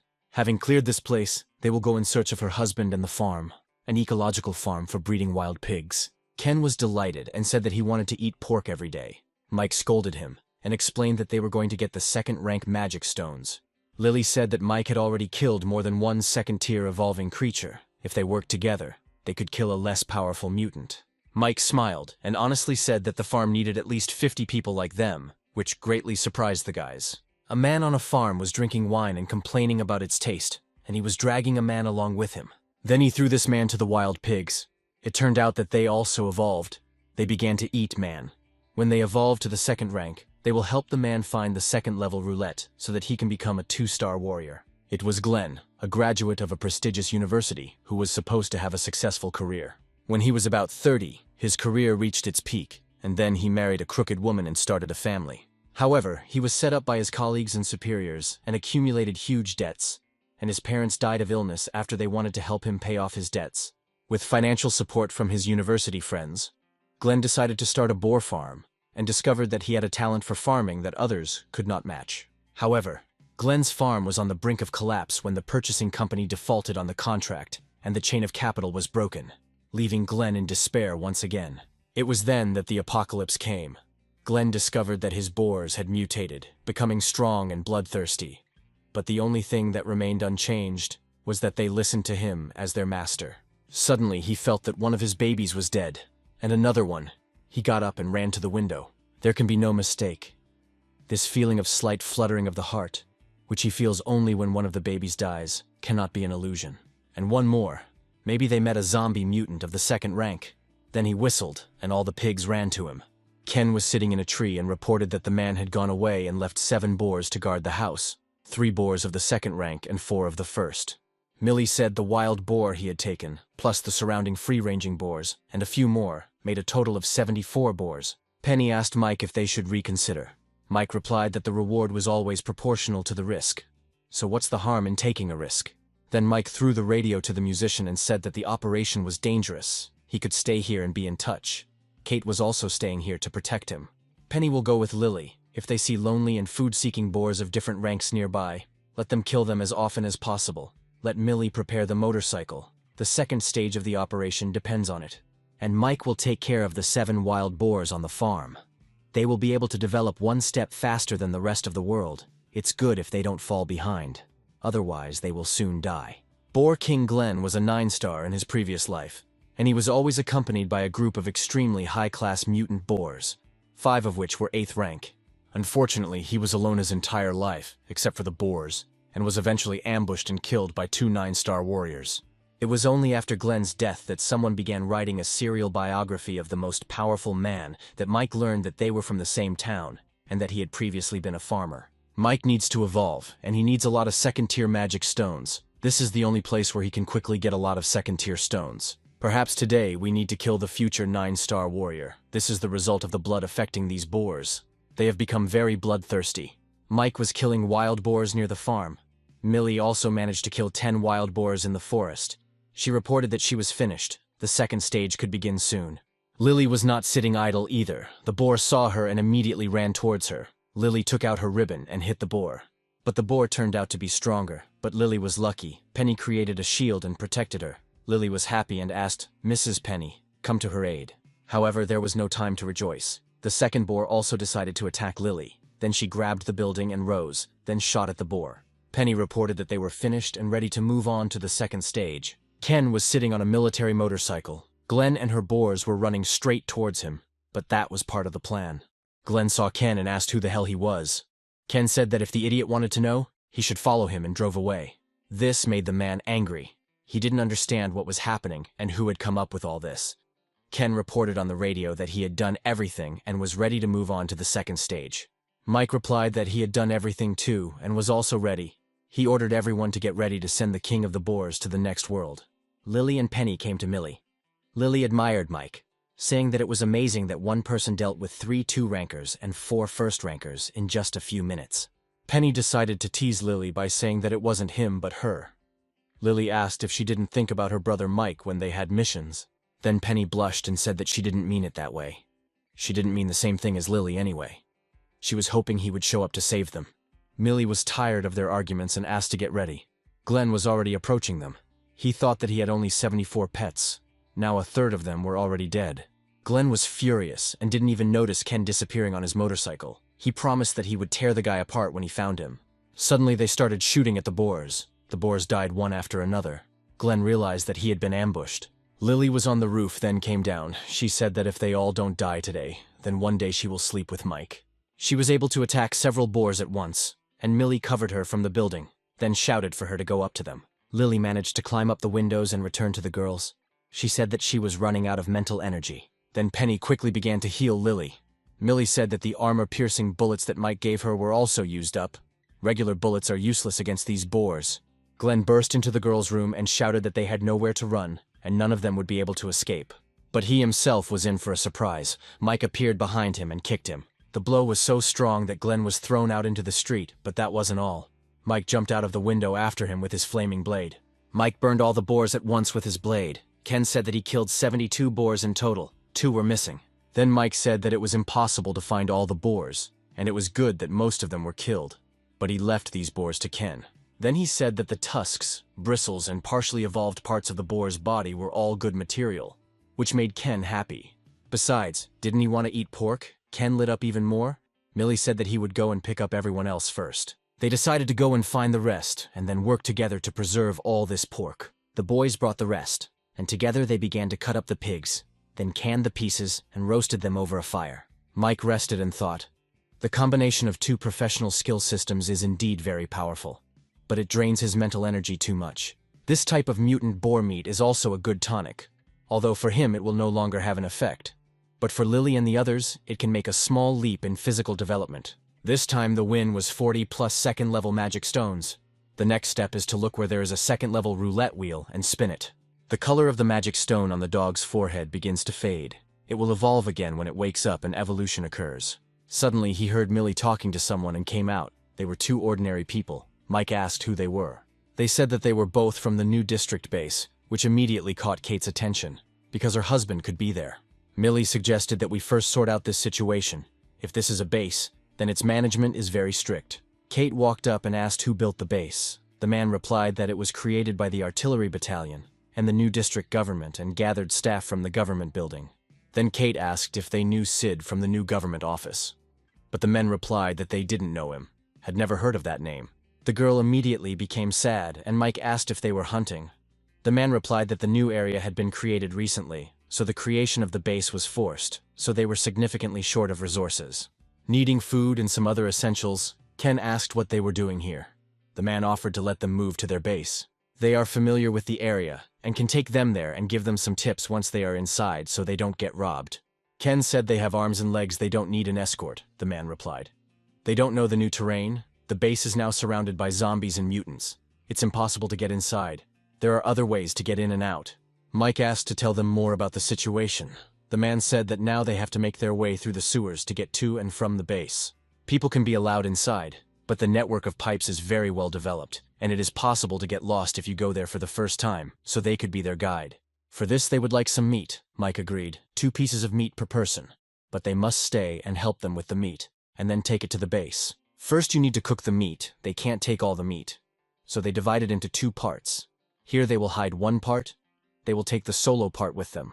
Suddenly Mike heard his dog growl. If he evolved it could take hours, but only 10 minutes had passed. They ran to the dog, who had already gone bald. Lily asked what was going on. Mike replied that in theory he should evolve. But this process is very stressful. But suddenly new fur appeared, and the dog successfully evolved into a second-rank mutant creature. Out of joy he started running to everyone in a row. He was so excited. But the main thing is that he is healthy. Mike came out with the dog and asked him if he had any new skills, and the dog shot out his fur. In the past, his natural skill was known as Fine Needle, a group attack skill that many furred animals possessed, but it was not very powerful. But this time it seems he can control the amount and power of the attack. This is the evolution of talent. The soldier looked at the boys and thought. The strange man who had been running amok outside the base with a herd of wild boars was dead. His boars had become food for a group of people. The man approached him and asked what happened. The soldier asked not to call him captain. They are all in the same boat now, and they are all trying to survive. The man replied that then he didn't need to call him by his last name, just Ryan. Then he thought if he had a gun, he could start living well. The soldier came up and said that all the things were packed. The only thing edible was rice. There was a lot of soy sauce, and some scattered noodles. The military man got angry and asked what was the point of having oil if there were no vegetables. They had to get a lot of magic stones. But then he remembered the guys and asked if those guys who killed the boars weren't collecting food. If these people could join the base, wouldn't the base's strength increase enormously? These people have dozens of boar corpses and dozens of stones. He thought that if the base received such a large fortune, he would be able to obtain the evolution potion as the chief, and ordered to return to the base to report what was going on. The boys gathered all their things and followed the men. The road was discovered by his family before others found out about it. The new district base later became the site where the combat group was finally destroyed 6 months later. The man said that at the base where they can't see the other side, there are more mutants. Many of them have evolved to the second rank. There's a dog there just as big as Mike's, with a white rock on its forehead, that attacks the base from time to time. And almost every time it happens, someone dies. Lily asked if their dog could protect all the meat by himself. Mike replied that the area was a wild boar area. There weren't many zombies there. They opened the hatch and told us to beware of the mutant rats and beetles that often appeared in these passages. The musician asked if it was so dangerous there. Why did they use that passage at all? The man replied that it was better than dying of hunger at the base. Mutants are afraid of fire, so it is better to have a torch. However, they don't need to worry about this. You don't need to give them much. If we are talking about the best food and weapons, then you can get by with a small share. Otherwise, you need to watch the mood of the guards. The turn in front is the western entrance to the new area. Turning the corner, the guys met several people. They asked what he had managed to get and tried to take the bag. Jin tried to grab the bag back and pushed the guy away, causing him to crash into the wall. The man, who was called Uncle, said that the boy was just looking to see if he needed to be beaten, and called Jin an ill-mannered child. Jin's brother replied that his brother had just seen the meat he had found at the cost of his life being stolen. So he was very scared, and then he promised the man half of the meat. But the bastard said that he would take all the meat, and then he demanded a second bag of meat. That bastard stood up and said that this wasn't enough. They couldn't let those two get away with it. They ordered the boys to throw down their things too and give them to them. Lily said that she had enough and ordered them to return the meat and get out. The freak started to show off that he would kill her and ran at her with a club. But Lily calmly hit him in the stomach with her knee, then kicked him in the face. The other two freaks also wanted to kill Lily, but she dealt with them all and the guys moved on. Mike advised them to adapt in the future, as things like this will happen all the time. At least half the battle in this world is to protect your own. It may seem like someone else is just robbing something, but these things may well become your life in the future, so there is no difference between robbery and murder. Not to mention being seriously injured or even killed, Mike said, adding that Lily did a great job. To avoid trouble, Mike suggested that everyone leave all their weapons in his care. The guys took out their swords and Mike put them in the crystal. The guys finally got to the base. Jin said that they just arrived and they have nowhere to stay. Why don't they go with them? They can accommodate them. But Kate said that she was not going to go. Kate was going to look for her husband. She hugged Millie and asked her to be careful. She whispered to Millie to leave Mike when she could. He was too cold-blooded. Then told him she didn't agree with what he had been doing all this time. But he kept his word, and it was over between them. With these words, she left. Mike told Jin that he needed to buy some supplies and everyday necessities, and asked where he could buy them. Jin said that it was easy to find daily necessities here, and there was a small market not far from here, on the border with the southern district. Mike asked if there was any ammo there. Jin replied that he wouldn't find any for sale, but he had heard of a black market where ammo was sometimes sold. This surprised Mike because the new area had only just appeared. He asked if Jin had ever encountered someone selling strange things, certificates, potions, and so on. Jin replied that he hadn't seen anything like that, but he thought he heard someone say that someone in the eastern part of the base was selling a recipe for something at a high price. Mike asked them to help him find the man, and as payment he would give them 5 more pounds of meat, even if they couldn't find him in the end. Jin volunteered to help and told his brother to split up. First he would take them to the market, then home. They would see each other there. Penny saw girls selling themselves for food and asked to help them, Mike said as her friend. He explains to them for the last time. If they give them food, they must give food to other women like them, and if they give food to those women, they will be forced to give food to all the people in that market. Mike asked if she was willing to kill. It's not about killing one person, they need to kill a lot of people. She pays for the food, and yet she has to kill for safety. The man said that recently people were being killed every day, mostly because they had food in their hands. Mike saw 2 men, and asked who they were. Jin's brother replied that they were bandits, and they had evolved. A man approached a girl and ordered her to raise her head. The girl was in a terrible state and said that she would do more of this. But the bastard just started to drag her by the hair, while the poor girl screamed for the freak to let her go. But of course no one helped her, because people become real monsters in a bad situation. Mike said that evolved humans can torture to death, and these 2 must have done something similar. The man cursed the 2 animals and said that if they had not controlled all 3 roulettes, they would not have been allowed to behave like that. Upon hearing about the roulettes, Mike immediately became excited and asked where the roulette was. Mike squeezed the man's hand so hard, and he said that everyone at the base knew that there were 3 tape measures here, and many had seen them before they were protected. In any case, the stones on the roulette are the same as on the foreheads of the zombies outside. There are gray and white ones. Apparently, this is a second-rank roulette. Mike thought that in his past life, he left the city when he became a first-rank evolved human, so he didn't know about this roulette. The guy almost missed the important thing. The food they eat now has no vegetables, and even developed people have problems with the body if they stay in this state for a long time. So, after thinking about it, Mike took Ken and the 2 of them went out to buy some seeds, carried everything up to the roof, and Ken asked how they were going to grow their vegetables now. And then Mike began to use his professional gardening skill. He thought that he needed to feel as if the spiritual energy had become a part of his body, rooted in the ground. Every time Mike touches a cabbage seed, it becomes a knot in his mind, and every time he touches it, he lights up. He had planted the seeds less than 10 minutes ago, and they had already sprouted. But of course, in that time his mental energy had been depleted by half. But it was worth it because it meant he would no longer have vitamin deficiencies, and would never have to worry about food again.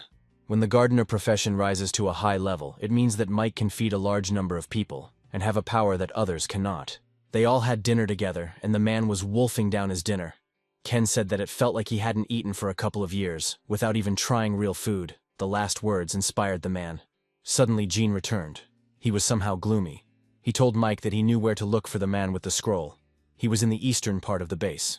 We see Kate. She finally found her husband. He was eating dry noodles.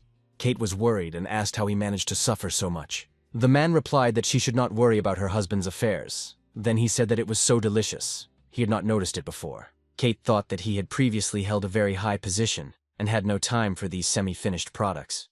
Fortunately, Millie left her some meat and a bottle of potion. Suddenly her husband fell down shouting, "My heart!" Kate ran to him, and then some guy kicked the door open and came to them. Then Kate's husband started to grovel at him. He said that it was his wife who came to visit him, so he forgot. Now he will wash his clothes. Kate asked what he was talking about. Her husband told her to fuck off, and added that he would explain all this later, and the uninvited guest silently stared at Kate. Then he left, Kate thought. She had a bad feeling about this. She had to find Millie and the others as soon as possible to see if she could get a weapon for protection. The woman asked the bastard if he had seen that loser's wife. If she was as beautiful as they said. Today she saw her when she was looking for her husband, and realized that he might like her. The man said that she was very beautiful. He had heard about a beautiful wife before, but he never thought that she could be more beautiful than the rumors. Paul stood up and said he was in no hurry. He asked the second man what was the reason for everything they had now. He was a temporary worker and he is a technician. Why can they now enjoy life here when two girls give them massages? Because they have evolved, they have more powers than others, they can kill zombies, mine stones and spin the roulette. He doesn't know what situation the base is in now. It's surrounded by zombies on the outside. Who knows what day the zombies will break through? So what if they both evolved? Will they be able to handle thousands of zombies? So they need to continue to get stronger. Baldy asked what this had to do with the loser's beautiful wife. Paul replied, Director Vincent and Chief Jim are both developed to first star, so why can they run the base and they can't? It's because they have skills. They have people with weapons. They are very strong. They have the best chance of surviving in case of danger. Magic stones obtained from hunting are also under their control, and whenever the base finds something good, they are the first to get it. 5 kilometers from the base, on the mountain, a place guarded by zombies and monsters was discovered. The base is ready for a raid there. Chief Jim has an unusual love for women of a certain age. If they give him the loser's wife, he will be delighted. If they can capture that roulette, he will owe them a weapon, if not skill scrolls. The bald man suggested stealing it right away, but Paul replied that it was too late. They would steal it tomorrow and send it straight to Chef Jim. Mike and Jeannie came to that man. Jeannie said that this man's name is Lei, and he is not an evolved human. But he used to be a national-level shooter, and he is very good at it. There are several people on his hands. They are also not developed, but with strong firepower. So he will most likely ask for a potion. There are many people who are interested in this scroll, such as the 2 base leaders. But the price was too high, so the negotiations failed. Lei's strength is not weak. More than 200 people and more than 100 guns. They are considered the strongest private unit in the base. So it would be impossible to capture the scroll. The guys finally came to the gates of Lei's base. There was a line of people at the gate. Jin said that Lei was probably the only force leader at the new area base who was recruiting regular people. The guys entered the building and saw a man sitting on a chair. Next to him were 2 soldiers with machine guns. Lei immediately understood why they came and said that if they could afford it, the scroll was theirs. Mike asked to see the product and they showed it to him on the laptop. Mike's eyes lit up and he asked to name his price. Lei said that he had not seen Mike before and asked if he was a stranger here. The guy replied that he had recently arrived at the base. Lei stated his price, 5 bottles of the first star evolution potion and his scroll. No wonder they haven't been able to sell it yet. It's overpriced, Mike said. The man replied that it was because his product was good. Then Mike for some reason decided to make fun of him and asked if the scroll was so good. Why didn't he use it himself? This of course angered Lei. Because the recipe is too complicated, he can't get all the ingredients himself, so he has to sell it, Mike said. Lei said that if they couldn't afford it, they should leave. Mike offered 100 first-rank magic stones. Lei didn't appreciate it and ordered his men to escort them out of here. Then Mike said that he owned one of the roulettes at the base. The man asked with displeasure, "So what?" Mike threw a bag of stones to Lei and said that this amount of magic stones would be enough for him to spin the roulette wheel. Lei thought about it and asked Mike to follow him. They came to the roulette, a wheel that only requires 6 first-rank stones to spin, since the best prizes had already been won by them. There is nothing special about the roulette except for the 1-star evolution potion. The reason why Chef Jim and the director let Lei control the roulette is obvious. The whole point is that the scroll was received, and the roulette is no different from any other first level. The wheel spun, and Lei thought why this guy was so lucky, and he wasn't. He couldn't even get the evolution potion. Lei knew that there was something dangerous about Mike. His position seemed random, but he accidentally hid next to his partner, blocking his view. Mike got 3 potions, and Lei was in a desperate situation, so he agreed to 3 potions. But Mike cheated. He said that he could only give them 1 potion and 1 good weapon. Lei got angry and asked if he was kidding. If the guy thought he didn't have a good gun, then Mike took a gun out of his backpack. Then Mike shot at the wall and a huge hole appeared there. Lei certainly didn't expect that because it was, as he thought, a simple gun. Mike said again, "The evolution potion, plus this weapon, if he thinks it's good, let him take it. If not, then the deal won't happen." Lei immediately replied that he agreed. The guys ate, and for the first time in a long time they ate greens. Mike took out the evolution potion and gave it to the musician. He thanked Mike with tears in his eyes. Then Mike got up and said that he was going to his room to rest, and let them eat. They wouldn't try anything like that for a long time. In the room, Mike took out a scroll. At this stage, under these conditions, it is not surprising that Li Lei, neither the director nor the chef were interested in this recipe. The condition about the second-rank stones alone already scared them. But for Mike, this recipe is not difficult at all. You need to find a 2-rank roulette, and there might be an evolution potion for the second star. Kate, Nick's husband, came to Fat Jim. The chef said that he had heard about the former secretary. He had admired him for a long time. It was a pity the old man did not survive the apocalypse. He also heard that his wife came to the base today to look for him. A person could come from a city where there are a lot of zombies to a new base. It's amazing how she could do it. He has long admired the military police, and the fat man asked Nick to introduce him to his wife. Nick was furious, and the fat man added that he liked his wife and would like to meet her. Nick tried to calm himself down, because he understood that he could not compare with an evolved man. The fat man said that he would either force himself to meet with her and see with his own eyes how he raped her, and then they would both die, or he would persuade his wife to stay with him for a few days and he would give him a potion. Nick thought, an evolution potion that gives great strength when used. A potion that is the key to survival in this world. Every day at the base, dozens of people die for the sake of the potion. How many developed people are at the base now? They have power. They have a life that they can enjoy. And if he convinces his wife, he will become one of these high people who have the right to vote on the base. He will get food, a woman, and much more. Also, he will ask her to stay with him for only a few nights. And if she really loves him, she will agree, so he can make amends when he uses the evolution potion.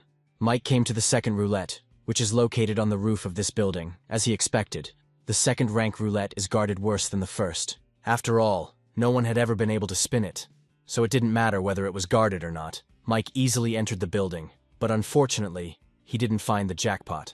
No professions, no skills, 2-star evolution potion, immunity potion. But suddenly he saw the attribute stone. Attribute stones are a great item to socket into weapons and gear to increase their power. But this stone has another ability that is even more valuable. This thing is edible.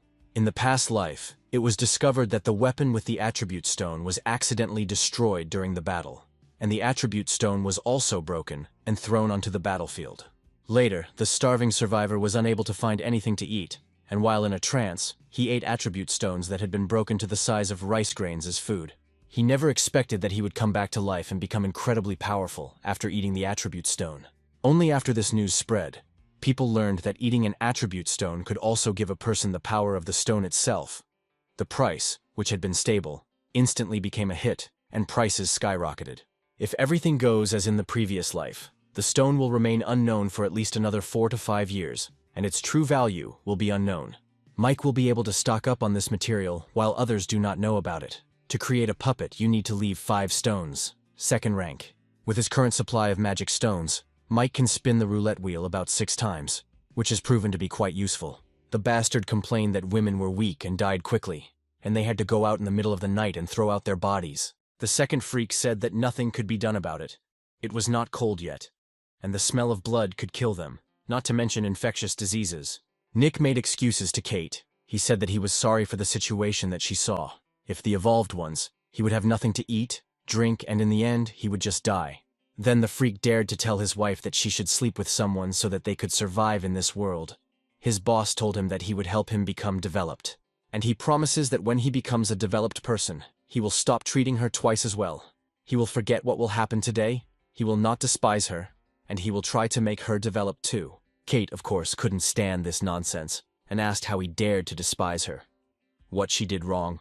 Why on earth should he do this? Damn it! He makes her do something so disgusting and says he doesn't mind, Kate screamed. Kate said frankly that he was a bastard, a disgusting bastard, and she would rather go anywhere than stay with him because he made her sick.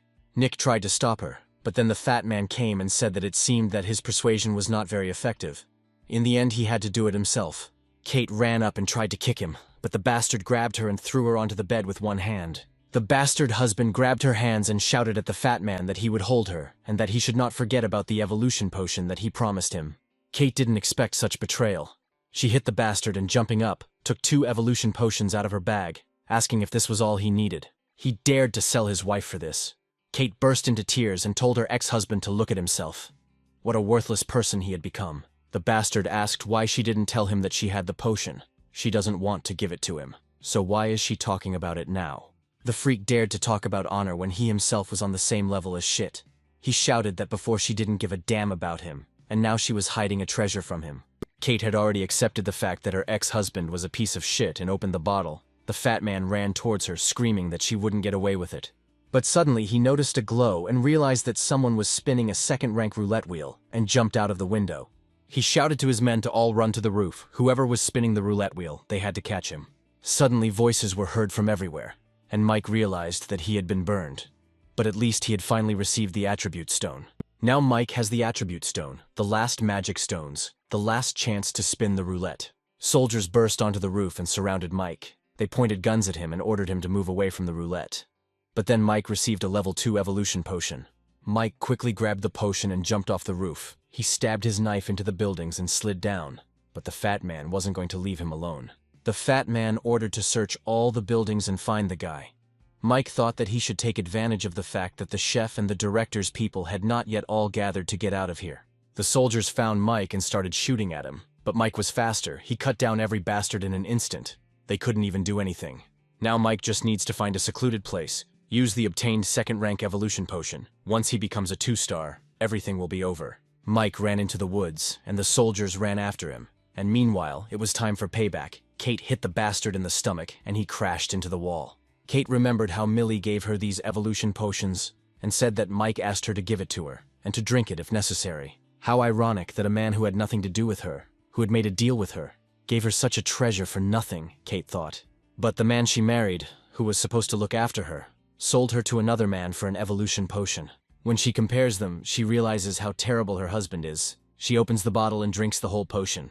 The bastard decided to change tactics since she had already drunk the potion and approached her. Kate slapped him in the face and said that she would kill him if he dared to talk to her again. The freak asked what she was going to do. Kate replied that she suddenly realized that some people were more worthy of her attention than he was. Mike hid because the enemies were everywhere, and there was no way to escape them. If he only had 10 minutes, he could use the potion. The soldiers were already running next to Mike. The guy started to stir, that they had found him again.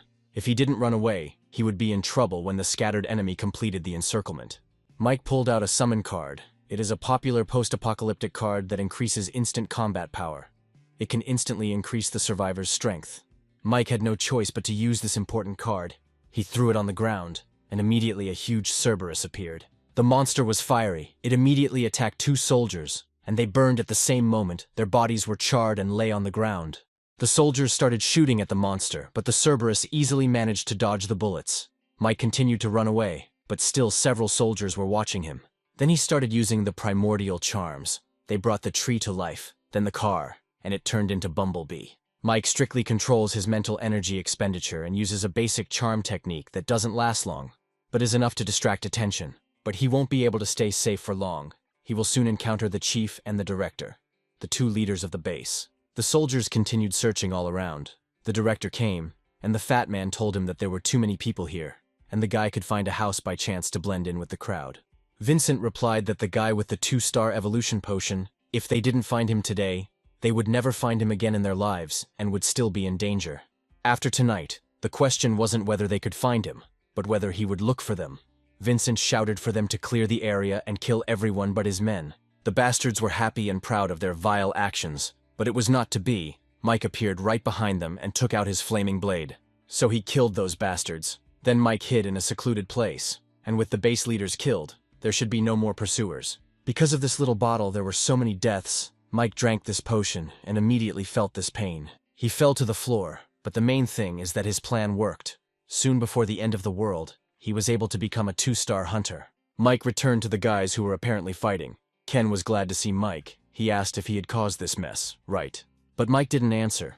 He looked at the boys and thought, it seems that in this night of chaos they also encountered trouble. Lily and the boys are covered in blood. It's good that they adapt. Then Mike asked the guys to come back and talk. Millie noticed that he had changed somehow.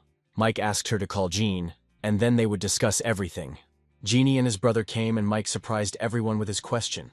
He said that he had something to discuss with him, and asked if Jeannie would like to manage this base. Of course, Gene was shocked. He asked what Mike meant. Was it a joke?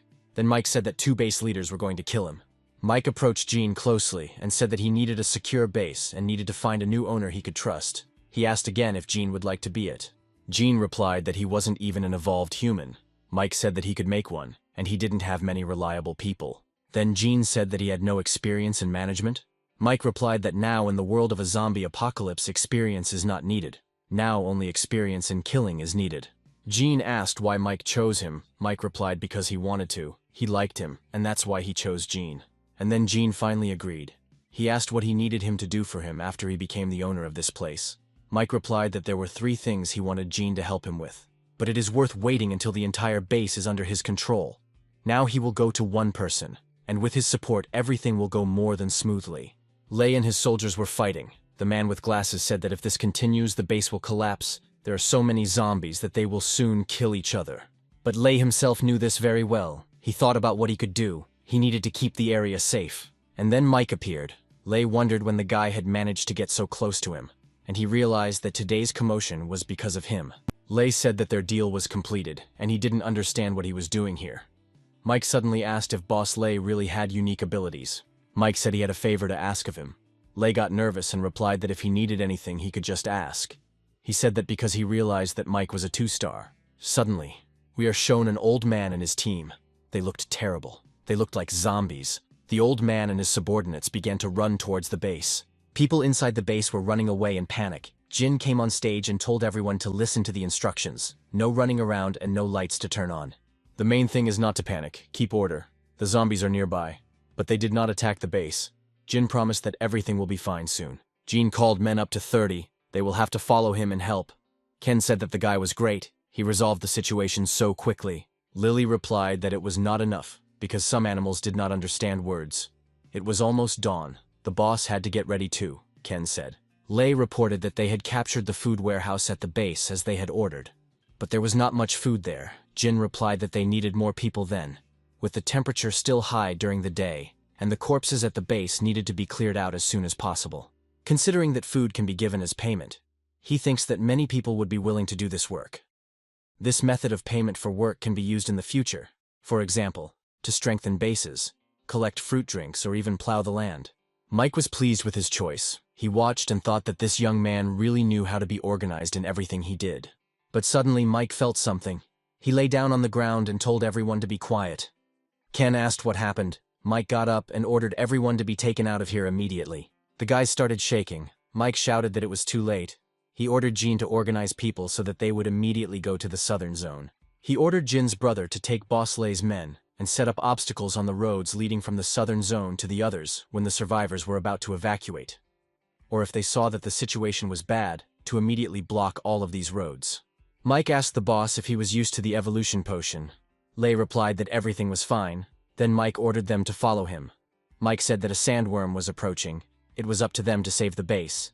The sandworm is a mutant that has a single ability, which is that they can quickly make holes in the ground, and the tremors are now destroying the foundation of the southern wall. The foundations of the buildings here are not strong enough to withstand the sandworm, and probably won't last long. Ken asked if the walls collapsed and thousands of monsters rushed in, they wouldn't be able to stop them. When Mike became so kind, Mike replied that he needed this base now. Although the building will collapse, it will also turn into huge rubble that will serve to keep zombies from getting inside. They just need to kill all the sandworms. When the time comes, they can organize their workforce to strengthen these ruins. This base can still be held, but suddenly that same worm burst out from underground. Mike ordered to cut off the central leg first to limit the movement of this worm, and he himself began to run around the monster, cutting off its legs. Then you need to pierce the slightly lighter piece of armor on the back, 2 meters from the tail, and the heart underneath it. It is important to avoid its blood. It is a neurotoxin that can cause weakness in the body. It can take up to 2 days to recover. This is how Mike easily killed this monster. But there was no time to rejoice at this small victory, because several worms immediately appeared from under the ground. Mike said that he would deal with 2 and leave the rest to the guys. Lei was very nervous. He thought it was a second-rank sandworm, 5 1-stars, and he had recently evolved against them. But Millie, on the contrary, was confident and ready to fight. Millie asked Penny to cover her. Lei asked what they meant. Ken replied that Millie and Penny would hold off the 2 sandworms so they could focus on one. Then Millie said that she heard that the boss was a good shot and asked if he had a gun. Lei said that he did. Then Millie ordered everyone to move out. Lei was impressed that she was able to let him know what to do with just a few phrases, and without embarrassing him in front of everyone, he took out his gun and shouted that he would cover them. Lily used her ribbon and jumped on the monster's back. Ken then threw her a knife, but the monster tried to eat her. But Lei was doing his job honestly. He started shooting the monster in the face, covering Lily so the girl could stab the monster in the back. Penny protected the guys with a diamond shield, and the guys managed to deal with this sandworm. Ken told Mike that they were finished and ready to help him. Only Mike was glad that the guys worked better together than he expected, killing one as quickly as he saw this crowd of zombies behind the wall. He knew that even if they immediately destroyed the remaining sandworms, they wouldn't have time to organize the fortification of the ruins. Ken just walked up to Mike to help him kill the two monsters, but Mike was already sitting on one of them. He told Ken that he had already killed them. Lily asked why they needed to help. They could have handled it themselves. It seemed Lily was covered in the blood of that monster. Mike replied that there was no more time. The boys climbed the wall and saw the crowd of zombies themselves. Millie asked how they appeared so quickly, as if everything was planned. Ken pointed to the side and said, "There were so many worms attacking the same place. The zombies had been gathering here for a long time. Otherwise, there wouldn't be so many of them." Mike himself began to doubt the idea of holding this base. Then Kate told them that she had an idea on how to hold off the zombies. Millie jumped off the wall towards her friend. Kate pointed at the buildings and said that if they were blown up so that they were thrown in one direction, it would block the entrance. The people at the base will have plenty of time to reorganize their defenses. As it happens, Kate found explosives. And if you give Kate a little time, she will be able to put her plan into action. Ken said that Kate is a good professional. She can compete with the most professional demolition specialists. And such targeted demolition is not a difficult task for her. Then Mike asked how much time she needs. Kate replied that she needed half an hour to set the explosives, but she also needed help. She couldn't do it alone. Mike replied that he would give her half an hour and he hoped that she would not let him down. Mike himself understood that risk was nothing new in these times. The soldiers came to the wall and Mike ordered them to shoot at the zombies, which they did. Lei said that this was not an option. He was running out of ammunition. Then Mike ordered them to stop. He pulled out his knife and told the soldiers if they didn't want to stay and fight the zombies, they could leave. If anyone stays, he guarantees them an evolution potion if they survive. With these words, Mike jumped off the wall and killed zombies in his path. Lily, as always loyal to Mike, jumped off the wall and immediately began to fight. She waved her ribbon, killing each monster. The soldiers were shocked by how strong Lily was. They said that he was incredibly strong, and if this guy's comrades were so strong, then the potion thing might be true. Then they shouted that they had to get the evolution potion and jumped after Lily. Taking out their knives, the soldiers began to chop up the monsters. The soldiers were shouting at them to stay close to their team, and it was important not to rush too much. If they got surrounded alone, they would be in danger. In between attacks, they can use kicks to put distance between themselves and the zombies. But it is important to watch the angle of the strike. You need to try to kill as many zombies as possible with one hit so as not to waste your energy. Penny told Mike that there were 15 minutes left. One soldier started scolding Penny for hiding behind them from the beginning, so he was distracted. But Penny quickly created a diamond shield and protected him. Then he changed his tune and said that he misunderstood her and killed the zombie. Then she said that after the fight he would treat her to dinner, which did not impress Penny. Penny said that she eats mutant animal meat, and he can't afford to buy her a better dinner than that. And at least he can survive this battle. Mike noticed the ghost monster. The soldier ran at him shouting, "How dare he kill his friend?" Mike told him that he shouldn't be so hot-tempered. But the monster spat out pink liquid, and it enveloped the guy. He began to scream that it hurt so much he was dying. Then he plunged the sword into himself. Then even more terrible mutants appeared, and one by one they began to take down the soldiers. Mike shouted to the others not to panic and to run to him. Penny shouted that there were still 10 minutes left. Then Mike asked Penny to cover him. He would hold off the mutants, and asked the soldiers not to be afraid and to follow him. Lei told Mike that something was wrong. He saw something scary behind that group of zombies. Mike asked if it was far away. Lei replied that it wasn't very far. Then Mike got scared. He thought that if Lei was right, then his guess was correct. The attack here was the work of that terrible creature. And Mike was right. The old man stared at Mike and said that he was so good, tasty, and appetizing. Apparently he had finally turned into a monster. Lily only attacked the zombies with her ribbon twice, but she can't do it anymore. She thought she should get stronger while she was falling, but Mike caught her. But then he just as easily threw Lily to teacher Penny, who was able to catch her. But Lily wasn't very happy. Mike shouted for everyone to retreat to the ruins. Penny asked what about him. Lily disappointedly replied that they were all exhausted, and it was hard for them to fight. They needed to listen to Mike. Penny asked if Mike could survive on his own. Millie replied that in the short term he should be fine. He had been restricting himself a little so as not to hurt others. Now Mike uses high-range attacks and every move he knows, plus the simplest and most understandable lessons he learned while on the brink of death. The soldiers were of course shocked by Mike. They had never seen such power, Mike thought. There are only 5 minutes left, that's not much. Fortunately, Mike had already eaten this attribute stone before the 2-star evolution, and the attribute stone was a source of stamina. It doubles your stamina and recovery. Stamina may seem useless, but once it appears you will realize how powerful it is. It won't make you faster, but it will make you run longer. It won't make you jump higher, but it will make you jump many times. This power of Mike's made the old monster angry. The old man started to growl, and after that the zombies started to aim specifically at Mike. The guys were horrified. Lei asked why the monsters suddenly went crazy. The zombies literally surrounded Mike. He was not even visible. Lei shouted at him to run away, but then decided that Mike was gone and was about to leave. However, Mike was not going to give up. He used his flame blade and burned the zombie ball. Jin at this time ordered people to put sandbags so that they could drag it to the wall. They also poured oil on the wall. Dawn came, Ken said. They had finally retreated, and it was hard to say whether they would continue to fight. These monsters were being led by someone. Lily said that after this long howl they retreated. In any case, they survived. And now all that remains is for them to rest and return to the ranks as soon as possible. From the chaos of last night until the end of the defensive battle this evening, more than 3,000 people were killed and wounded at the new base, most of them fatally. The genie said that someone should guard the side of the ruins. Lei replied that he had already agreed on everything. Then the guy raised his hand. Those who were wounded in today's defensive battle are all tied up in accordance with Boss Mike's orders, the guy said at his own risk. Jin replied that although these people were injured by zombies and they did not have enough immunity potions at the moment, they shed their blood for the base. Mike replied that they needed to kill for the safety of the base. In case someone mutated in the base, they don't need zombies inside the base. They are in chaos themselves, so they need to control the wounded. Jin replied that those people were brave people who at least had the courage to fight off the zombies, while most were simply hiding in their homes. It's not fair, so Mike asked what Genie would do. Let them mutate. If they don't do this, they will have to kick them out of the base and they will mutate and join the zombie army, is that fair? And if these people have relatives, let Jean give the crystals to their families after they mutate and Mike kills them. Mike believed that those people would be happy that after their death, their loved ones would be provided for. Those who had no relatives would have their magic stones thrown into the common pool to spin the wheel, and the evolution potion would be distributed between the one who fought him today and those who had shown good results in the day's defensive battles. He needs thousands of people to follow him out of the city tomorrow. These people will be given food and water, their families will be given appropriate treatment, and even a potion for good behavior.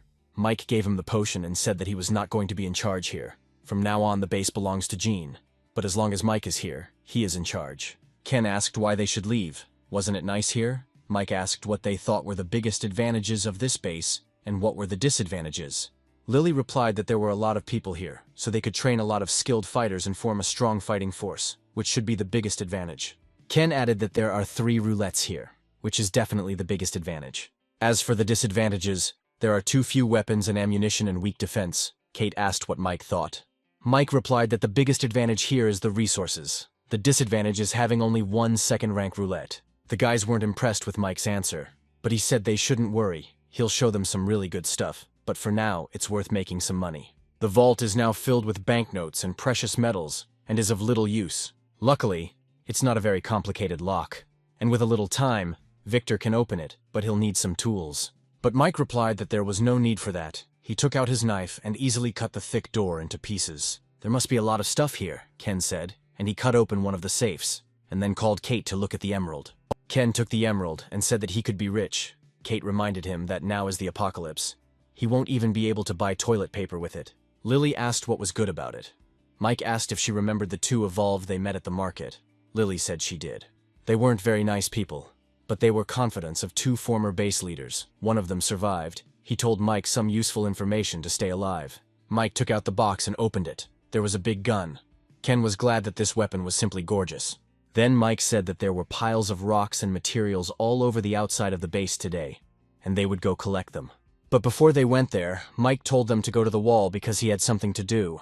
Ken said that Mike was kind of mysterious and asked what Victor thought, and the musician replied that everyone has their own secrets. Then Ken said that he didn't mean that. He was asking if Victor thought the boss was unpredictable most of the time. He seemed to know a lot about the times of the apocalypse. Lily came over and asked him what if he had secrets, no matter how mysterious he was, or for that matter what he was like. She only knows that Mike saved her life, gave her the evolution potion, gave her a profession, taught her to fight and survive in this post-apocalyptic world. Lily thinks they are all lucky to be alive and well thanks to this young man. Whether he had some secrets, or even a mission, she followed him. If he asked her to kill someone, she killed them. Penny said that she could see Lily was really a fan of his. Lily replied that she hadn't met many good people along the way, and almost everyone had bad thoughts about her. Lily turned to Kate and Victor. Although they don't say it, she knows that when they look at the dark night sky, their hearts think of the people they once loved but were betrayed by. It's a common feeling and experience that no one wants to talk about. Victor replied that it was all in the past. In any case, from the moment he rescued him from cold and humiliating captivity, he, like them, owed him, and was ready to give his life for him. Ken said he just asked why the boss was so secretive, and they were making him out to be an ungrateful villain. He will also be with the boss, even if he doesn't have the same profession as everyone else. Besides, the boss said that he will take him to training later. While the guys were talking, Mike came to the pit with the corpses and was shocked by its size. In a post-apocalyptic world, it's not surprising to have a place to dispose of corpses. But there are actually so many of them here. Mike wondered how many people had died in the zombie attack yesterday. It had been a short time since the new base had been created, and so many people had already died. Mike came up and chopped off the heads of the mutated cows. Mike has mastered one technique. The primal human puppet technique requires about 500 kilograms of blood, and these 2 mutant cows should be enough. One of the bastards was on the roof, Mike said. Like the bastard knows, he just learned the technique, so he needs practice. The freak started screaming at him to let him go, and from now on he would work for him. Mike said he would ask those cold corpses in their pits if they would forgive him. Now it's his turn. The puppet technique needs a dying man and using him as material, but this idiot makes him sick. Suddenly Mike heard something in the pit. He came up and saw the girl that those nasty bastards dragged away. Although the law of the jungle existed everywhere, there was no need to abuse it, Mike thought. He jumped onto the pit and lifted that girl up, even though she was breathing a little. Even if Penny was here. Using the mana technique would definitely not help her. All because her body and organs are in terrible condition. She is dying.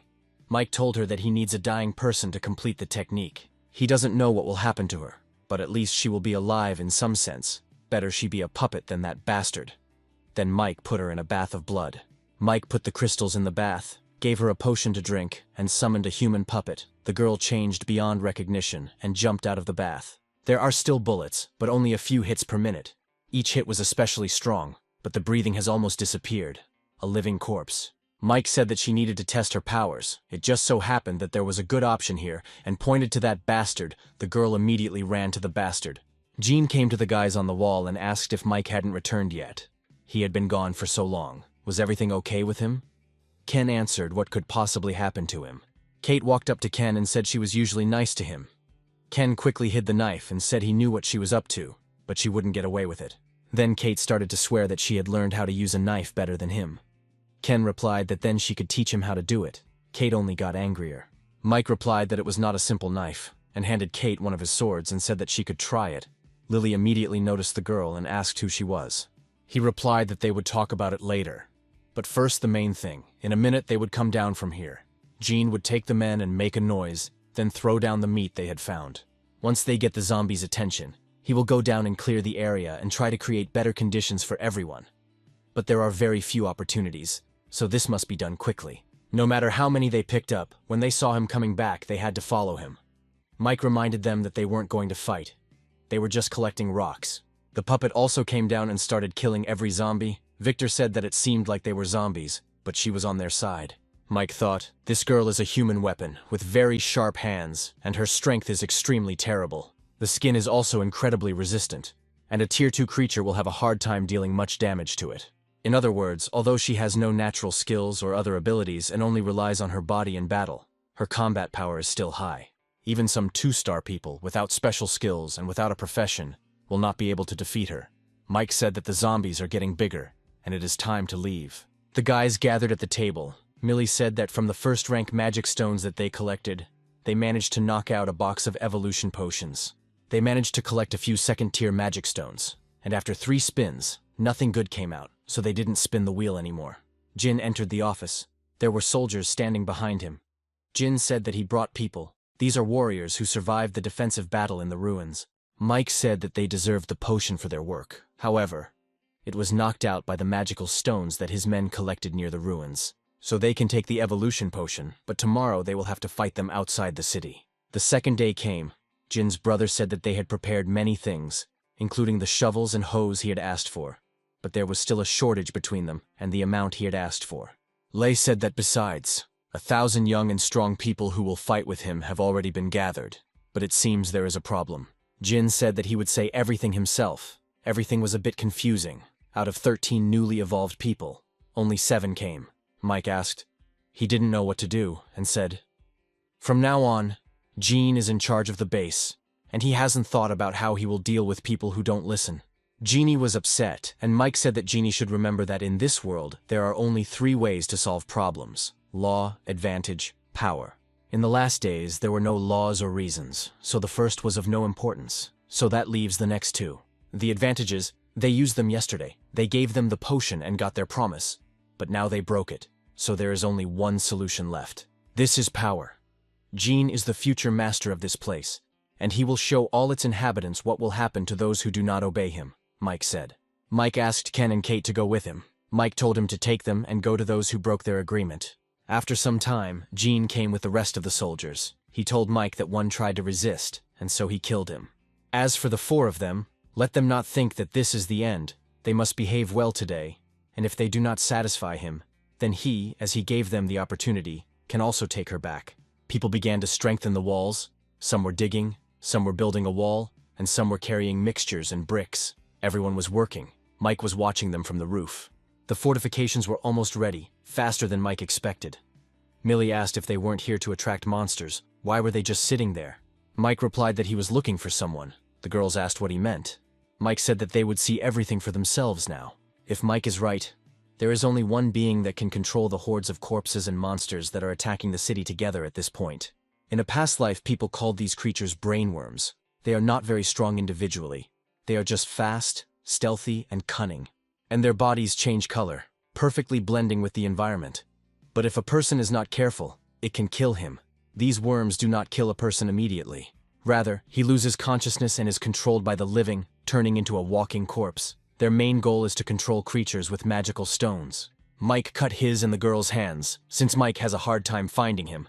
Let the old man come to him himself. They don't have much fresh flesh and blood, and even if they make a noise, they won't be able to attract all the zombies in this base. Perhaps it would be possible to take only a part of them, but it would be too ineffective, as once it gets dark, their fighting power will decrease, while the mutants' lives will remain unaffected.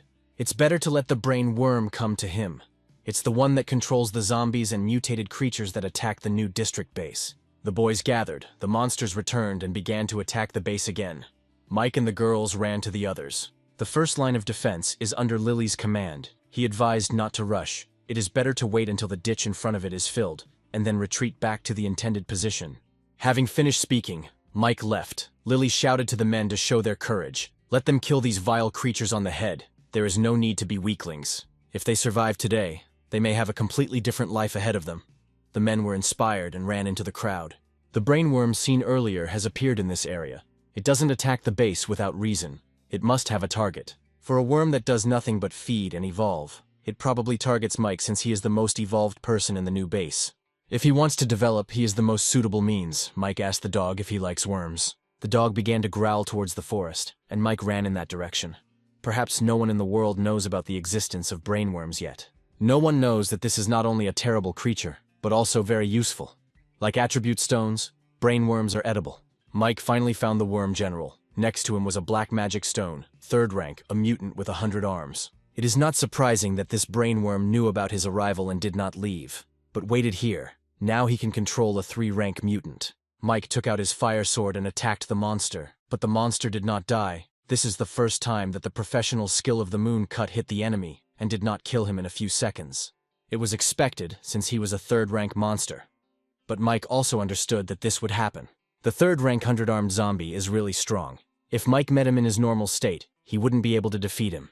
But now Mike knows there is one thing he must do. Mike orders the dog to attack the one behind. The monster, of course, tried to stop the dog, because he is essentially the guard of this worm. But the dog shot its spikes at the monster. Mike jumped on the 100-armed monster and tried to cut his eye, but suddenly a stone flew at him. He turned around and saw a zombie sitting on the back of a mutant bear.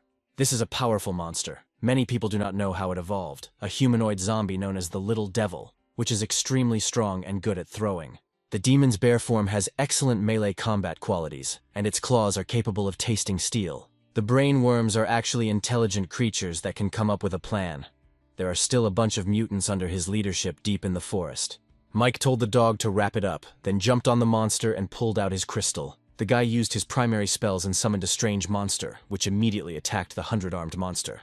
The monster couldn't move, Mike asked. He doesn't understand why he can't move. This metal golem is made of osmium. Osmium is the densest of all metals, weighing up to 22 kilograms per cubic decimeter. The piece of metallic osmium he extracted from the plant was over 50 cubic decimeters in volume, meaning it weighed a ton. So Mike managed to kill the third-rank monster. The second monster ran at Mike, but Mike's monster stopped the bear cub, and the girl killed the general. Mike didn't know if brainworms could parasitize on human dolls, but there was no point in arguing. The brainworm came out and immediately started running away. Mike ran after it, but the worm attacked Mike. Then the worm summoned an army of zombies. Mike ordered the girls to get these monsters away from him. The boys were fighting the zombies, but suddenly they all turned around and ran in the other direction. Brother Gina said it must have been Boss Mike. He used some method to make them back off. Lily said that they should follow them and kill them to make it easier for Mike. Whoever misses such an opportunity is a fool. And surprisingly, people ran after her. Mike was followed by zombies and mutants, and the brainworm reached the edge and was afraid to jump from it. Mike took out a fire extinguisher. He used it on the monster and said that his manipulation abilities were indeed very strong, but his body was as weak as it could be. He is also afraid of substances such as sodium ammonium phosphate. After infection, they not only become immobile, but also lose their ability to parasitize. Mike asked out of pure curiosity if he was interested in how he knew this, but the monster suddenly replied that yes, this thing really could communicate with Mike using the voice of reason. The monsters had already caught up with Mike, and he threatened the monster to order them to let go, otherwise he would kill him. The monster quickly obeyed him. All the gathered zombies stopped in front of Mike, listening to the worm's order, and Mike ordered his own to kill all the zombies. Suddenly, Mike saw a mutant girl swallow a crystal.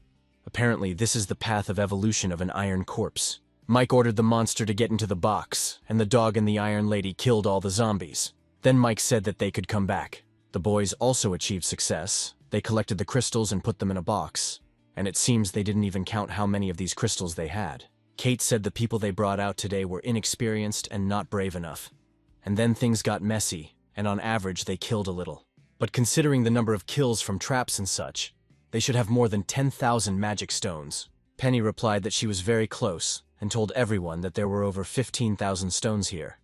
Ken was impressed, and asked how much potion they could get for it. Penny didn't know how many second-rank magic stones there were, because Mike had them. And the happy guy sat opposite, and said that there were also a lot of second-rank stones. Mike ordered to leave 10,000 and take the rest on the roulette wheel. Ken convinced Mike that he had great luck. If he's lucky, Jin will be able to get about 100 evolution potions from these stones. 50 remain with him, and he will decide how to distribute them, Mike said. Even if Jin couldn't control all of the base's evolutionary power, he should control most of it, Mike advised Gene. Tonight he also has to organize a team and be ready to go out and continue killing zombies tomorrow. Jin reported that of the people they sent out today, there were about 300 dead. Most of the evolved ones were dead too. Mike replied that they needed one more day. He would give him part of what they had received and they were leaving. Gene asked if he was leaving already. Mike replied that he should gather his people so that they could rest. Early tomorrow morning the boys climbed the wall and Mike opened the box. He told the worm that he knew perfectly well that he could hear him and ordered him to gather zombies for them. The zombies immediately appeared at the walls and then froze. Mike told the people to go kill them. The zombies won't touch them. The people left, and the worm said that he did everything Mike asked him to do and asked to let him go. Mike replied that the worm didn't do one more thing. He took out his knife and stabbed the monster, saying that he heard the worm tasted like chicken. After that the guys got ready and left. Jin's brother asked how Boss Lei was doing. Genie replied that he wanted to go with his brother Mike, but it seemed Mike refused, telling Lei to work with them to make this base better. Mike is obviously afraid that they are weak, and Boss Lei has good strength, which will help them a lot. After all, they are solving the food problem. Brother Jin replied that he just does not understand why Mike and the others left. When Mike and the others are here in a little while, they will have thousands of evolved people, and in those days the area around them, even the city, will be theirs. Ken said it was a big truck. It had power, but it guzzled too much fuel. If they didn't find a gas station along the way, it would be a useless piece of metal in a few hours. Mike replied that if they ran out of fuel they would just walk. Ken asked where they were going now, and the guy answered that they were going to a big city. Ken was surprised and asked, to a city in a neighboring province, almost 1,000 kilometers away. Kate asked why they should go there. Mike said because they could develop there peacefully for at least 2 years. But it looks like they're heading in the wrong direction. In this direction they're heading to another city, Kate said. Mike replied that they would have to go there first to find someone. Then he said if the boys had the person they were looking for, let them say so, they might find him along the way. Millie said she didn't know where her parents were. Penny sadly said that before the zombie apocalypse her parents were teaching abroad. Ken replied that he wasn't worried about his. They were wonderful, and would come back when they had the chance. Lily replied that she didn't know if the rest of her family would be able to survive this wave of the apocalypse. They had little chance of surviving. The guys arrived at the base closer to night. They watched him. Ken said that the walls were so strong, and also the sentry posts. It seems there are quite a lot of them inside. Mike said that humanity has adapted to the post-apocalyptic world much faster than they could have imagined. Kate replied that they hadn't adapted as quickly as their team. Ken asked why they didn't go there. At least they wouldn't have to sleep on the street. Mike replied that he was just looking for someone. They didn't need to make a scene. Ken replied that if Mike said that, then he was planning to do something else.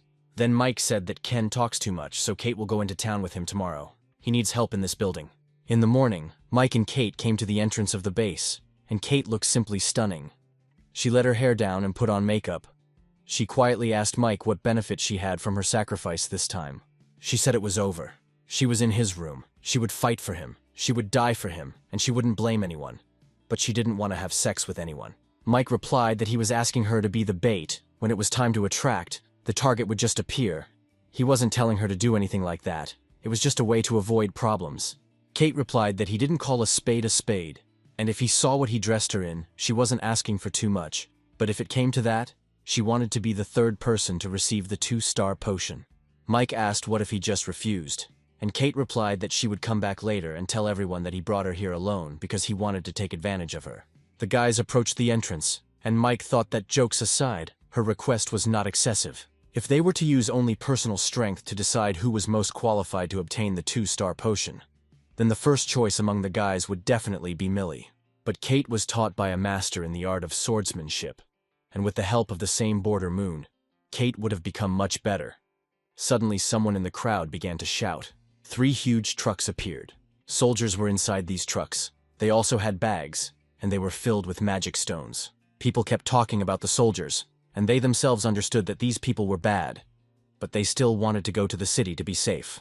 Kate and Mike entered the city, and the soldiers immediately took notice of Kate.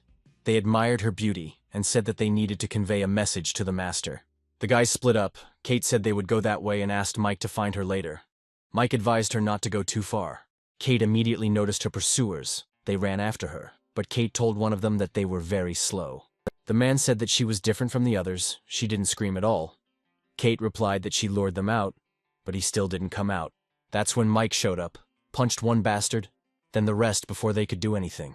The bastard immediately wet himself and started crying. All the coolness was gone.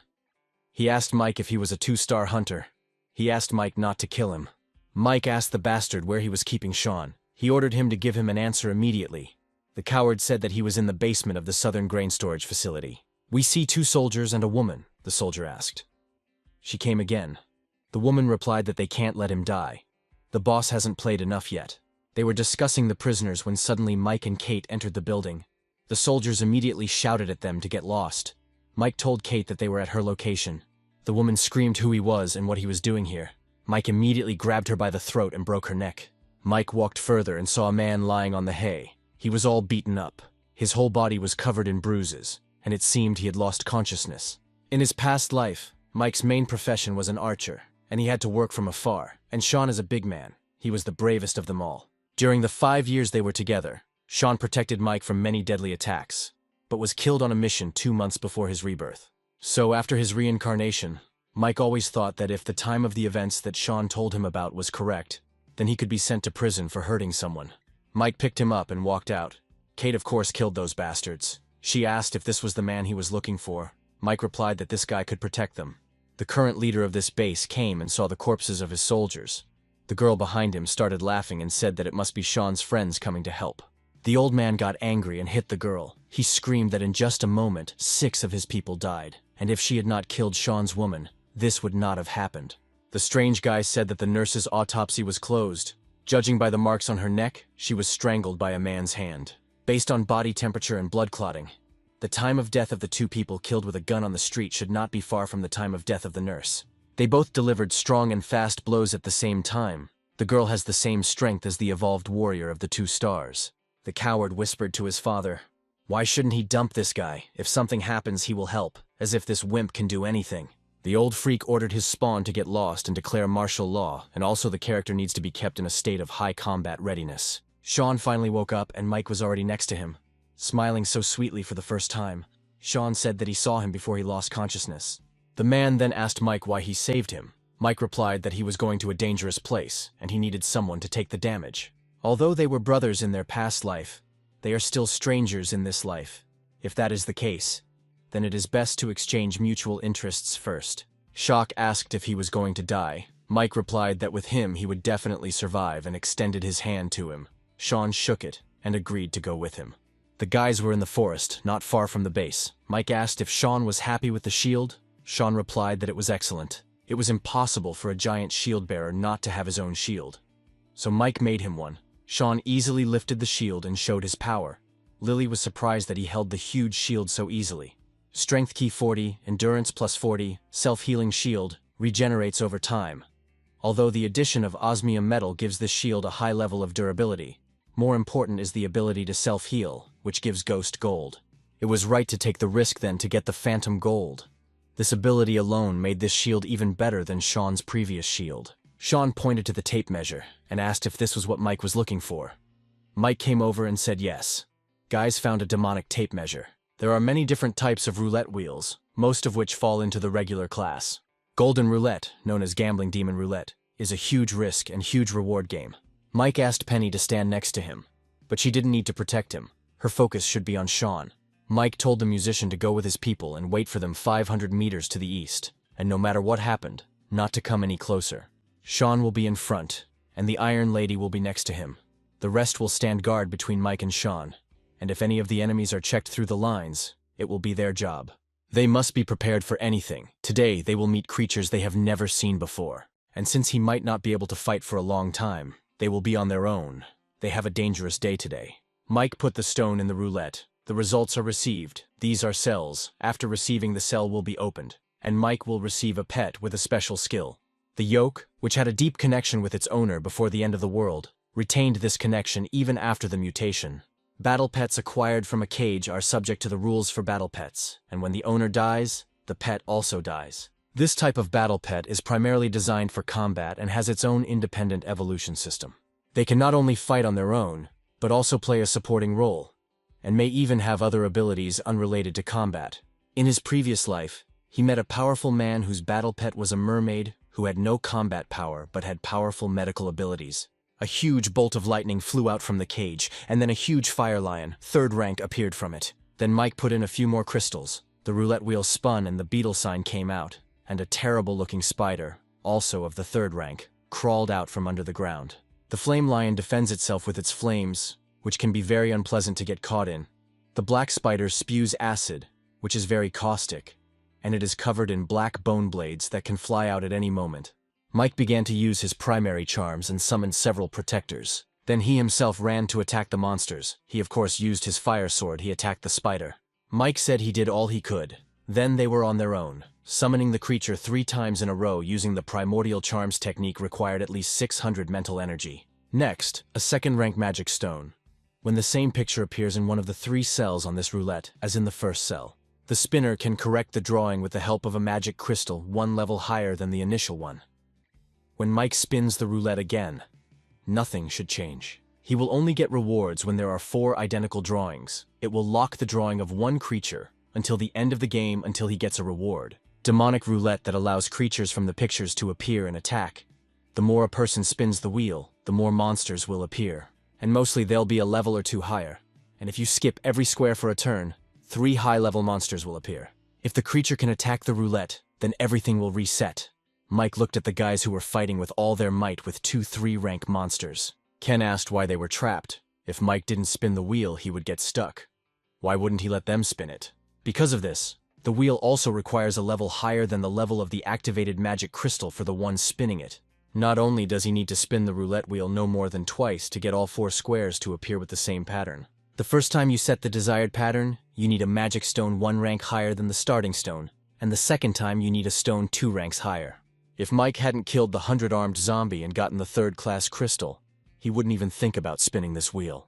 Another insect, fortunately this mantis is a 2nd-rank one, so it doesn't affect the situation much. Then a 3rd-tier mutant showed up. Things were bad. Mike hit the roulette because he was too upset. He didn't know how much longer he could hold out. The skeleton is heavily armored, the stone is black, and the strength is at the level of a 3rd-rank creature. This 3rd circle is very bad. A real bad luck. Mike ordered Kate to shoot the 3rd-rank bug. The summoned ones will temporarily delay other 3rd-rank monsters for them. The guys tried their best, but the 3rd-rank creatures were incredibly strong. They easily dealt with Mike's monsters. Besides, the guys don't have that many armor-piercing rounds, so Kate ordered Millie and Ken to kill the 2nd-rank praying mantis first. Kate's decision was decisive, as the number of armor-piercing shells was not enough to destroy the 3rd-level monster, so killing the mantis was the right decision. Mike had one last try left, and he hoped that this time he would be lucky. Other monsters began to appear: a misty anemone, a 3rd-tier mutant creature, and a 3rd-tier bloody zombie. 2nd-rank praying mantis, 2nd-rank black assassin. Lily shouted that they were definitely finished now. Lily asked if he was finished, or if he wanted them to die, Mike thought. He had turned over the last white square 7 times. He was going to take the risk. Mike finally got what he wanted and immediately took it and used it. He got a battle pet mechanic. However, there was a surprise. A tiny baby appeared. Mike thought it would be a giant beast, a fox demon, a young dragon or something like that, and not a toy. The roulette wheel does produce some super technologies, but not much in terms of quantity or variety. The most famous of these is the golden battleship on the 9th wheel, a giant golden space battleship that attacked the Earth on the day the end of the world began. So whatever it is, we need to test it. Mike ordered it to attack, but the robot replied that the energy charge was low. This piece of iron, which is his battle pet, when ordering him to attack, he replies that he needs to charge it first. Mike put a crystal in it. Then the robot created a gun. Mike was disappointed with the size of the barrel. He thought that the robot would not be able to kill those monsters with it. The boys asked Mike to help them, and Mike decided to do everything himself. Otherwise they would all die. But the little robot continued to ask Mike to choose the target of the attack. Mike pointed at the snake just to get it to back off. That snake was corrosive, and it would be hard to maintain the shield. The little robot fired and shot at the snake, and the snake died immediately from the shot. The only thing that can deal such serious damage to multiple rank 3 mutants at once is Mike's slash skill. In other words, this small cannon, powered by a single rank 1 magic stone, could deliver a blow with the same power as a 2-star person. One attack from a 1st-tier magic stone can seriously injure a 3rd-tier mutated creature. So I decided to insert a 2nd-tier stone. The robot said, 98%, secondary battery, preparation. While the robot was preparing, Mike ran to help the guys. Mike was fighting the mermaid, and the robot said that the preparation was complete and asked to choose a target. Mike ordered him to attack the skeleton in heavy armor. The robot shot the skeleton and it crumbled into pieces. Mike told Sean to hold the fire lion. The rest of them should deal with the 2nd-tier monsters. Demon Roulette, as scary as it is, really does produce good things. Mike thought he would have to use his last move to win the close fight, but now, he sees hope in the form of this robot. When Mike is holding Naga back, the robot will fire a shot. Even if it won't be accurate enough to kill him, it can still drain most of his energy. But the robot warned that it needed cooling. Mike did not expect that.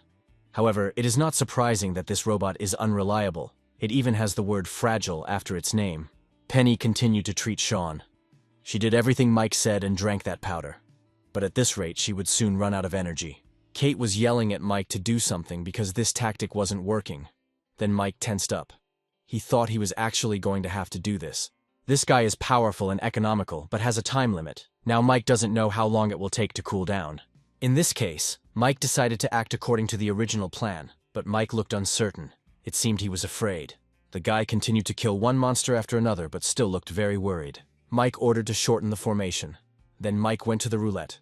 Lily asked if he wanted to spin it again. Mike answered if he was going to bet. then only big. The guys were worried and asked Mike if they should do it already, but Mike repeated that they needed to wait a little longer. Lily fought the monsters with her ribbon, but one of them hit Lily's leg with its spike. Kate screamed at Mike to hurry up because they couldn't hold them. Mike had used up almost all of his third-rank stones. The monsters kept coming. Mike finally got what he wanted and threw the explosives to the guys. He told Sean to use his skill. Sean used the skill Motionless Rock, then several shields appeared at once and surrounded the guys. Lily's wound was bandaged, but it was clear that the guys were exhausted. Mike jumped on one of the shields and fired at the explosives, causing a huge explosion that could be heard throughout the entire area. They finally managed to kill all the monsters, but the guys were exhausted. The girls were lying under a drip. Ken was bandaging his wounds. Penny was healing Sean, and the Iron Lady was lying motionless. The musician and his subordinates ran to the guys. Mike told him that everyone was alive and well. 4 days later, the boys moved from the forest to the old village. Ken played with the dog. Then Mike and the musician went into the yard. Lily asked if the handsome man had found anything to eat. She was already acidic from eating jerky every day. Kate asked if Lily was sure she was tired of meat. Mike asked how Sean was. Penny replied that he was better than yesterday, but still needed rest.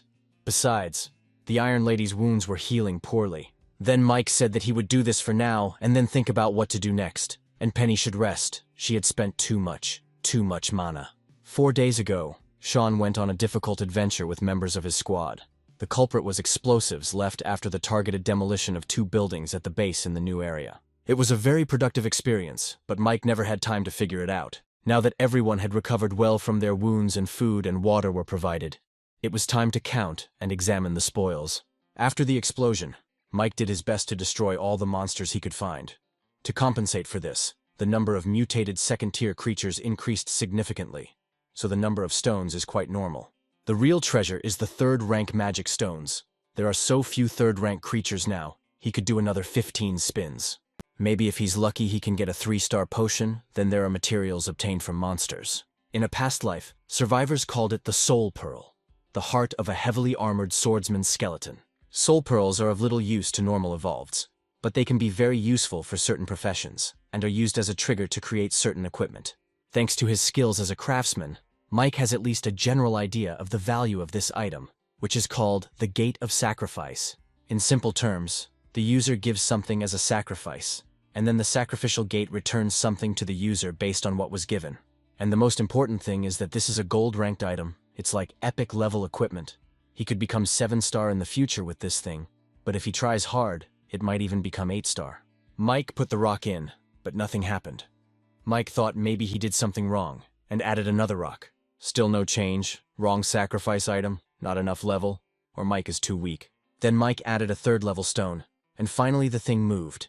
In the past life, there was little knowledge about this thing, which means Mike simply sacrificed little.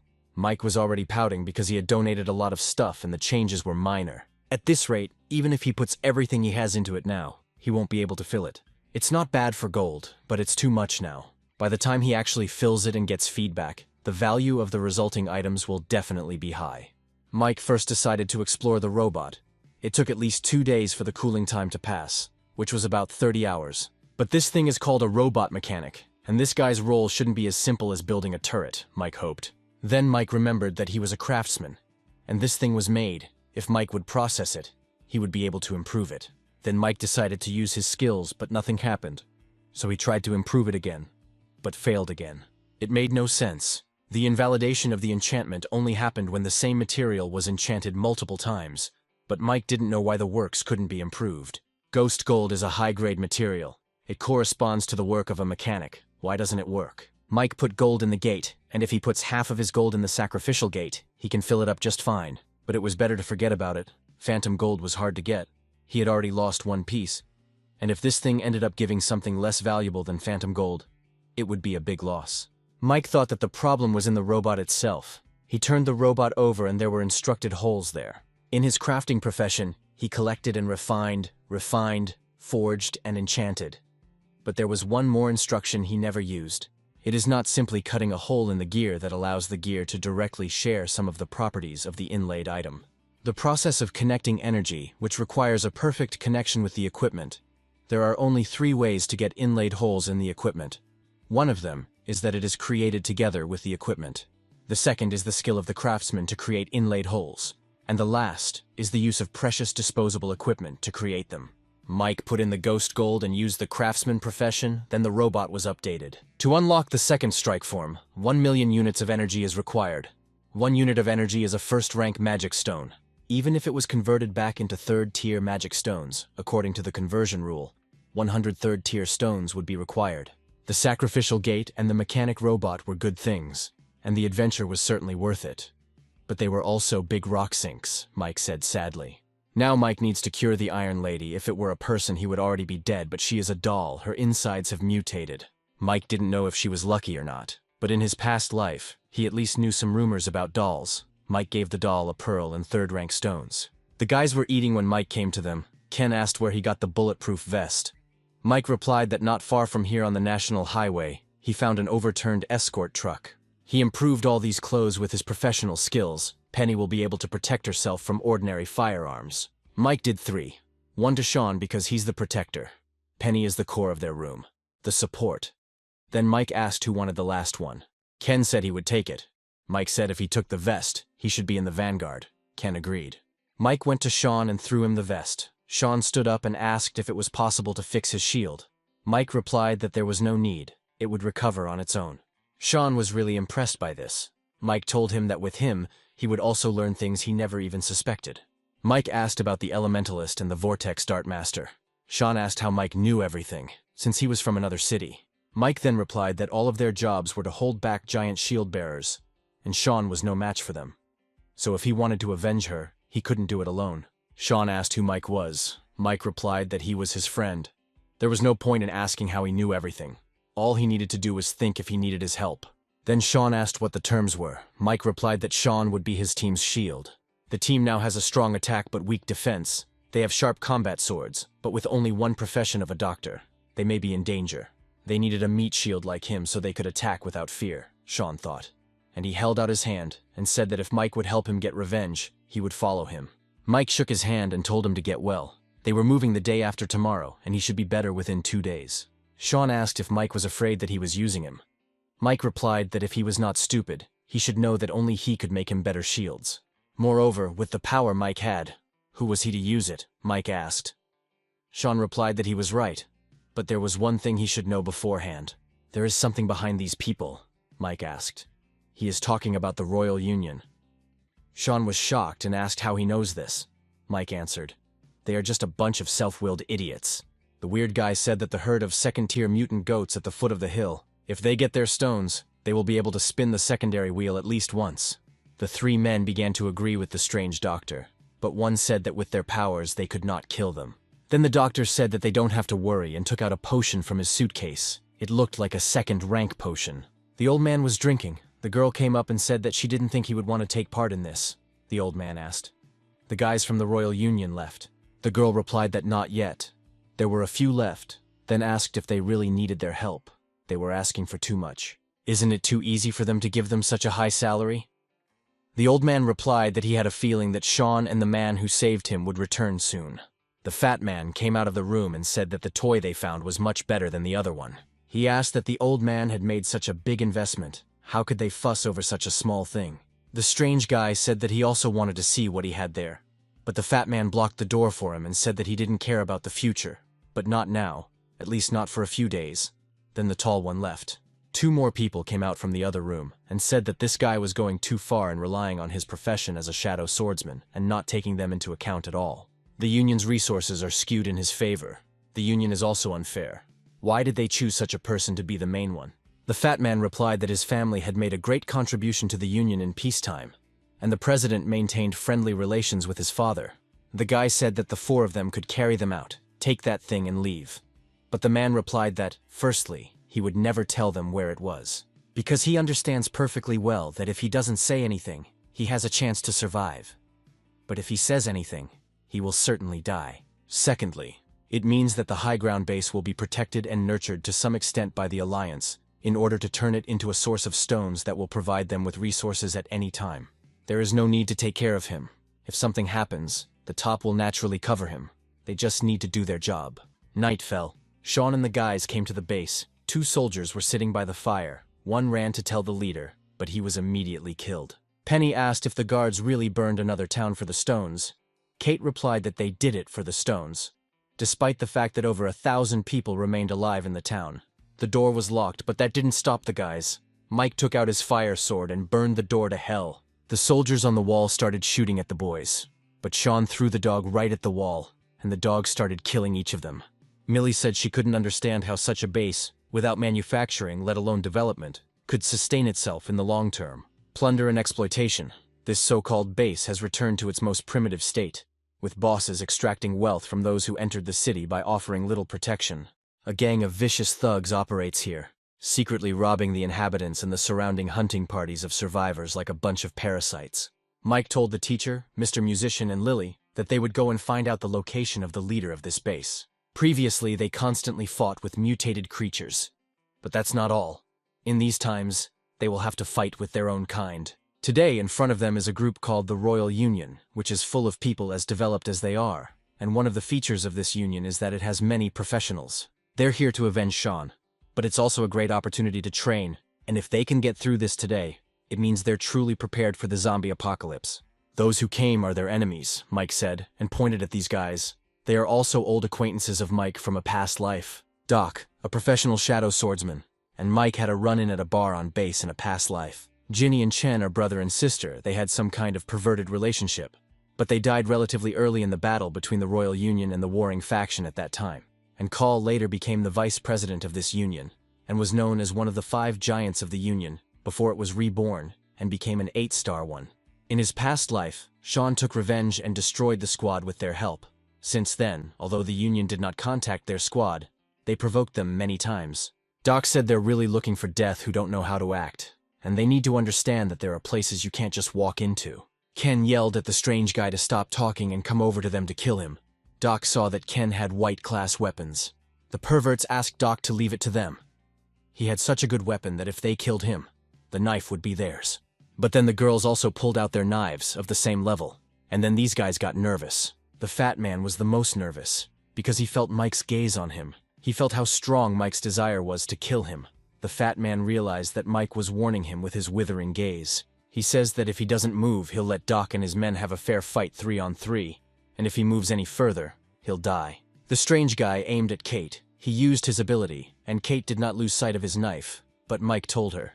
And so Kate was able to kill this asshole. Mike said to himself that the strange guy died fairly, because in his past life, Mike had to suffer at his hands. The fat man told the twins to keep an eye out for enemies and use their professional skills when necessary, which the twins did. The Mistwalker profession is mainly used to assist in combat, which is not a very good profession. But the profession that suits her is the Void Thief, who specializes in sneak attacks. The guy wanted to show off his sneaky attack, but Ken noticed him and attacked. Mike told him that they were a bunch of smug idiots, so his attack could have been predicted. His sister was also easily killed by Millie. Only the fat man remained. He thought that the group was so strong that they managed to avoid it because no one used their skills. Mike asked who the president of the Royal Union was, and added that this answer could change his life. But the man acted differently. The man tried to kill Mike with his Iron Hands ability, but Mike easily grabbed his hands and broke them, then kicked him, and ordered Ken to collect the dead people's things. Then Sean ran up to them and asked if they killed them all. Does Mike know what kind of organization the Royal Union really is? Mike asked if he hadn't told him that before, and said they were just a bunch of smug idiots. Ken came and said that this is a good loot. There are 7 third-rank stones and more than 200 first-rank stones. There is also a white-level willow blade and a gray-level dagger. Penny said that she found 3 second-rank stones and 50 or so first-rank stones and bottles of 1-star potions. She said that there will probably be more murders and robberies because even she gets a bad feeling when she sees such things. Mike replied that this was precisely why they needed to get used to it faster. Lily approached Mike and said that they found out where they were. Then the guys came to the musician. He stood up and said that they were hiding inside, completely calm, as if they were waiting for someone. Mike replied that the person they were waiting for would never come. The boss's girl asked if he really wanted to hand it over since it took 4 or 5 people and hundreds of guards to get it from the second-rank wheel. Then she added that she understood that it was her fault. If she had not killed Sean's woman under the influence of anger, none of this would have happened. The man replied that she was responsible, but she was not completely to blame. It's only a matter of time before the people of the Union find out about this, and they need their base to build support for themselves. so that they can get help in exchange for it. His son said it would be better if the Union and that bastard Sean's people fought each other to the death. But the old man thought those Union guys were strong and they wouldn't lose. But then Mike broke down the door and entered with the guys to these freaks. Lily immediately began to attack these freaks. The old man ran up to his son and protected him with a shield. Mike said that an elementalist is a very powerful profession, and he should also have a professional skill. Elemental cone. Why doesn't he go out and show it to everyone? The boss's girl threw a couple of darts at the guys, but Penny managed to create several shields and protected the guys. Then it was time for revenge. Sean was beside himself with anger. He ran at that old man in a rage. Ken wanted to help him, but Mike stopped him, saying that it was his business, and he would deal with it himself. Sean screamed that he never touched him. In gratitude for his kindness that made him evolve, he gave up his profession as an elementalist to become a giant shield bearer. For the sake of the scroll of the old man's girl's profession, for the sake of returning, he almost lost his life, and he, in gratitude, killed his wife. The old man grabbed Sean and shouted at his son to kill Sean while he was holding him. But before the boy could get to him, the dog ran out and bit him on the neck. Sean said if he felt sorry for his son, he should go to hell with him. And when he got there, he should remember to apologize to his wife. The guys took that precious item and went out. Ken asked what happened to Sean, since he was in such a state. Mike replied that Sean needed to let his anger out. He had been holding it inside for too long. It was better to wait for it to come out. Then Mike took out the Staff of Nature. No wonder the Royal Union would spare no effort to help the old man. Kate said it has a white halo, so she assumes it's some kind of rare gear. But what's with the oval-shaped hole? This is where natural gemstones are to be inserted, and the properties of the wooden staff will change depending on the properties of these stones. Unfortunately, this is a natural staff, and to use its power, you need stones of wind, fire, water, earth, and others, but not stones of light. Mike said that Miss Penny could use it. She could at least double her strength. The boys became inspired and asked if this meant that the healing effect of the technique could be increased, just like the shield's power. The true purpose of the nature staff is not to use it as a staff after setting a gemstone. The staff has its own abilities, one for each elemental type, that the owner can activate. Since elemental stones are consumables, the skills attached to the staff can be used with varying strengths. In Mike's previous life, Murder Rose Margot held a gold-class nature staff in her hand, but she had a hard time obtaining a high-class elemental stone. Sean finally came out. Penny immediately began to heal him. Mike said that when Sean recovers from his wounds, he will take over the management of the county, and they will repair it for 2 days. Lily and the musician will go in search of the old man's habitat to find out if there is anything interesting there. Millie, Kate, Ken will lead people to set up food exchange points, form teams, and try to collect more stones. Sean and Penny organize patrols around the area to make sure there is no more unrest, and to gather any information they can. The second wave of mutations is coming soon, and they need to be ready as soon as possible. After some time, Kate said, they tracked down and cleaned out the mutants and secured the district. In addition, food and water supplies are being exchanged for the victims in the area, and a total of more than 100 first-rank stones and more than 50 second-rank stones have been collected. The guys took inventory of the warehouse. They accumulated more than 4,000 first-rank and 150 second-rank stones. Penny had nearly 20,000 first-tier stones and 500 second-tier stones in her possession, and there were hundreds of potions in the 2-armed trucks. Over the past 2 days, Mike also walked around the area based on the information and collected 2 third-rank stones and some materials. Mike ordered them to pack their things and get ready to leave for their next destination. The guys were surprised that they were leaving, but Mike replied that he had better options. They arrived and Mike said to take inventory of what they could take away. Since they were leaving here, it was worth checking the doll. However, there were no changes or signs of healing. It seems the doll is truly hopeless. Penny started crying because the doll was protecting her. Mike said that they were half-comrades and offered to dig a hole and bury her. So they did, but when they left, the strange branch pulled out the doll and also pulled out the pearl that Mike had given her. And immediately a zombie appeared. A worm jumped out of it and screamed that it needed a body. The worm jumped on the doll and tried to get inside her head. But the doll didn't care at all. She grabbed the worm and prepared to eat it. Suddenly the lady who had been hunting Mike for a while appeared, and seeing that the doll was about to eat the worm, she and her cat attacked her. The lady hit the doll and the worm fell out of her mouth. Then both girls ran after this brainworm. They fought for this worm. Each grabbed it and they pulled it so hard that they tore it in two, looked at each other, then calmly went their separate ways. Suddenly, far from the doll, Mike felt for just a moment as if he had re-established contact with the iron corpse, then decided that it was nonsense. Mike said that now that they were here it was time to ditch the car. Millie said that the roads should be in good condition, and she asked why they should leave the car. Mike answered, "Because there is a land of crystals ahead." At the beginning of the apocalypse, precious stones fell from the sky, left behind by the bombardment of thousands of meteorites. But Mike, to dispel suspicion, said that these were just suggestions. Since there are parts of dangerous territories, the only thing that can be confirmed is that the crystal lands are dangerous. Kate asked if they were dangerous and they should go around them. Mike replied that it was a large area and if they went around it would take a long time. Ken immediately supported Mike. Then Mike praised him for the first time and told everyone to go to bed, because tomorrow morning they would go to the lands of crystals. The boys went to bed, and Mike looked at the hill, which on the outside is red. This is the property of the blood crystal, if he remembers correctly.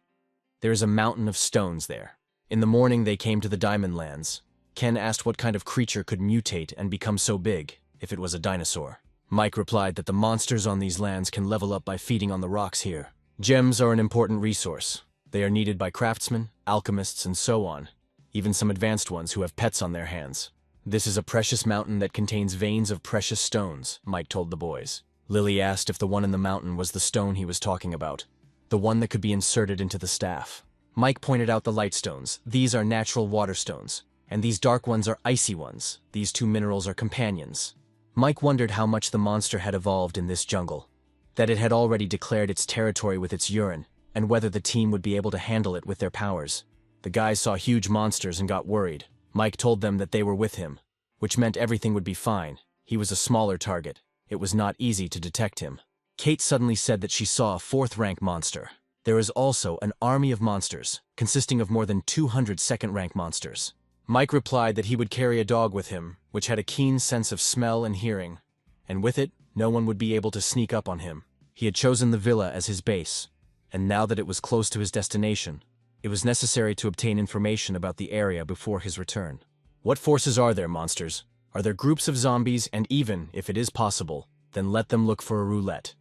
But you can't go inside, Mike said. Sean said he would go with him, but Mike replied that he had to protect Mr. Musician and that he could take care of himself. Mike found the ginseng melon. At any stage after emergence, the young plants or stems on the ground will attack in various ways if approached. If you're not careful, you'll get hurt, and if you run into them, you might lose your life right away and become fertilizer for those sprouts. Because these plants are developed, these peanuts have stones. Although they are only first-rank stones, if they are grown well, the yield will be very stable. The fruits are also edible. Mike is a gardener by profession, and once he has his own base, he can try to grow it on a large scale. Mike didn't expect that there would be a rank 4 three-tailed frog here. This creature is not worth messing with. He was reborn, and now he has developed to 2-star level, and has gained many professions and abilities that he didn't have before. But he shouldn't challenge the 4th rank. The frog was lying in his cave and licking the stones, when suddenly Yoke ran up to him in the cave and began to tease him. This frog is a 4-legged rank, but it cannot be famous for its speed or long-distance running. It cannot catch up with the dog. After 3 days of surveillance, he was able to determine the frog's reaction time, running speed, attack characteristics, and even the maximum distance it could withstand. 1 minute he will chase the dog for up to 1 minute, after which he will decide that he cannot catch it, and will turn back. There was a baby in the cave, and Mike said it was up to her mother how quickly she would start looking for him. The dog came. Mike watched the frog for a long time to postpone drilling in search of these stones. He found a creature of the 4th rank, a fire salamander, and stole its baby to set on the frog. Monsters with attributes only water and only fire are already mutually exclusive and have the same level. Since one of them is nursing a cub and the other has invaded her territory, they both consider each other enemies. But now that he has entered the precious mountain, the frog will soon discover his presence, so it is important to calm down. The frog suspected something and spat stones at the salamander, one of its skills, an icy hail. The dog informed Mike in time that the frog was approaching, and they quickly ran away. But the monster sent an ice dragon tornado at them, a terrible skill. Mike used a charm, but the frog quickly dealt with it, then captured him. It seems Mike is in great danger. Then he took out a magic staff and knocked on it, and out came an incredible girl with a jug. Mike won't be able to hold out for long, after all. It's a powerful attack skill of a rank 4 monster that's hard to defend against. If only this water gemstone was of higher quality or even mid-grade. Mike called back his skill and decided to use it to escape, but the frog uses 2 incredible skills. The boy was forced to use 2 of the 3 stones he managed to get just to escape. but the frog still caught up with him and attacked. The frog turned out to be surprisingly vengeful. She shot stones at Mike. The guy tried to reflect them with a fire sword, but there were too many stones. But then a fire salamander appeared and started fighting with the frog. This is a good opportunity to escape. Mike managed to escape from these monsters, but he was already exhausted. The dog was worried about him. At the moment, he should be safe. But for a while, Mike is completely immobilized. He told the dog that everything is fine and asked him to run to their team. Mike lost consciousness. Suddenly some people came up. They were talking about Mike, that he was seriously injured. This must be due to the fact that the bones were strongly fused, so he needs to recover. Probably, like them, the guy sat down to explore these lands, met some kind of monster and was beaten. The other said that maybe his team did it. The girl decided to help Mike, but the man next to her told her not to waste the potion on a stranger. They had not yet found all the ingredients for the recipe. We must not forget that although she prepared these potions, they all found the ingredients together. She must understand that their people will need the potion more, because this person may be an enemy for them. Suddenly the girl said that the guy woke up, and so it was. Mike woke up. He immediately looked at all the people. It was a standard hunting group. The man turned around and asked his uncle. He woke up. What to do now? The uncle replied that there was no need to hurry. Mike thought, this girl looks like she's only 15. The green bottle is the symbol of the alchemist, sexualizing a child. What a stupid decision. It's no wonder this squad stayed here to watch Mike die, because this little girl didn't leave, and she's clearly the rock of this squad. Mike asked who they were. The man got angry and said that he didn't need to know who they were. He had to tell them everything he was doing here, what his purpose was. The man shouted where his team was, or was he here alone? Mike replied that he was on his own and came here to find good material, naturally. Uncle asked if he dared to come here alone. Mike replied that there was nothing surprising about it. The fact that these are dangerous lands does not mean that no one comes here, and he came here according to the map.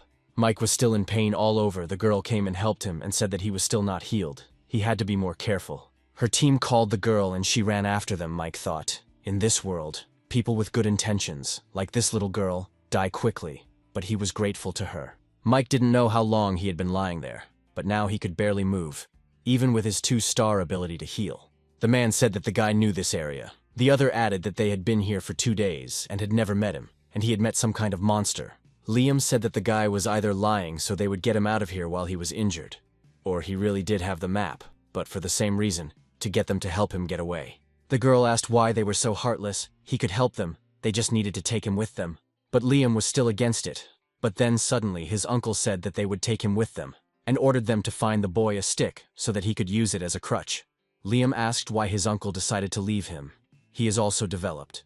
What if he recovers from his wounds and goes against them? His uncle replied that they are also developed, and there are more of them, so they have nothing to fear. Stella has a good heart, but they also need her to ensure more potions for the future. This girl is not stupid. It is better not to treat her like a thing, otherwise there will be trouble. Also, he must have a map. It will take him a long time to recover. Also, if they encounter a monster they can't handle, they will use it. Uncle came up and asked if it was true that he had a map. Liam shouted that he was lying. He didn't have a map, and Mike replied that the map was in his head. Mike was handed a list and asked if he had seen the materials. Mike realized that they were making a paralyzing potion. This guy obviously knows that Mike is not a potion master or an alchemist, so he had the nerve to show him the recipe. He thinks that Mike doesn't understand what these materials are. At night, each of the boys went to bed without any doubt, Mike thought. With such vigilance and such strength, this squad dares to call itself a hunting squad.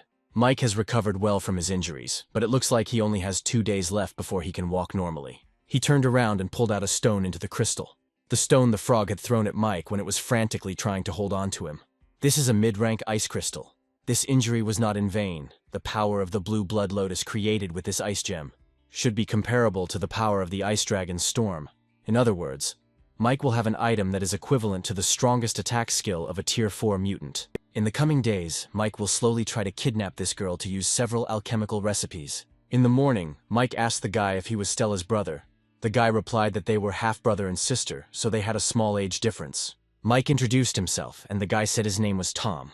Then Mike said that it looked like Tom was the only one in the squad who wasn't evolved. Tom replied that he gave the potion to his sister, and Mike quietly put the plant into the crystal.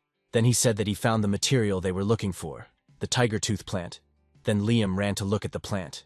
While the boys were collecting the tiger tooth plant, Mike got lucky and found 2 more useful herbs that fit the recipe. Liam said they found 10 more tiger tooth plants, and just one was enough to make 10 bottles of the potion. Suddenly, one guy started shouting that 2 red-eyed eagle deer of the second rank were running towards them, and everyone started running away. And just as Stella thought about Mike, who couldn't walk yet, her brother pulled her along, saying that these monsters were too strong. They were no match for them. Mike thought that if he were fully healthy, he could deal with those 2 with one finger, but now he had to spend the good stuff again. He took out his staff. Mike had already used up the first 2 starting stones, so he was only using a quarter of the energy from this last one. Uncle asked if everything was here. Liam replied that everything was there, including the tiger's tooth, and Stella added that that guy wasn't there. Tom replied that almost half an hour had passed. Those 2 monsters should have left. Why don't they come back to collect the rest of the materials? They returned and found Mike at lunch. Of course they were shocked, because Mike was not only alive, but he single-handedly killed those monsters. Uncle irritably asked Mike where the deer's magic stones were, and Mike calmly showed them the stones and said that they would not get them.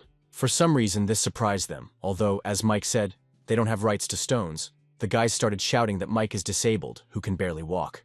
The freaks started to threaten him, but Stella stood between them and asked them to stop. She whispered to Mike that he better give them up, otherwise they might beat him up. As befits a child with a good heart, Mike thought, the best place for her is in the alchemy lab. Liam pushed Stella away and threatened Mike with a sword. Then Mike threw them these 2 pathetic stones. The old man said that he didn't know their rules. What someone found would be common. Suddenly Mike asked the guy behind. He thought so too. Then he asked another about the same thing, then Tom, whether he thought the same thing. Tom mumbled that it didn't matter what he thought.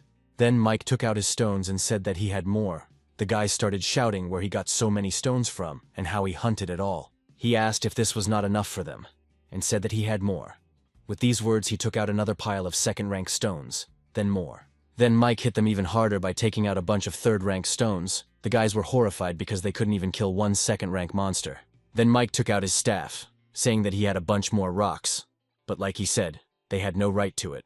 Then he shot the old man and Liam. The girl was scared, and Mike asked if she wanted to learn how to make potions. He could teach her, and threw her some plants. The retired men immediately bowed to Mike and asked for mercy. Mike replied that if they wanted to survive, they would have to work for him. The boys carried Mike on a stretcher, and Stella asked what kind of creatures they were. Mike answered, "Cloud bulls. They look like a cow or a horse. Their hooves are white, hence the name." These bulls were part of Mike's plan. They were hard to meet, but here they are, and Mike also met the alchemist. Now the plan is complete. Mike asked how many of the recipes he taught her she had already made. Stella replied, "All of them." Then she asked what this red potion was, also where he got this staff, and what were these 2 shiny stones that he polished along the way. Mike just laughed and told everyone to come down. He ordered Stella to give them the potion.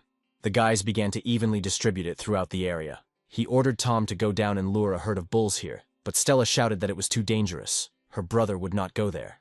Mike replied that everyone should live according to their values, and everyone should be useful if they want to live. He knows that Tom is not a normal person, and he knows that what Tom really wants is for his sister to stay with him. Tom asked. He took the liberty of asking what Mike could give her. Of course, this Tom's only concern was his sister. Mike responded that he did need his sister to do some things. But unlike their former squad, it was safe to work for him.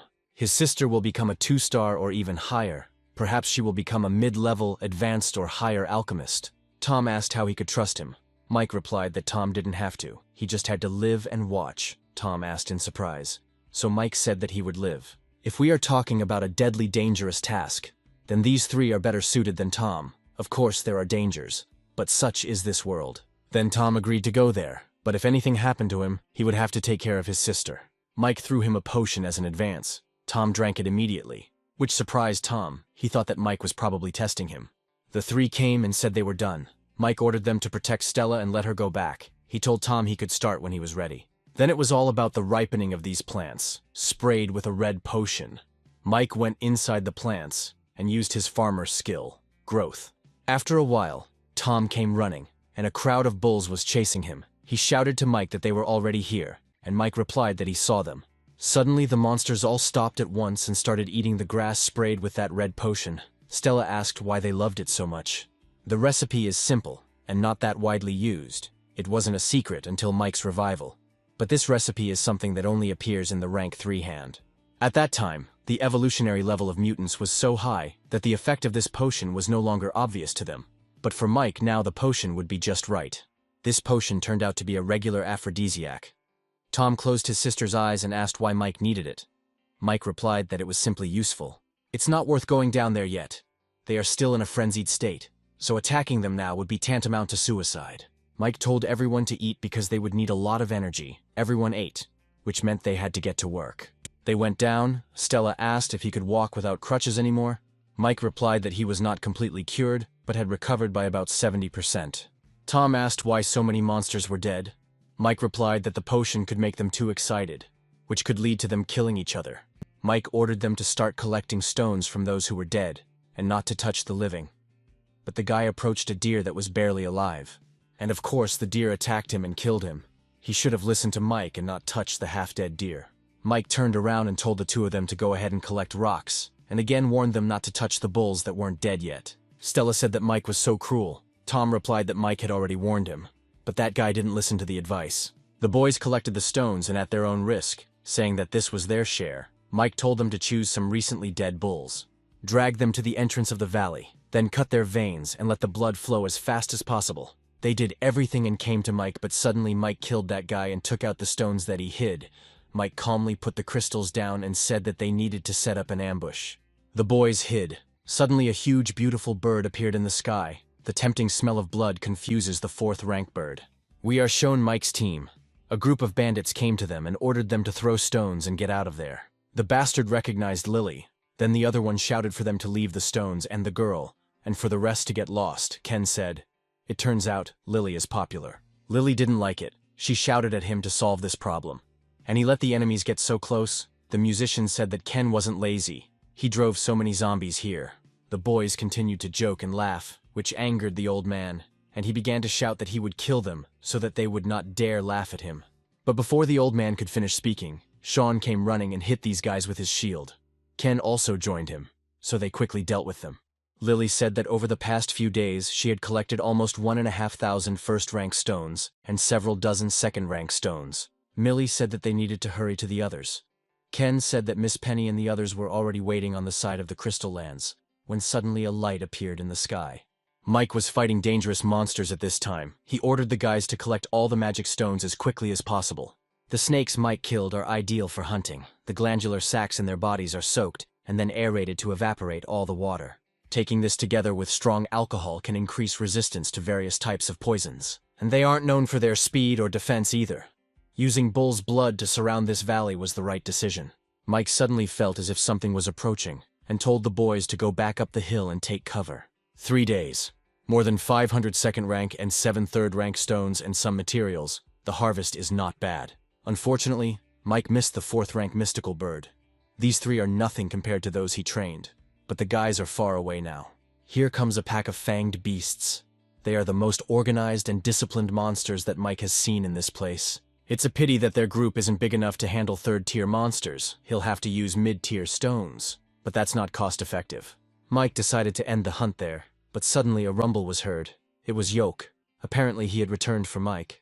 He thought it was a dead end to ask him to call for reinforcements, since it would be a difficult task for a 2nd-rank mutant to cross these lands and find the guys. But not only that, but also the time it would take for the squad members to enter these lands and find him, for salvation. However, the guys are here, and they decided to fight these monsters, which surprised Mike, because there are no such impulsive people on his team. Under normal circumstances, they would never have made such a decision. But now, they were in a hurry. Why on earth, thought Mike, and ran to the team. They went down and Mike yelled at Sean to open one door for them to come in. He told the guys they looked like they had a good day. Mike asked who could tell him why they decided to fight these monsters. Then Ken threw him a card, a sealed card. When the card is activated, it can seal a mutant of the card's level. After sealing, the mutant will turn into a battle pet. But battle pets have their own separate life. Mutants sealed in the card have their original memories erased. They only do what their masters order them to do. Mike was delighted and said that it was a great thing and asked where they got it. The guys proudly replied that they stole it. Then Mike told the boys that these monsters were very disciplined. They split into 2 parts, and one intended to attack their rear in a roundabout way. Ken asked how they were going to defeat these monsters. Mike asked if they hadn't thought about this when they were rushing to the valley. But Ken replied that they thought the card would be used to seal a Tier 3 mutant, and that would be Mike's prize. Mike was surprised that they thought of him first, but since they were all here, The chances of winning were actually better. Then Mike jumped on the shield and called the original spell. His monster grabbed the mutant by the legs. Then Mike jumped on him and sealed him in the card. The monsters lost their leader and were confused. Mike took advantage of this. Jumping, he used his fire sword and burned all the remaining monsters. But then another group of monsters came running. Mike ordered the newbies to stay in formation. He told Lily and Sean to take care of them. And the rest joined him to meet the enemy. Mike took out the baby, and after the crystals, he took out his huge gun. The guys started fighting. Mike took his monster out of the map, and it started fighting with his own, which surprised the monsters. Ken thought that the boss was getting better and better. And with this robot, he didn't need the slave cards that much. He could handle this group of monsters on his own. Stella asked if Mike was that strong. Tom said that they fought and almost died for the second-rank stones, and ran away when they saw the second-ranked zombies. Luckily for them, the sisters' good intentions were not disappointed, because this team would definitely go far, Tom thought. After the battle, the newbies were collecting materials. Mike told them that tusks and claws are also very good materials, so they should be collected. Mike asked the boys if they wanted to go for a ride. Ken asked what they wanted, and Lily asked if he had found a car. When the bull eggs hatch, they will grow up and become their transport. They seem cute. Mike pointed to the side and said that they were there. They had already dealt with all the monsters in the area, so the remaining monsters would not pose much of a threat. The two happily ran off to get the eggs, and Kate told Mike that they had made a map of the city. They didn't touch the villas because Mike didn't allow them. But there were a lot of people there. They were divided into 3 factions. The numbers are not yet confirmed. But in the vicinity, the largest forces that could pose a threat to them, the team is based in a village to the east. The leader's name was Kai. He was a 2-star. There should be a second-rank roulette in the village. There were more than 500 people under his command. 10 of them were developed.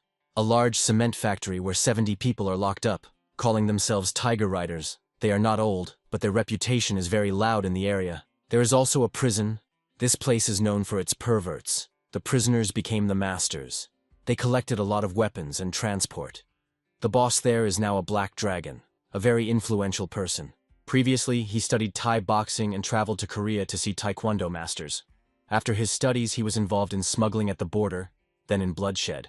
He's a 2-star and a professional, rumored to be a summoner. Mike corrected the girls. Not a summoner, but a ghost hunter.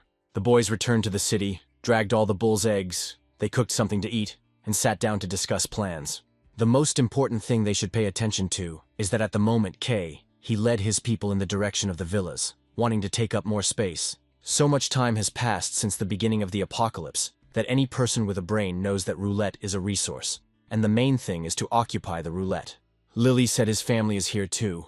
The family is a minority power with a high degree of cohesion. After the apocalypse began, they occupied an island in the very center of the lake, where the reservoir and the lake provided them with the best protection. Kate said the last faction was the village. It was a force organized based on the villagers. The number of people is the largest of the 5 surrounding. There are already 5,000 people, and at the entrance to the village there is a first-rank roulette. The village chief, known as Uncle Mitch 2-star, is said to have traded the potion for a profession scroll with the Hungry Tiger boss. When Millie went to investigate, she discovered something very strange. They had a lot of weapons, although they seemed homemade. The weapons in the village were not made in some armory, but thanks to the presence of a master craftsman. Mike still remembers that when he came to town, it seemed like the village had been wiped off the face of the earth by a wave of monsters. As for the technical city and the Hungry Tiger Riders, he had never heard of them, but Mike had chosen another villa anyway.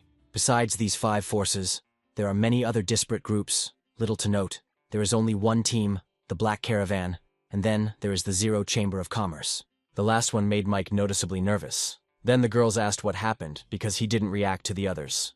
But Mike didn't answer. He told the guys to rest here, let Ken be on guard, and he needed to go somewhere. At night, at some meeting, the old man was cursing and throwing dishes. He was shouting that he had given him so much time, and this is what he was telling him.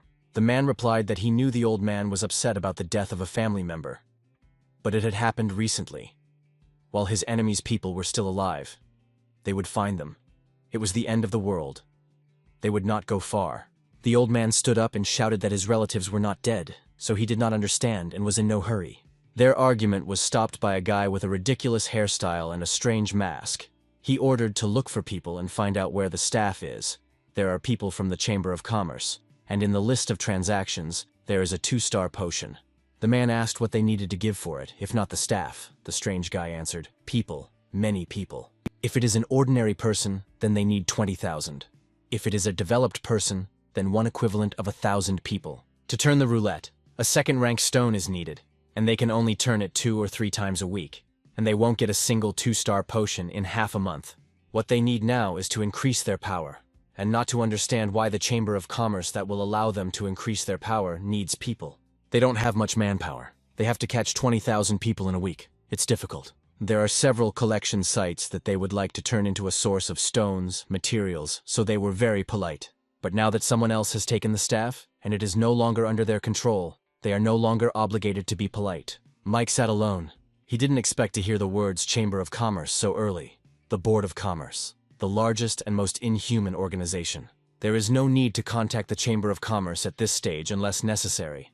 But Mike should be prepared if a conflict arises. Fortunately, there was plenty of material in the Crystal Lands, and they would be able to feed the sacrificial gate. Mike put all the stones into the gate.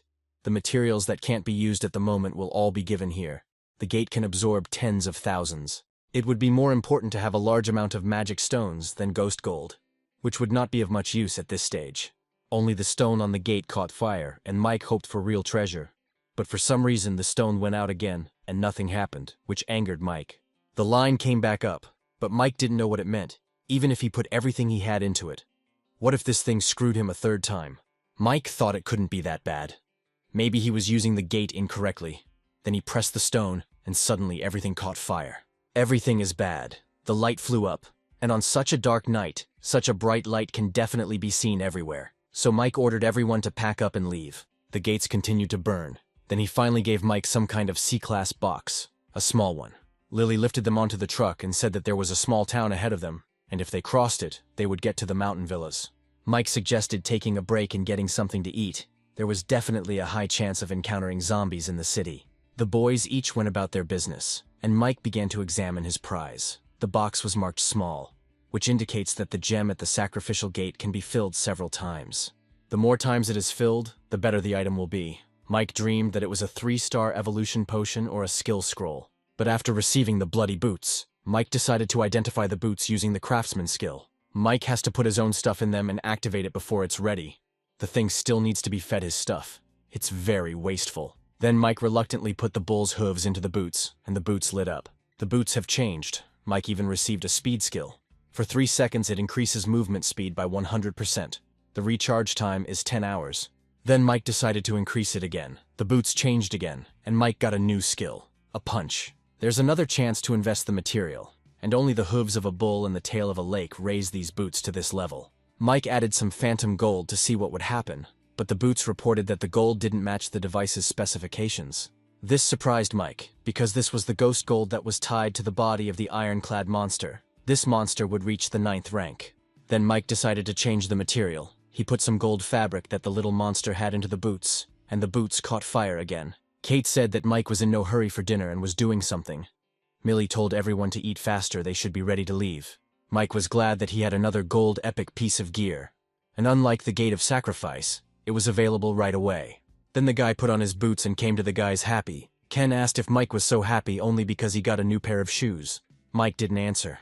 He sat down at the table and said that as soon as they finished their meal, they would continue their journey to reach the vicinity of the mountain villas.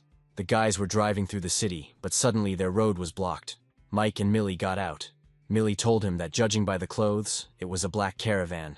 Then Millie told them that if they didn't want anything bad to happen, they should put down their weapons. It was causing anxiety.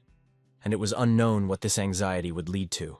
And the man actually ordered his men to lower their weapons and suggested that they meet. His name is Carl. He has a small fleet of cars and his own business, since they were all dressed in black.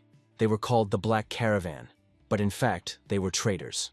He just saw some brothers and sisters, so he came over to see if there was any business, and hoped that he would be understood correctly. Kate said that misunderstandings are normal, sometimes even healthy, but she likes the way they are doing, so they will see what they have. Carl replied that he was impressed by the way she spoke. There was little good, only food, water, basic necessities, and so on.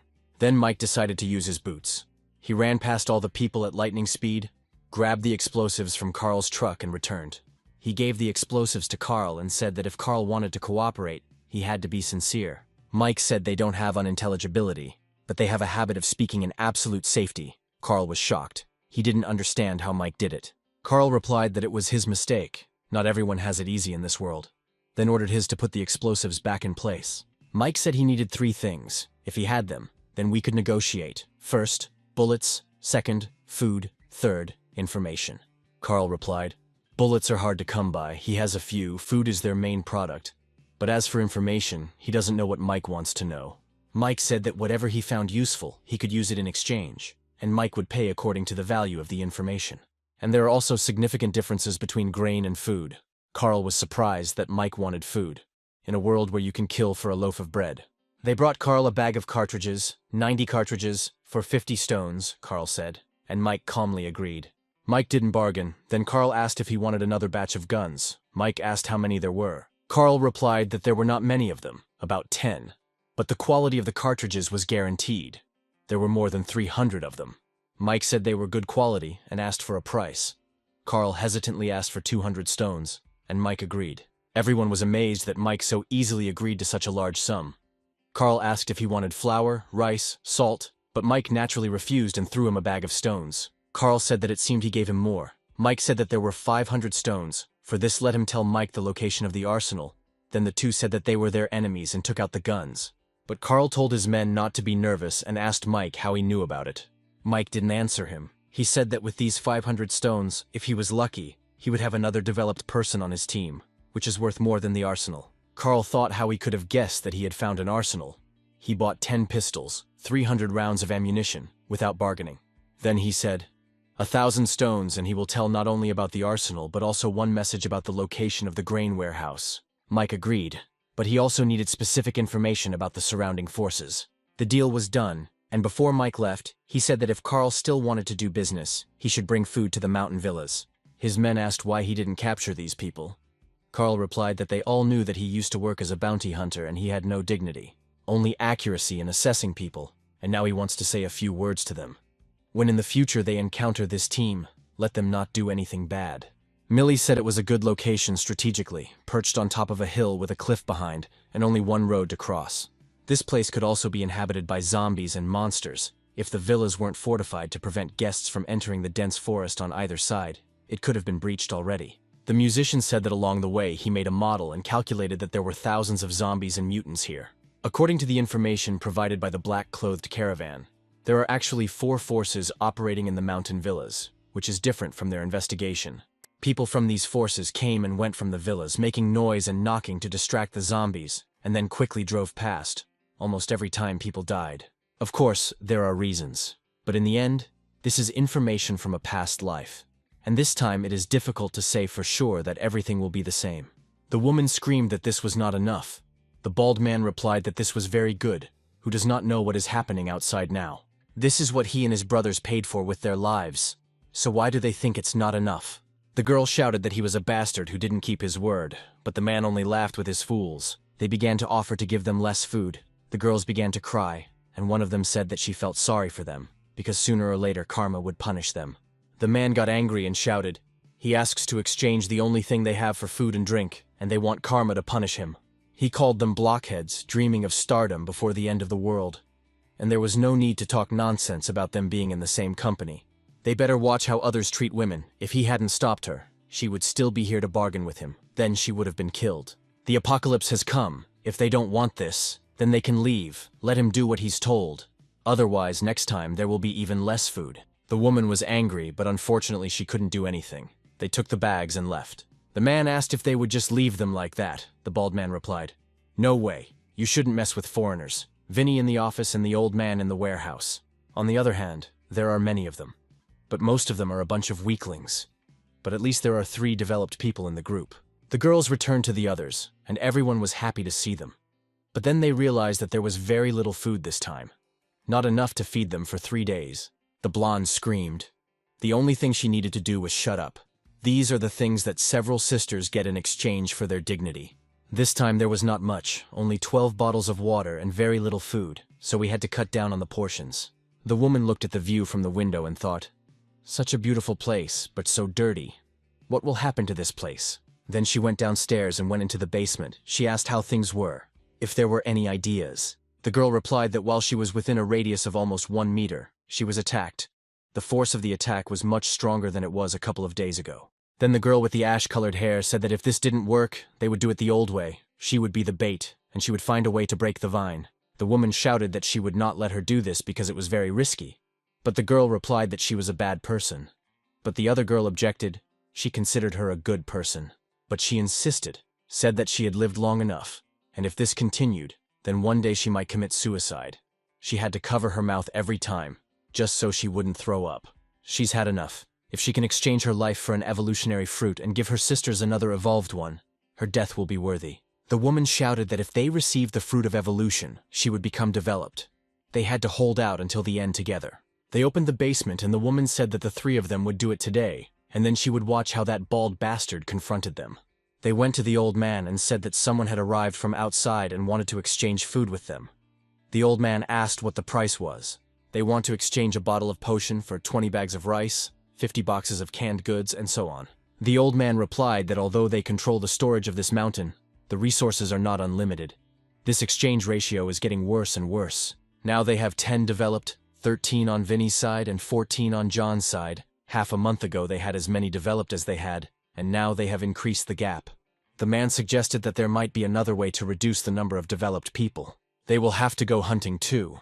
It's just a matter of time, so why not take advantage of this opportunity? If they need stones, and there are several groups around the mountain where there are roulettes, they can spend some money to go to them for a spin. Then the old man ordered him to get ready. Mike sat and watched. Surprisingly, it was so easy to get inside. Obviously with the hill there weren't many second-rank creatures. Why were they surrounding the villas but not getting inside? But first things first, he remembers the place he was looking for, the basement of some villa.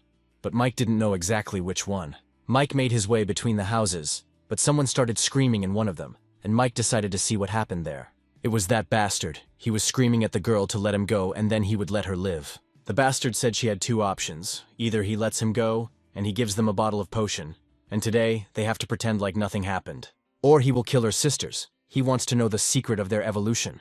He will destroy their villa and basement to find out their secret. Hearing the word basement, Mike burst into them. He shot several bastards at once and they died. Mike put a gun to the bastard and he immediately started whining about giving him whatever he wanted. Then Mike ordered the freak to tell where the basement was. But suddenly the girl, whose face that bald bastard had burned off, said she would tell about the basement. She asked Mike to give it to her, then she would tell him everything. Mike, without thinking twice, threw her the sword and said that it was hers. And finally the bastard got what he deserved long ago. The girl took the sword and began to cut him into pieces. Other women burst into the room and Mike asked if she knew too. So could they tell him about the basement? She said she would share the secret, but she had a condition. Mike replied that they were not in a position to set conditions for him. The woman replied that they are not afraid of dying. They have a difficult life, and death is a relief for them. She doesn't know him, but she has what he needs. She will give it. But she has conditions. Otherwise he can just kill them all. It's better than living like this. Mike still agreed to the condition. In the house they started killing one bastard after another. What joy. Mike was waiting for them outside. Their conditions were that all the men in this house would die. The girl approached Mike and asked why he helped her. Mike replied, "Didn't she just say that she was ready for anything?" Then she pointed to her face in a cheerful way and said that she thought he didn't like her as she was, and that she seemed to be dying. Mike said that she was indeed dying, but if she came with him, she would survive. He needed someone who would be completely subservient to him, who would be covered in the blood of his enemies, the one who would stand in the darkness and hold back his future enemies, the one who would give him his soul. Mike asked if she was ready to become such a person. The girl agreed, and they shook hands. Then the woman came out after the successful murders and said that she would take him to the basement. They came to the basement, and there was a ghost tree. You can never tell from its appearance to what extent it has developed, because it covers and hides a magical stone, and on its branches grow fragrant fruits that beckon to be enjoyed. The survivors who eat these fruits will be developed. At first, people were almost delighted because of this tree. However, the so-called evolution lasts only a month, after which the body becomes a carrier of seeds. They germinate and take root in the human body. The user becomes its fertilizer, gradually turning into a human tree. A completely new tree is watered from the human body. Mike asked if they were the only three who had eaten the fruit. How long had it been? The woman replied that it had been more than half a month. She was the first one to take it. Luckily, if it had taken longer, it would have been impossible to save her, thought Mike. And suddenly the dog appeared. Together with Mike, the dog entered the basement to this monstrous tree. which immediately decided to attack Mike. Mike used his boots and instantly found himself in front of the tree. With his sword, he cut a couple of its branches, and the dog grabbed these branches. "This tree will still have a use," Mike shouted and ran further into the depths of the basement. Mike remembered that those who occupied this basement became 9-star hunters, and that's why there were 4 different roulettes in the basement at once. There is a 2nd rank, 3rd rank, 4th and 5th rank roulette, a real jackpot. Together with the 3 first rank roulettes scattered all over the outside, there are a total of 7 roulettes in the mountain villas.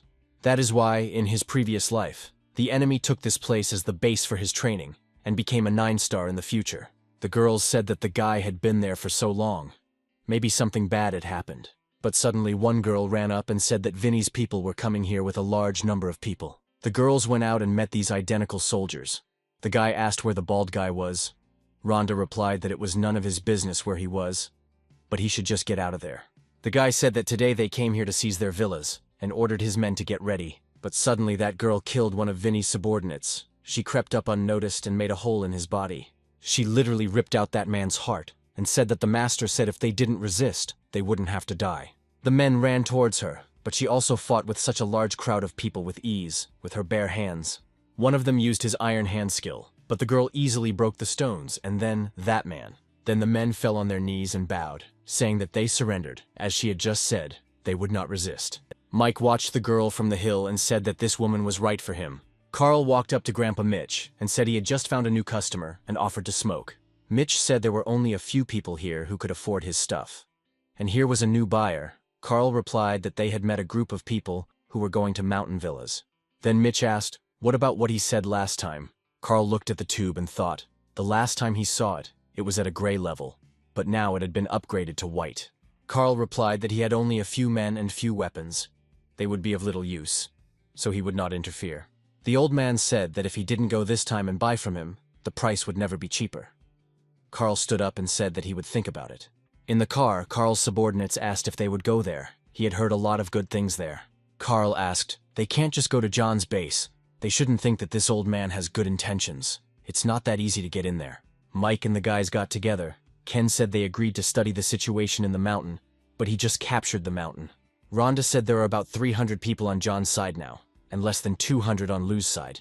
She doesn't know exactly how many there are now, but there are 57 of them. The girl came to Mike and said that John's people were getting ready to march. Kate thought that the woman had received the 3rd 2-star potion, although she remembered Mike had promised Kate this potion. Lily asked what Mike was thinking when he gave the 3rd 2-star potion to her, one for Pena. Is that still okay? Millie asked. Is she jealous? She replied that he must have had a reason for doing it that way. She was just curious.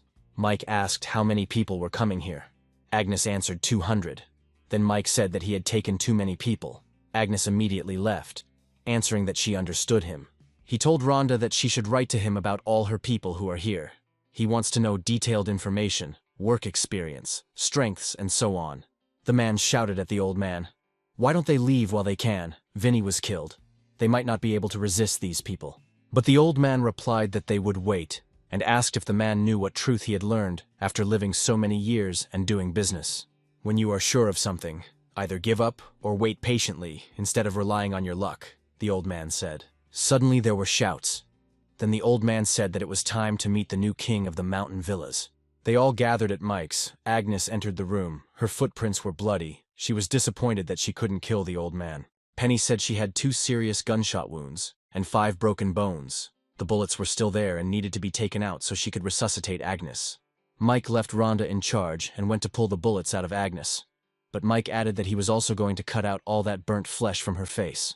Agnes calmly agreed. Penny was of course shocked. It is not surprising that in a very short time she won Mike's trust. She does what the other members of their squad can't do. Mike is finished and Penny begins to heal Agnes. The light apostle profession is very strong, and after it developed to 2 stars, it used up the profession enhancement scrolls. Although she did not advance to the next level of Apostle of Light, she gained a new skill, the Goal of Softness, heals locally, not as a whole. Penny finished and said that tomorrow she would do another procedure, and then Agnes would be as good as new. Mike returned to the meeting room and the old man said that he wanted to stay. His family was gone anyway. Although this place was not very good before, it could become so in the future. He brought a drawing from one of his men, a topographic map of the area around the villas, with the villas in the center, and it covering the entire mountain. If they want to control this place, this map will allow them to make a clearer and more precise plan. Mike replied, "Not bad," and there was a big fight coming up soon. His men needed to be ready. He went out to the crowd and said, in fact, he didn't need to say anything, just like how others had treated them before. But he doesn't think that this is enough to survive in such a world. They need to realize their potential and do what they are afraid to do. He needs exactly such comrades, and not the living dead who sit and wait for a little dirty food to be thrown to them every day. They will need to go outside, fight zombies, mutants, clean up the villas. This is the beginning of a new life for them, and those who do well will be rewarded. The pathetic freaks started screaming that they didn't want to fight, and didn't want to fight monsters, and in general, before they could fight, they had to become developed. They kept shouting that they needed weapons, potions, meat, good sleep, and so on, although they themselves had not yet earned anything.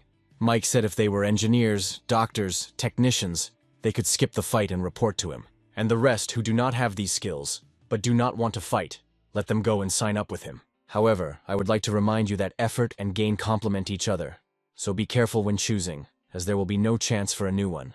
Those who fought went with Kate. Mike led them to the zombies and they started killing them. Penny wanted to create a shield, but Mike stopped her so that they could watch them first. The rest, who decided not to fight, watched the others from above. They discussed the battles, were surprised how the former models killed zombies, saw how a friend was bitten by a zombie, and so on. They were glad that they did not go to fight with them. The man told them to speak more quietly so that the two would not hear them. Stella said that Sister Lily was right. These people who can't do anything themselves, desperately looking for reasons to be cowardly, and also not seeing that other people are good. No wonder Mike dumped them. Kate said that was enough for today. Now we need to collect the magic stones and get ready for dinner. In just a few hours, this group of people had experienced blood and death, battles and struggles, and in a little while, these people would be able to become warriors. In the evening, the guys prepared dinner. Ken said that these were eggs and meat of a second-rank mutant. Eating them for the first time could increase strength. The old man complained that they had a 2-star, but they still had to fight. The world had changed, and people like the old man weren't going to change. Mike said that everyone had worked hard, and now they could eat. This was their reward. If you work hard, you can get a reward. This is the essence of his team. Suddenly, a bunch of freaks burst into the hall and started shouting why they were eating stale buns. And they were eating so well. They could fight if they knew this was going to happen. They need to eat these dishes too. They kept screaming and screaming. Kate said there was nothing wrong with the new base now. At least it wouldn't breed such idiots. Mike made one strong argument. He shot that guy and ordered them to collect the bodies and burn them, if they run away and die. Agnes came and said that there was a caravan near the villa. The leader said that his name was Carl, and he had important news for Mike. Carl watched as the bodies were burned. Surprisingly, in such a short time, this group occupied the mountain villas and also began to clear the mountains. Mike greeted him and they sat down at the table. Carl said that the boss and other groups of people were gathering in one place. In fact, this is the place Mike already guessed about, the armory. Currently, there is a group of green-skinned monsters in the armory, very ferocious and individually strong, almost like a 1-star man. They eat people, they eat zombies, but they don't eat magic stones, so the stones remain visible. Mike asked if he was sure the armory had been taken over by a horde of monsters with no eyes, sharp teeth, and claws, and no stones on their foreheads. Yes, each of these monsters can pose a great danger to 1-stars, so despite the fact that there are many weapons there, few dare to go there. This time, the other groups were also determined. The more people, the more strength to defeat the group of monsters. The boys got nervous because for the first time they saw Mike's serious expression. Then they realized that the situation was really serious. If they capture this place, they will be able to get not only weapons, but also a lot of stones. So it's almost like killing 2 birds with 1 stone. Carl said that he is new here, but he sees how strong Mike is. If he is ready to fight, he guarantees him that he can join this expedition and get his share. Mike replied that he would think about it, since Carl was a rare guest. They should give him a good reception. Kate asked if he was afraid of those monsters. Mike replied that these creatures could be called demons. They are very strong. The demon monster was generally defined as a type of monster that appeared after a series of mysterious processes in which people were exposed to radioactive substances. Monsters don't have stones indicating their level, so you can just look at their height to see how strong they are. Monsters have no skills. They are a race that uses their body to the maximum. If a person is not well developed, then he is finished. What's even scarier is that these monsters can reproduce. They capture women and even zombies, and impregnate them. Although there is no benefit in killing this species, but due to the characteristics of the monster, it will reproduce. The existence of this kind of creature is the greatest threat to humanity. It had been more than a month since the apocalypse began, although there had been large-scale organized rescue operations. But even before they left the previous city, had anyone seen the missiles? But have they ever wondered why it is humane not to use these weapons of mass destruction at the moment when they are attacked? Chances are, even if they have the ability, they are too cautious to use it because the missiles can detect zombies. But Mike replied that one of those things in the sky, when it attacked that day, the ship blew up all the human weapons. Monsters are horrible creatures that appeared when humans were exposed to radioactive substances, and they are very strong, and there are many of them in the armory. If there are only 100 of them, they have a chance to clear them out if they work together, but they are just setting up a base, and the base is the priority right now. Even if Mike knew that monsters were the enemies of all mankind, he was not stupid enough to fight them himself. On the other side of the golf course, they will collect cars. When the flowers bloom, it will be cleared to grow food. Ken will now be in charge of the fighter training program, and can use all his free time outside of zombie battles for training. Kate and Millie are to set up sentries, the main places that need to be set up. The rest they can do at their own discretion. Lily and Sean, their mission is to attract people to mountain villas, get a map of the surrounding area, and protect the one who made it. The man asked if there were fools who were collecting metal, and they answered that it was the Black Caravan, because they were the ones who brought the news that many of the people living here now know. It seemed like there was a new group of people from the mountain villa area who specialized in collecting abandoned cars, and he heard that someone had traded a car for a bun the size of a fist. Anyway, junk is everywhere now. You just need to find a car you can drive and sell it. Carl was asked if the information was reliable. Carl replied that when the apocalypse began, he exchanged things with him for food. He would not lie to him. They really need people in the mountain villas. It's best if they have skills, then they will be paid well. If not, they won't die of hunger anyway. Only a few days have passed, and his people are already 4 people less. There are fewer and fewer of them. Mountain villas are the way out. Carl asked them to think about it. Then the uncle replied that she would take his advice and go there to try her luck. The man asked Carl what the people from the mountain villas were doing, why they needed them. They also needed people. Why didn't Carl recruit them? Carl replied that sending these people there wouldn't change the weather. Mike had big plans, and they were on a level below him. All they have to do is do something for them, get a reward, and then they'll just watch and see what they get up to. The professor thought that after being trapped for so long, he needed to find food. Otherwise, he wouldn't last even 3 days. It's time to fight for your life. If you don't risk finding something, then tomorrow your strength will run out, and then there will be less hope of finding food. But as soon as the professor entered the store, the man hit him, and he fell. He had no stones. Then the man hit him again. Then he stood up and said that he couldn't let him go just like that. He needed to get blood to lure the zombies. But suddenly the professor stood up. The professor took a small knife and cut the man's throat, and told him not to blame him, because he himself made him do it. Mike suddenly appeared from behind and clapped for him, saying that it looked like he wasn't needed here anymore. Then Mike said he knew the man was a surgeon and asked me to follow him. There was work for him. The girls asked how Sister Rhonda was feeling. Penny replied that the operation was a success. The false seedling in her body was successfully removed. Mike told the doctor to rest. He had to undergo 2 similar operations in the coming days. He asked Penny to stay here in case something happened, and he would go to the villas and check the situation. Suddenly, Kate screamed. The tyrant who acted alone. His retribution had come. She would punish him. Mike told her to think about her age before talking like that. Kate got angry. Then Mike said he would help her and asked what happened. Kate replied that the advertising for the Black Caravan was very good. Over 300 people had come here in the last 3 days. In fact, the base can be built slowly. But in such a hurry, many problems will arise, the most important one being food. Initially, there was a lot of food in the warehouse. Plus, they exchanged some for Carl, keeping the same number of people. It was possible not to go hungry for 2 months. Mike asked what the problem was. Kate shouted that it was a big problem. What would he do when the food ran out? If people start exchanging more, there will be less food. This is only the immediate problem. There are other similar ones, such as the life of survivors, cleanliness, safety, and so on. There are a lot of problems. Mike asked if there wasn't some work clothes in the storage room. Let these people rub them and change. You need to put some first-rank meat in your food to improve your constitution. Let them also clean up around the villas. They will start building walls soon. We can't stop buying cars. This is the material from which he will make knives. Let them hurry up with training with Ken. Suddenly, Lily came running and said that a group of people had arrived at the entrance who wanted to deal with them. There were a lot of them, and they were armed. Mike decided to meet them and asked if they said which side they were on. Lily replied that they didn't answer, but it seems they were from prison. The bald man swore. Mike went out and thought that he had never heard of such a person in his past life, which meant he was small fry. Then the bald man came down and said, "He has 40 cars of junk, 150 people. How much will he pay for it?" Mike replied, 100 kilograms of rice, 50 liters of water.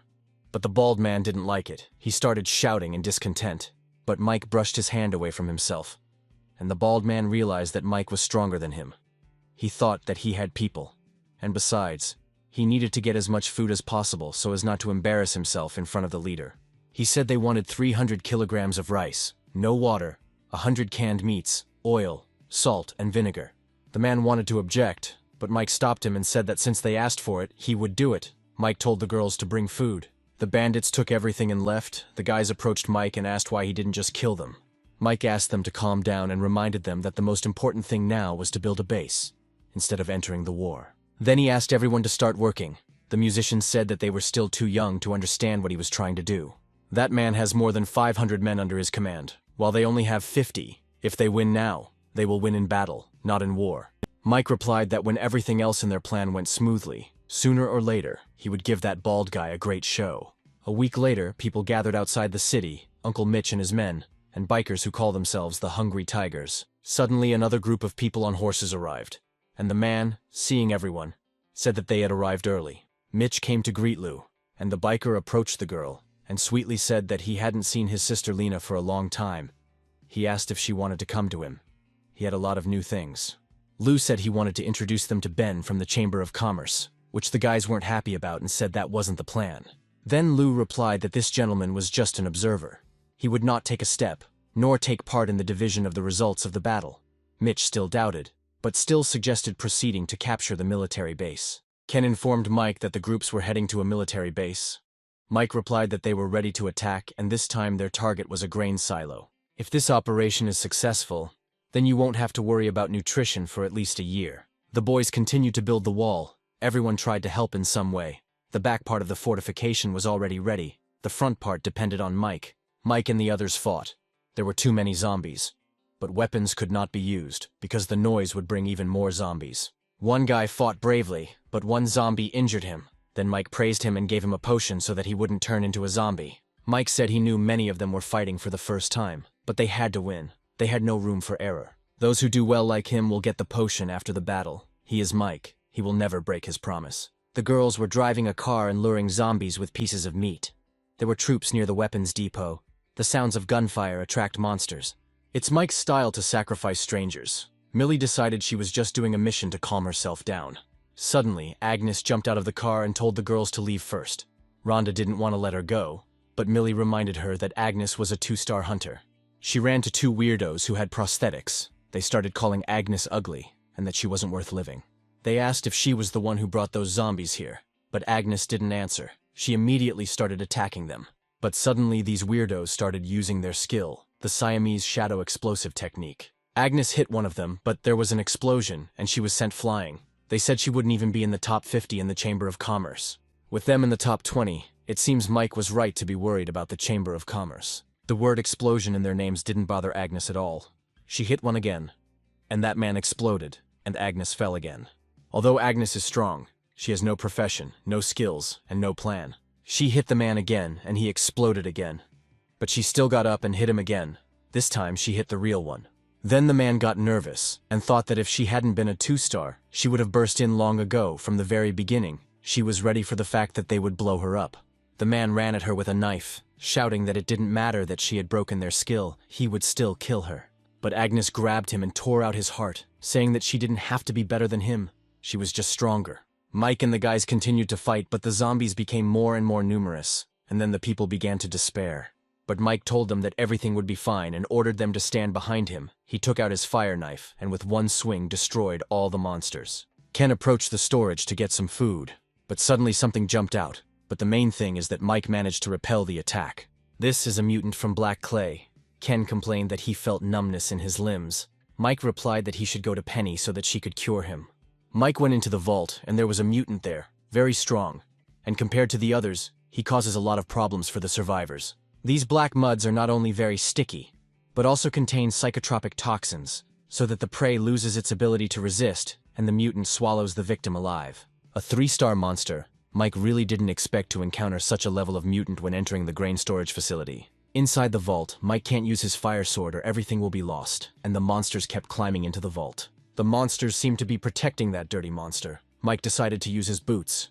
But even so, Mike was still bitten a couple of times by monsters. Then he used the power of the boots, and it worked. Life energy is replenished. Mike finally finished. The storage was loaded with monsters. The guys came and Mike ordered to gather people so that they would quickly collect the grain. Millie said that they carried out his orders, then returned. Mike asked where Agnes was. Millie replied that Agnes saw something suspicious and told them to leave. Agnes was running away from some strange guy who guessed that her comrades were now in the grain storage facility. The strange man said that he was the 5th of the 9 sacred thrones of the Chamber of Commerce, and he would give her a chance to become one of his warriors. Then he would spare her companions.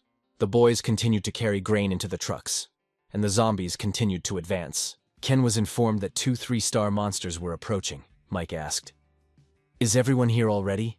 Lily and her team with more than a dozen people. "Cover their backs," Ken answered. Mike then called the baby's robot and told Ken to tell the others to prepare to retreat. They cut the wooden bridge that they crossed to the other side. Then the robot destroyed all the monsters with his cannon.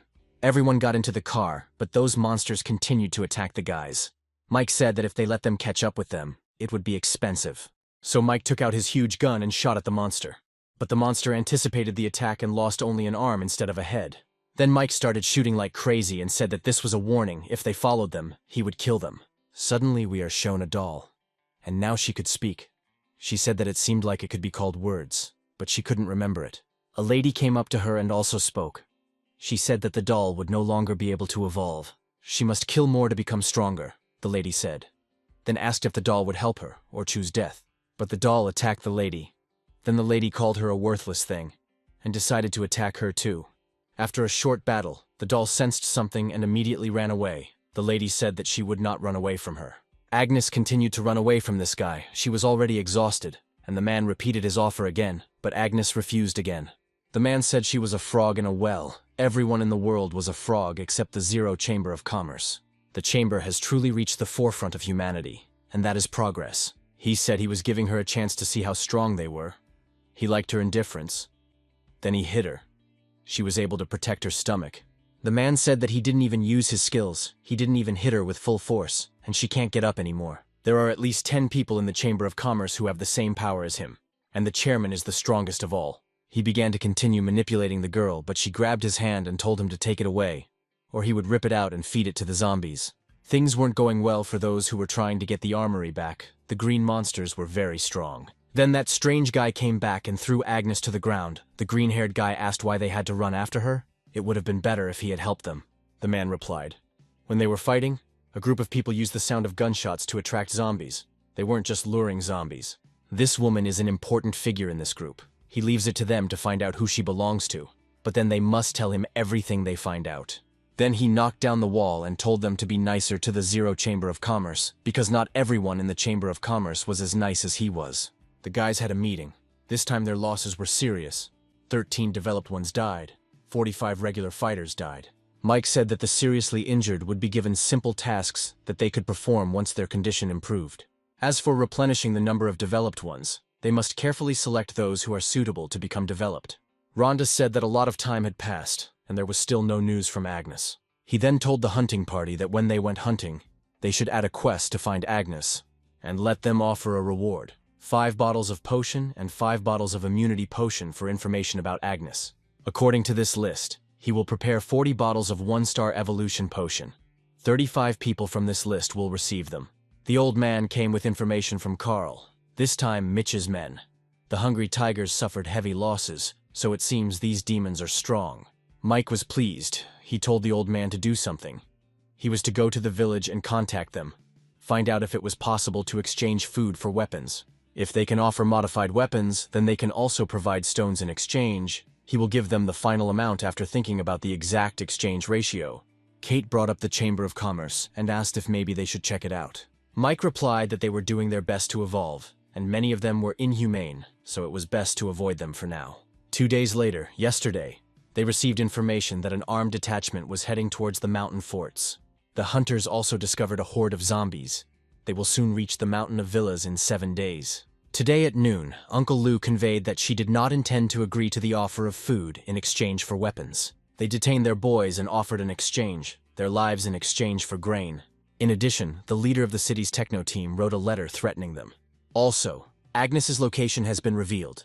She has fallen into the hands of the Lou family, on an island lake, seriously injured and could die at any second. Tom said they could prioritize these issues and then tackle them one at a time. The first problem that will be coming soon is the gang from the prison. They better get rid of them. Then you need to save the hostages. As for the threat from the techno city, you can just ignore them. The most dangerous thing is the problem with zombies. We need to divert their course. Otherwise they will have problems. Also, their guys are still weak to fight. Mike praised Tom and asked if there was any information about the prison group. There are 51 star hunters in their group. There is also a 2-star. There are also dozens of weapons and an unknown amount of ammunition. Carla recently earned 10 evolution potions from them for information. Almost everyone in his group is developed. Then Mike pulled out the potions and said to select those who were ready to go into battle with him, then give them the potion. The musician and his assistants will stay here. Tom and his sister will also stay. While they are gone, the base is in their hands. If someone attacks, let them defend themselves. If not, then it's better to let them run away. It's not worth the risk. The rest will go with him. Their battle has begun. Carl said that Mike had a lot of problems. Mike replied that they would just take his ammunition and explosives and not touch anything else. Now that he and his people are 1 star, he can take care of himself. And when this is over, Mike will repay him with a 2-star potion. Mike came to a strange man and immediately tried to kill him, but that man surrounded himself with a shield. But Mike wasn't going to give up so quickly. He used his fire skill and tore the shield apart, but the man managed to dodge the attack. The man got angry and shouted that he would kill him. Suddenly he hit himself several times, and in an instant, he grew up. Apparently he drank the blood of a low-grade giant. The advantage of giant blood is strength. But Mike had a plan. The man was too careless. He had little experience. Mike wounded the man, but his men came running out at the screams. So Mike grabbed the bandit and ran away with him. The people couldn't shoot Mike because he had their boss in his hands. So they decided to go after him and found their boss sitting by a rock. As soon as they approached him, he told them to run away. But they didn't have time. The explosives exploded earlier, and Mike rode away on a motorcycle. One problem solved. Now, Ken needs to deal with the village, and Mike's next target is the Lou family from the island where Agnes is located. The boys had already arrived at Old Man Mitch's, who realized he had screwed up when he saw that they had 3 more 2-star pets of the same level. Besides that, they have about 50 developed fighters, not counting those he detained and those who remained in the villa. Also, each of them has a white rank weapon. Their group is very strong. Mitch said he was unhappy with their behavior, and if they didn't leave, they would take it as a provocation. Kate said their boss had ordered their men to be released and given 20 upgraded pistols as compensation. The old man replied that he would give 10 pistols and let their people go. Kate was unhappy. He then added that for the next 6 months they would not interfere with each other. Kate said that this was not bad, but the conditions needed to be changed.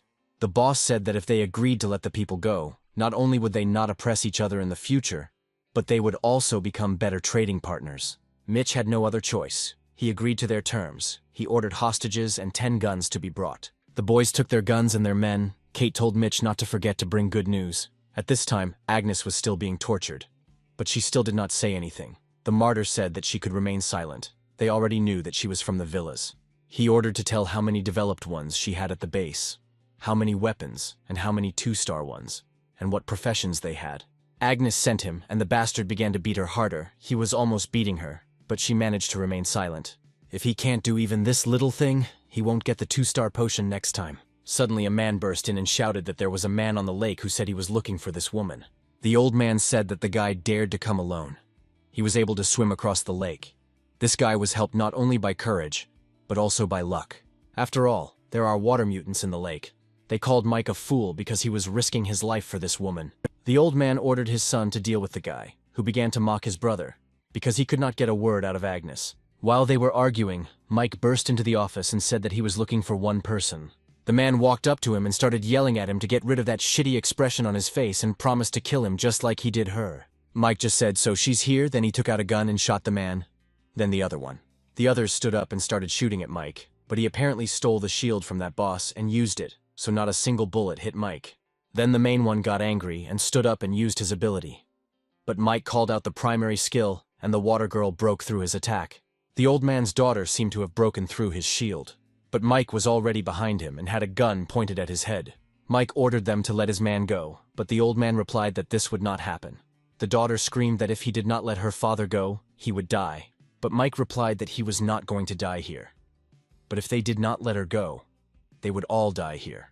The old man said that he did not deny that the boy was strong, but if he really wanted to kill him, they would all fight to the death. Mike knows he's not lying. Mike has played all his cards. If he dares to kill him, his family may cease to exist, but the guy will die here too. But this did not convince Mike in any way. Then the old man became nervous and wondered whether he should let her go. The daughter was told that the master was now being held hostage. The brothers were dead, and only she could make a decision. Then the girl ordered to bring her here, and so they did.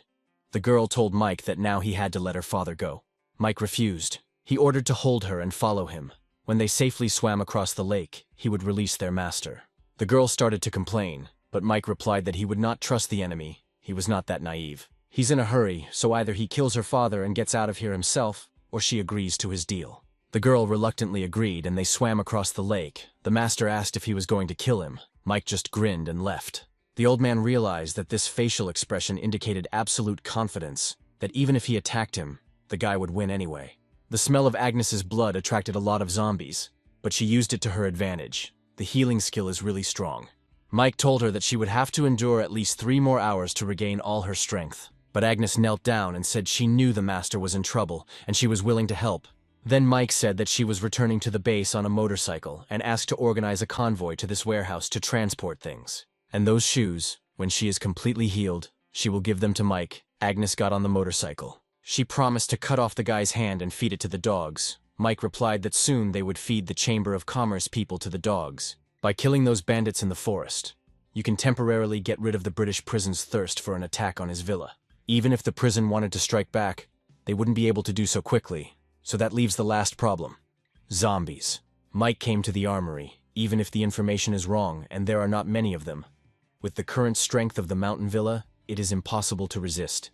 When zombies and mutants come in waves, no matter what level they are, in that situation, even if Mike was a 4-star, he would run away. But Mike won't turn down a villa that could give him 7 stars, so it's time to get down to business. The little baby was sleeping. Mike came up and stuck his sword into him. Even his blade had a hard time piercing their skin. Then the same monsters came running, only of medium height. Mike used his fire sword to defend himself. Suddenly a door was thrown at him. The very same monsters that Mike was so afraid of, and there were quite a few of them. Mike lured them into the forest, then took out his staff and used blue ice lotus. Then he entered this hole. Mike spent the only natural stone, and he didn't even get a single stone. Killing these monsters is really a loss-making business. Although the arsenal is small, the quantity is large and the ammunition will last for a long time. Mike went deep into the basement and discovered a terrible picture. Several pregnant girls, a breeding ground for monsters. If nothing is done about them, there will be problems in the future. Mike took out a knife and stabbed it into the girl. Suddenly, a strange girl came out and told Mike to let go of the gun. She was uncomfortable. Mike replied that at least he felt comfortable. He immediately realized that this girl had evolved. The girl came up and said, "The corneas are starting to cloud over, and in principle it corresponds to the phenomenon of death. It seems that nothing can be seen from this zombie." Mike felt nervous. This woman's strength clearly didn't pose a threat to him, but looking at her, he felt goosebumps on his skin. He asked what she was doing here and how she knew so much. The girl replied that he had a very keen sense of smell. She only looked at him, but he noticed her. Besides, he's not some trained killer if he's so skilled at killing people that it's become instinctive. The girl said that she had a heavenly gaze profession, and she had some special abilities. So she saw his fights just now. She said that she knew he had a lot of questions in his head, so she would explain everything, and then he would answer her question. She was previously a forensic pathologist and honorary doctoral supervisor at 2 of the world's top 10 universities.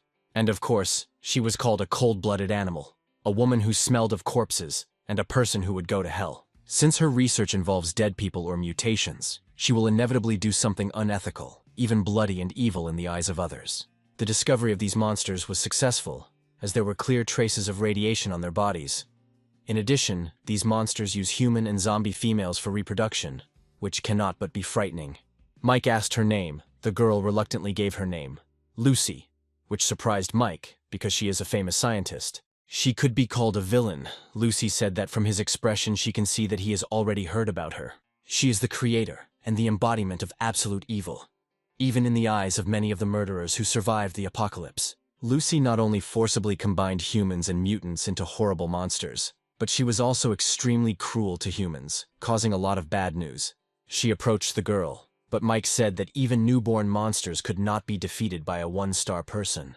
Lucy replied that he would kill her anyway, so she wanted to see the offspring before she died. Mike pushed her away and killed the girl. Lucy said that he was wasting a good sample and research subject. Then he said that in the future she would understand that in some exceptional cases, all survivors come to an agreement.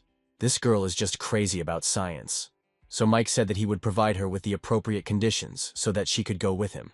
She asked if he wanted to make her his subordinate, but she didn't think he had what it took to make her follow him. Then Mike threw her a potion, and the girl immediately agreed to go with him.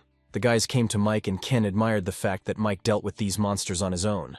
While the guys admired Mike as Mike and that crazy woman came out, Mike was glad that everyone returned safely. The old man came up and shook Mike's hand and said that he didn't need to say anything more. From now on, his life belonged to Mike.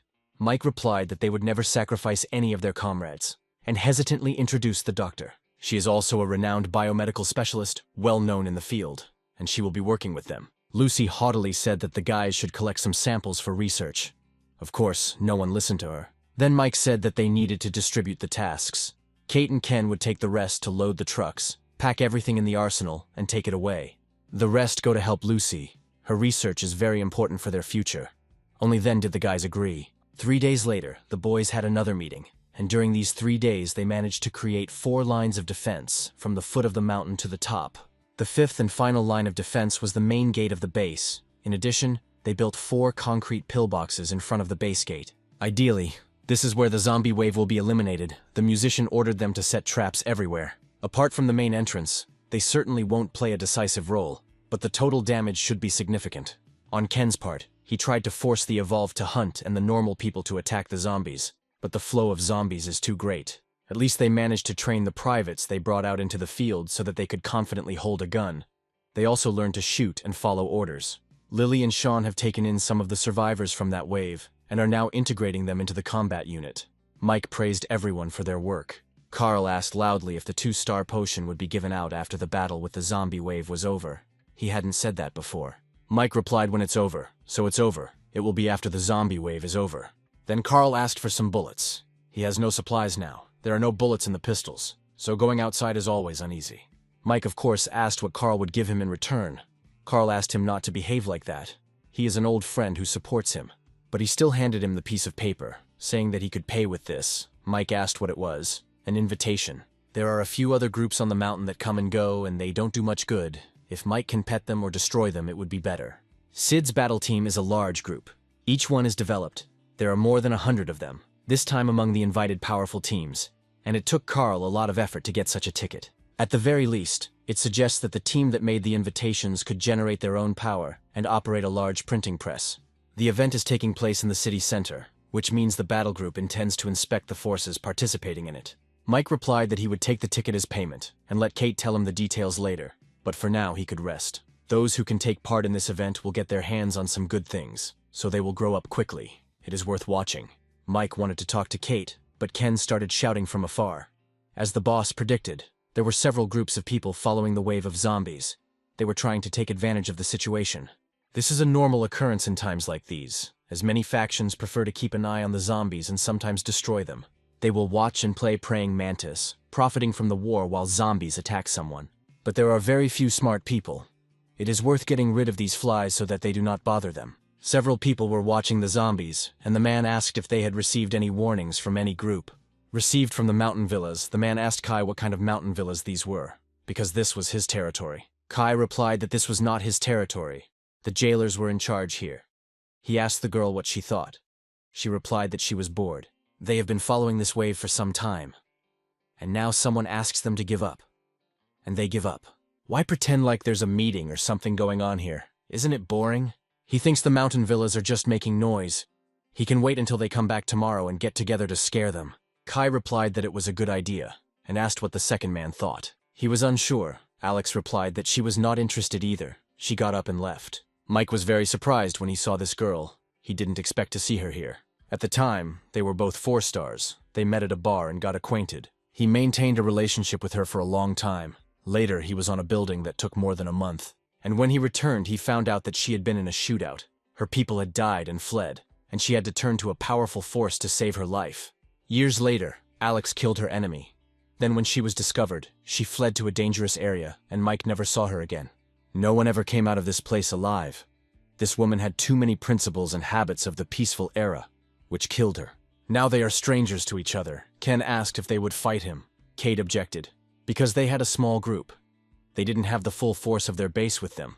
But suddenly, Mike replied that they would fight. You need to be able to fight. Will they recognize the one with glasses among the 4 leaders? If they are going to fight, they should start fighting Kai. They have little to lose. They have someone to fight the zombies with, and they can warn the other forces after the fight. Mike said there was a job for her to do, and if he did it right, he would be rewarded. Kai was in his tent, counting his stones. He collected about 200 stones, and was convinced that following the wave of zombies was profitable.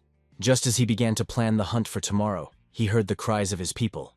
They said that they were under attack. Kai ran out and took out his weapon. He asked who dared to attack them. Then Kate ran out and attacked Kai. Apparently she had completed Mike's tasks. Mike and Alex were watching everything on the mountain. She asked if it was his guys who defeated them. Mike replied, the Knights of the Hungry Tiger, the boss of which is Kai's enemy. Then Mike asked if she was ready to talk about cooperation. Suddenly a truck pulled up. Kate and Agnes got out of the car, and some man. He extended his hand to Mike, greeting him. Mike shook his hand and said that he had just spoken with Ms. Alex about cooperation and invited him to listen. Alex asked how he wanted them to work together. What would it give her? Mike replied. His target was this wave of zombies.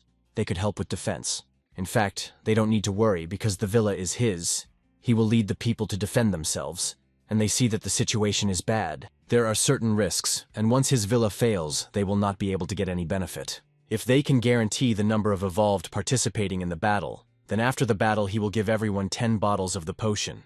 In addition, for every 10 developed, he will give 1 more bottle of 1-star potion, and for every 30 weapons, 1 more bottle of potion. The guy replied that he could agree to these conditions, but he didn't need so many potions. 5 bottles would be enough. But the weapon that Mike took from Kai after his death, he needs now. So Mike took out the weapon, and he gave it to the guy, who took it and said that he would do everything possible for him. Alex asked how confident he was that he could destroy the stream of zombies. If he was even half confident, then she agreed.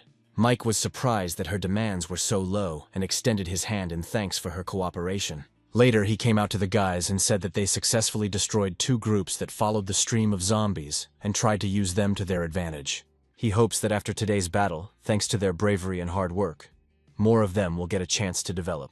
Everyone drank the potion, and Mike said that today they needed a group of people who could fight and asked if they were ready to fight. People started shouting that they were ready. Millie and her men were shooting at the zombies with their huge guns. Millie telling them to shoot the zombies in the neck. There were too many of them to increase the accuracy of the hit. Millie started shooting at them when they were 100 meters away. Ken shouted that second-tier mutants, black phantoms, had appeared, with zombies with shields at their forefront. And immediately, terrible mutants appeared, throwing huge stones at the boys. Black phantoms that are fast enough to disrupt their formation. Then mutants with shields that can cover their own. And then giants that can strike from a long distance. All kinds of mutants working so well with each other. It's weird. The giants started throwing stones covered with thorns. Mike got scared. These were explosion demons. People came up and offered to run away. That guy started shouting that he would fulfill his promise even if his life was at stake. In fact, he was afraid too. But none of them had left the mountain. And if he ran away, he would be disgraced. Millie screamed for everyone to remain calm. Normal people retreat to the second line of defense. The advanced ones remain. Ken reported that the zombie wave was 10 meters away. Mike replied that when the wave entered the perimeter, they would retreat to the second line, and he would break their rear. And so it happened. Everyone ran to the second line, and Mike blew up the road along with the monsters. On the second line, Mike asked what the results were so far. Millie replied that the losses were small. The wave size is too big, and they only killed 3,000. Even if you add in the ones Mike burned. On the one hand, their fighters are still undertrained. Their shooting skills are unsatisfactory, and they lack weapons. After firing weapons, there is close combat. If they deal a powerful blow to the wave and then retreat, the effect will be completely different. The guy and his mate were eating. He was thinking how rich Mike was. So many cartridges, 2 boxes, and a bunch of potions. Moreover, if they win the battle, They will receive no less than 20,000 first-rank stones, hundreds of second-rank stones, and even third-rank stones. Mike gave Millie orders on how they would conduct the rest of the fight. The girls watched the zombies from the sidelines. Alex's people talked about stones and bottles of potion, and began to suggest other plans. Alex turned around and said that in the future they should remember to keep their promises and not think like that. She pointed to the dog and said that it was that guy's pet, and of course it had great strength. And this woman had a hand in the destruction of Kai's camp. None of them will be able to repeat this. Even though it is an apocalypse, they must be respected. It will bring unexpected results, and ask them to believe her. Ken said that 20,000 zombies was more than the stadium could hold, but Lucy corrected him, saying that the stadium could hold 19,000. Lucy said that there were about 10,000 zombies now. Suddenly, Kate shouted that Mike was calling her. Millie told Mike how things were on each line of defense. There were more than 300 second-rank zombies. There were even third-rank zombies. When the third line was lost, the evolved were forced to stay behind, losing a total of 137 fighters. Kate brought Dr. Lucy, Mike asked. According to the time she gave, everything should work now. Lucy answered just in time so she could begin. Closing her eyes, she called upon her abilities. She is a celestial seer, one of her skills that allows her to see over long distances. Unfortunately, the duration is somewhat delayed. She was already observing the armory, and the skill's cooldown has only just ended. White, 367. White is the second rank. Black, 42 is the third rank. Green, 1. There is already a fourth-rank zombie there. If it weren't for supervision, they wouldn't have known about it until the most critical moment of the battle. Lucy said that she saw his zombie diary. According to his diary, this zombie is a fourth-rank flexible jaw. The monster's 2 tentacles are very flexible and strong, and during combat they will continue to fly in circles above their head to wrap around the opponent's neck. He also has a skill, Golden Body, which will make his entire body turn into gold, and his defense will instantly increase to an extreme level. The musician said that now it was clear how they had made it all this way. The wave of zombies had set off all the traps, and apparently they would be here soon. Mike offered to fight. He would take care of the fourth-rank zombies and let them do what he said. Millie said they were managing to suppress them with fire so far, but if this continued, they would soon run out of ammo. Alex reported that her men were flanking the zombie wave, and Mike thanked her for keeping her word. Suddenly, Agnes brought the dog in her arms. Mike became nervous and asked what happened to him, but Millie turned it around and pointed to the creepy monster, the exorcist and his dogs. Mad Dog Power is one of the natural abilities of an exorcist that can increase the speed and strength of his comrades. He had no idea that there was such a rare monster in the zombie wave that when it evolved, it would become incredibly strong. Mike ordered to shoot at them, then handed over control to Kate. It turned out the dog began to evolve.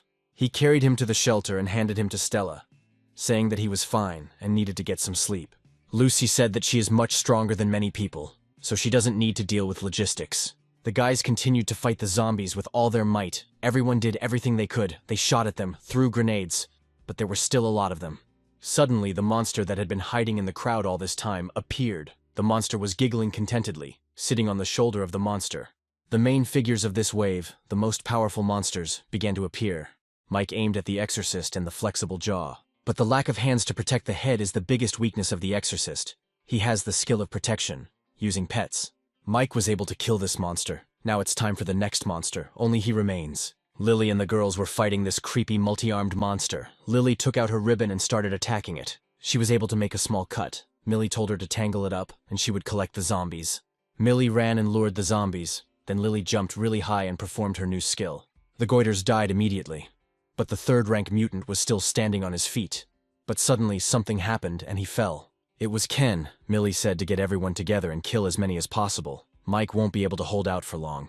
The whip that he perfected is very powerful. He even has a skill, the Blade of the Wandering Wind. Mike was still fighting that monster. Even he was having a hard time. Kate asked Mike to hold on. At the moment, there are less than 5,000 zombies left in the battle, and combat losses amounted to more than half. So the key to victory is now in Mike's hands. But then the monster thrust its tentacle into Mike. The monster continued to giggle, but then Mike grinned confidently and said that the monster had fallen into his trap. Then the little robot took out his huge gun and fired straight at the monster. But what Mike was so afraid of happened. The monster used his skill. His whole body became covered in gold. People started complaining that Mike had forgotten about them, and it seemed like they would die here. But the guy replied that he would die here but would kill the zombies. Alex's people also asked her to leave. The man said he would cover for her. They could go before it was too late. Alex asked if they thought they were fighting over those few bottles of potion. No. It was now a battle between humans and zombies. This is the protection of their race. In the future there will be more and more such battles. You can't run away. She won't blame them if they want to leave. She will stay, if only for the sake of her race. If the level of evolution could determine everything, the end of the world would not be so difficult. So Mike continued to fight. He took out his summon card and a jumping beast came out of it. Suddenly this monster started calling for reinforcements. All the zombies started running towards them. If he continues to attack and grab him by the neck or kills the rider, the situation will change dramatically. But then Agnes appeared. She was able to snatch the tentacle of this monster, thereby freeing Mike. Then she threw him a knife. Mike took this chance and used the fire sword skill. The zombies started to retreat, and all because Mike was able to kill this monster. They finally won this battle. Sometime later, Lucy said that it was important to collect the bodies of high-class zombies. It is necessary to conduct research on the samples, especially on the 3rd and 4th rank zombies. This time they suffered heavy losses. Now their team has less than 200 privates and only about 40 developed. Some were left disabled. The guys continued to tell everything, but Mike replied that he understood everything. It was a victory, but not a successful one. Tom reported on the awards. They received more than 22,500 stones of the 1st rank, 385 of the 2nd and 31 of the 3rd. After Mike killed that mutant, the zombies started to run away. The 3rd rank zombies were too strong. Unfortunately, the dozen or so 3rd tier zombies that managed to escape took away the spinnable rocks. There are 2 more squads that are still in the villa and have not left. Their losses are more than half. Mike came to the leader of one group and asked if the guy wanted to see him. He was worried that he wouldn't pay back the debt. Sam replied, not at all. Besides, if he really didn't want to pay the debt, he wouldn't have come. Mike replied that he was not a very nice guy, but he was a man of his word, or maybe Sam wanted more payment. Sam suddenly asked if he could follow him. Mike thought that Sam was a spoiled person since childhood, but now he's ready to follow someone. Sam said he knows Mike doesn't believe him, and he didn't believe in Mike until that day. He would not listen to anyone or work for anyone, but today he saw a scene he had never seen in his life. For the first time, he sacrificed his life to kill. For the first time, he covered for his brothers, and for the first time, he saw someone die for him. He has done many stupid things in the past because of his family's power and influence. Even after the apocalypse, he still believes that he is doing the right thing. But today, when he was chopping down zombies, he suddenly remembered those things that had happened before, and he hated himself. Today, he suddenly had a strong desire to fight side by side with him, and even if he died later, he would feel proud. He wants to be on his own. Instead of being a parasite, he wants to work for him. Then Mike put his hand on his shoulder and said that he would have to get a haircut. He didn't like this mess on his head. Sam was delighted, and Mike said he had a great place for Sam. It would be perfect for him. Mike went into the basement. The tree had grown, so Mike cut off a couple of its branches. Then he came to the roulette to spin the 3rd rank roulette. If he was lucky, he would get a 3-star potion. But Mike was met with failure after failure, so he kept putting stones into the roulette wheel. And finally he got a 3-star potion. Now he can become a 3-star warrior. Mike returned back to base and stopped Lucy from dismembering the monster. Lucy said that he said she could let her research the monsters. He couldn't go back on his word.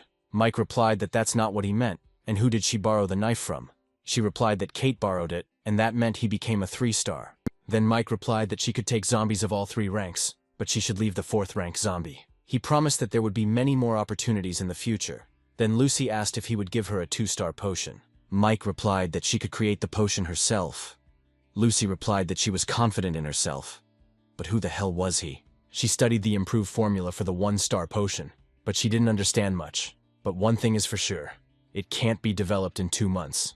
Moreover, he has recipes for 2- and 3-star potions, Lucy asked, helping him. She is not helping him destroy humanity. Then Mike responded angrily.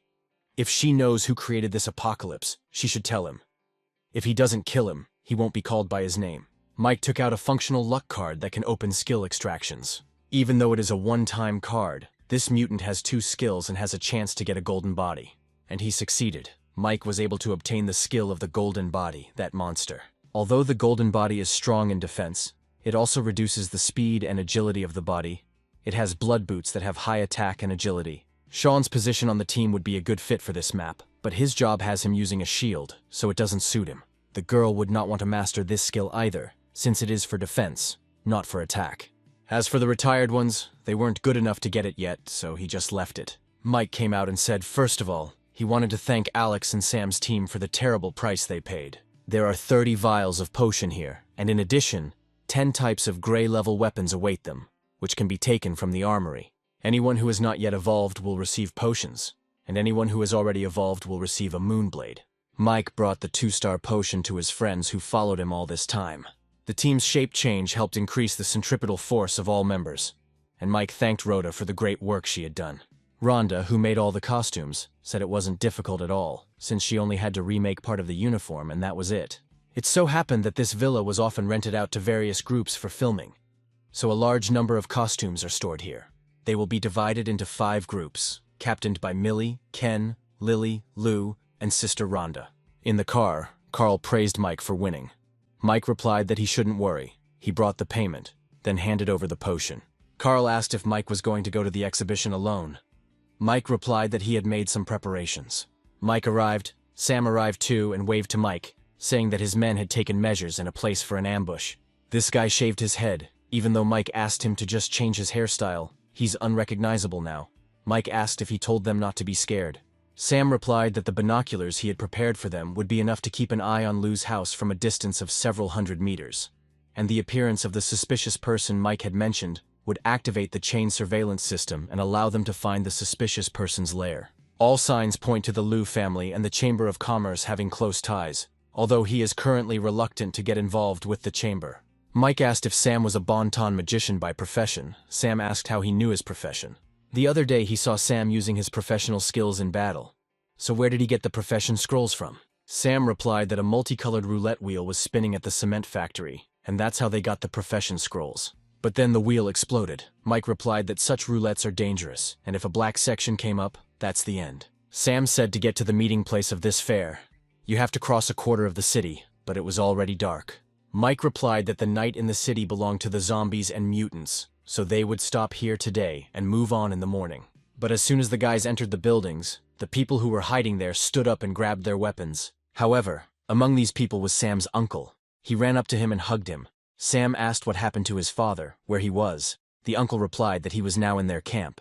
Then a big man came up to them and asked if this was his relative. The uncle replied that this was his own nephew, and gave him 1 crystal. Then Leo said that he could take them, but he had to explain the camp rules to them. Otherwise his uncle would get in trouble.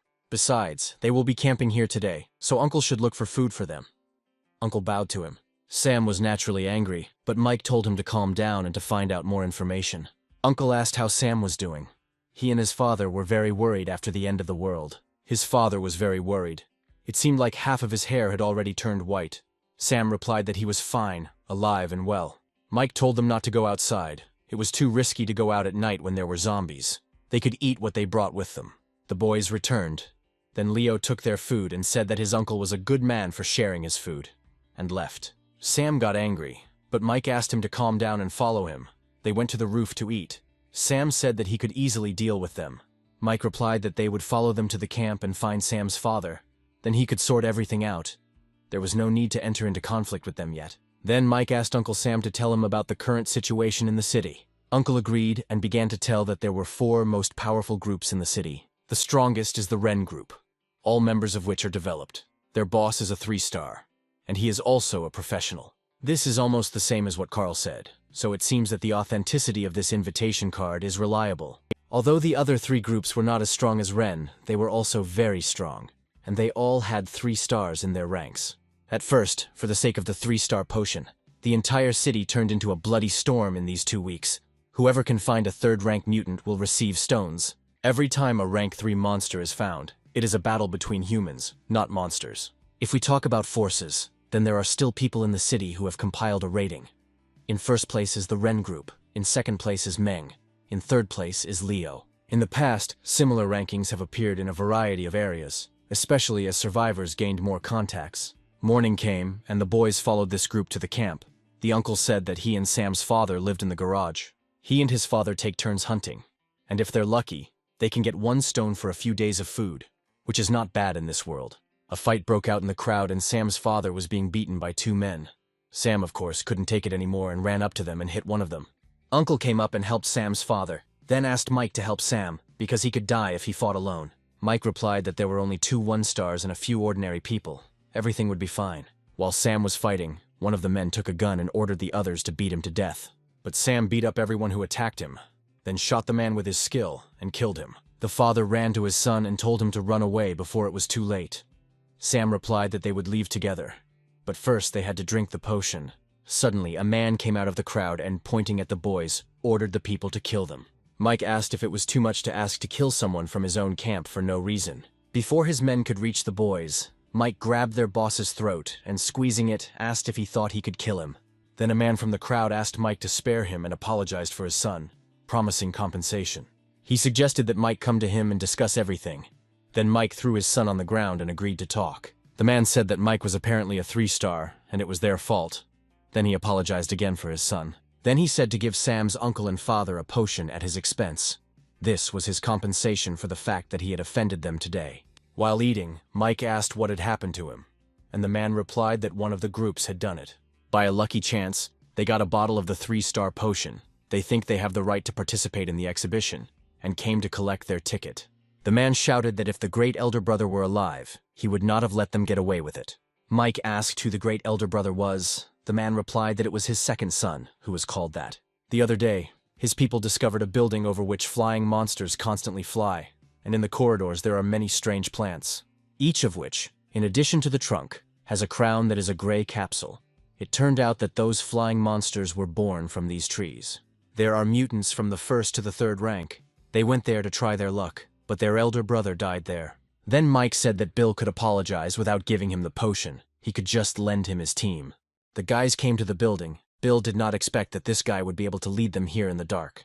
Sam said to wait for the boss's signal, and when a bright green light appeared in the sky, he shouted that they were starting.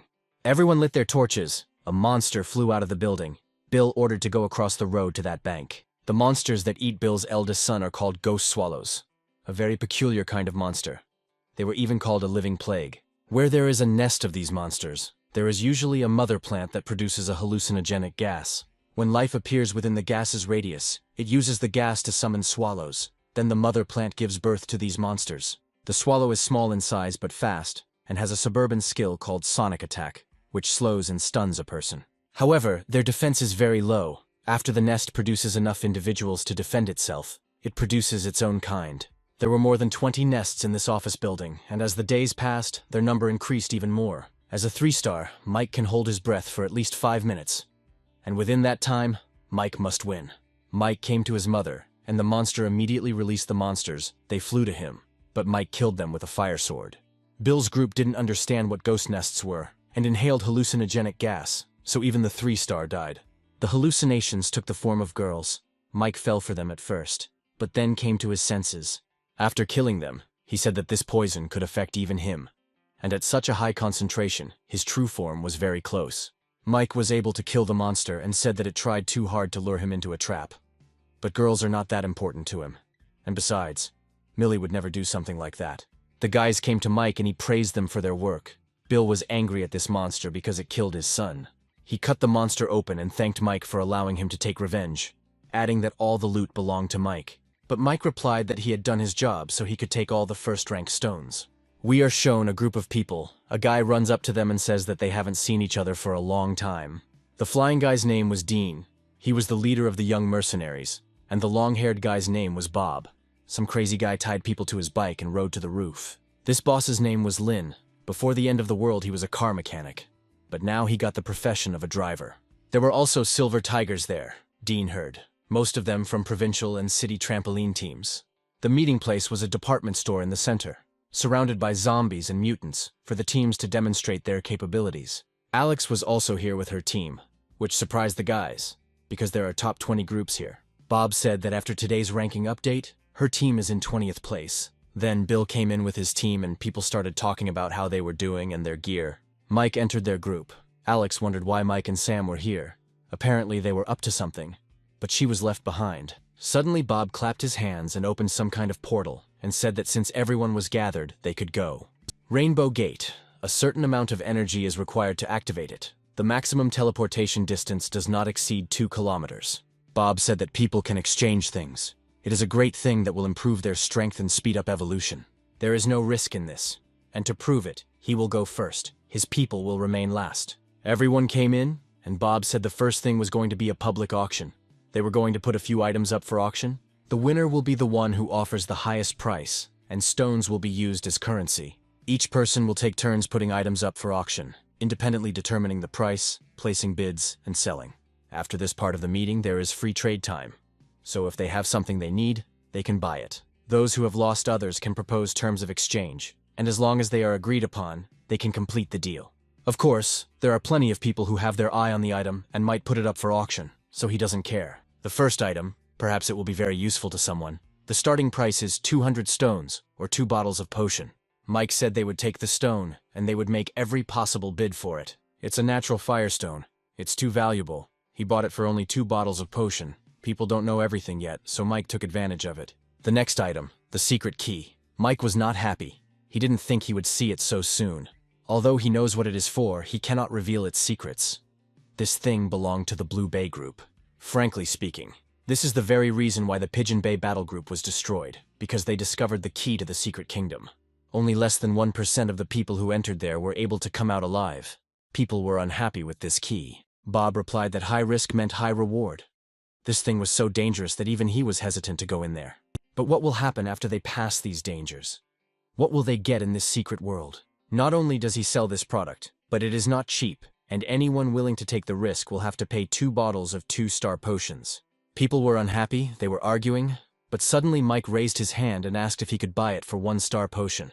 Bob said he needed 2-star, but 1-star would do, but he needed at least 30 bottles. Mike agreed. The whole crowd was shocked. They looked around and asked where this guy was from. The third item is white class gear. That seems to be pretty much all there is. There aren't many good items at this point. Then it was time for free trade, so everyone came down and started offering their stuff. Mike came down and suddenly heard that the old man was selling a professional scroll for 1 bottle of 2-star potion.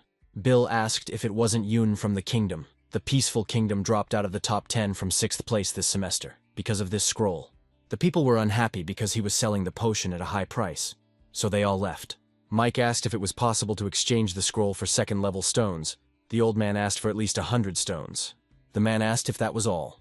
The other replied that they had received an astrological report. They know the reason for the change in the location of the chamber. As the evolutionary level of these people increases, they become more difficult to control. They are at about the same evolutionary level as them, and they still kill them as easily as dogs. He knows the guy is upset that the area wasn't given to him.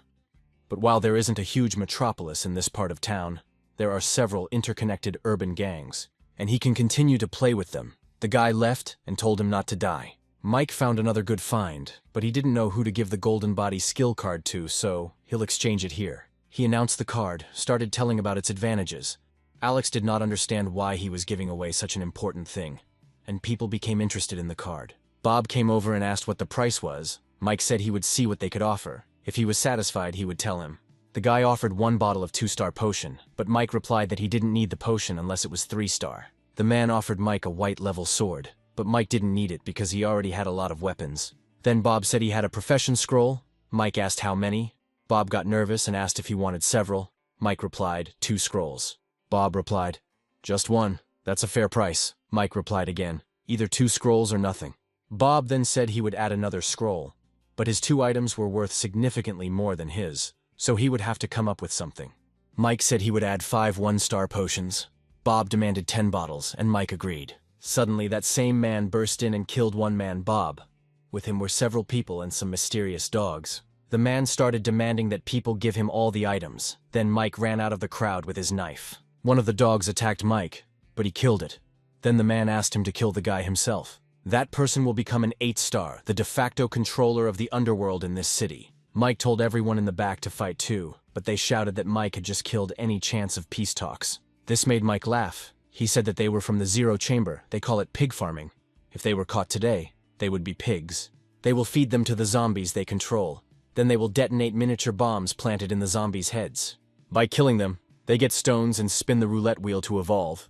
Then people got scared and cried out pitifully. Mike said he didn't care what he wanted to do because they were all going to die today and jumped on him with a knife. When Mike didn't even have a thought to defeat this man. Because he is a 9-star, personifying blood, horror, and power. Even though they ascended to the throne of the strongest man by stepping on the bones of countless others like themselves, they still remain a group of people standing at the pinnacle of humanity. But this does not change the fact that they are real scumbags. In this life, Mike will never be afraid of these bastards again. He will fight his inner fear. Mike cut the man's staff, then the bald man took out his daggers, and they began to fight. This man is a master of weapons. It is a great profession that allows you to achieve great combat power, regardless of the weapon. Their boss said he would show him the true power of the chamber. Clapping his hands, his men began to descend from the roof. Then the people finally moved and started fighting them, shouting that they would not allow them to treat them like pigs. Bob got angry and came forward. The boss of the ward asked, instead of running away, he goes to meet him, boldly. But he is not his enemy, and they can do without a fight. The boss offered Bob to lead the strongest group in the city if they were going to cooperate. They needed some kind of cooperative organization. Bob immediately refused. Then the boss of the ward called his pets, and they began to attack Bob. And he managed to kill one wolf spirit, which surprised the boss of the chamber. And he added that now he would be a little more serious. Then Bob used the golden body, which fortunately he exchanged with Mike. Even the boss couldn't break through his body. The boss said that he really underestimated him. The guy has such a level of defensive skills. But in front of him, everything will be useless. So he decided he could put in more effort. It turned out he had two professions, and suddenly his hands turned into electric drills. Mike continued to fight the dagger master, and now he decided to use the scroll he received to improve his seal skill. After using the skill, Mike literally flew up and immediately swung his knife. A huge force flew towards the man. He was able to kill the dagger master. Then Mike turned around and told the boss that he would be next. The man literally pounced on Mike, but our hero managed to block his blow. This angered the boss of the chamber, and he summoned two wolf spirits at once. But Mike had his own tricks. He summoned the primary spell. And while the wolf spirits and Mike's monster were fighting, he used his boots and ran up to the boss and attacked him. The boss said that although the guy was strong, he was no match for him, and then transformed into a huge monster. Suddenly the earth shook, but it was not caused by enemies. A huge roulette emerged from under the ground. The earthquake was caused by this roulette. Even the fight was postponed. At this critical moment, a roulette exchange appeared in the city. In the previous life, there was nothing like this. Then Mike put the fight aside and jumped out of the building, and the rest of the people ran after him. The boss shouted that he would kill Mike when he found him. Mike thought that the boss should be grateful that this tape measure saved his life. After a random spin of the roulette, not fixed items are selected, but a wide category such as weapons, potions, etc. Once a certain category is defined, the wheel above the items in that category can be freely exchanged. The price you want to choose will be displayed. But every time the roulette wheel turns, a dark red liquid pours out of it. This liquid is deadly attractive, and those who eat it will receive enormous energy. In addition, this disc is huge and cannot be deployed secretly. One can say that every time it appears, it turns the surrounding space into a meat grinder. Therefore, the best chance is to use the roulette immediately after its appearance, when monsters have not yet appeared in the area.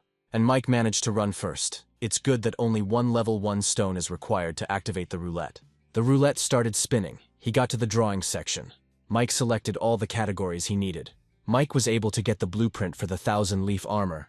Then that same red liquid started coming out of the roulette. From all locations, monsters, people and zombies watched this roulette, even Mike's former doll, who is now friends with the Iron Lady. Mike was nervous.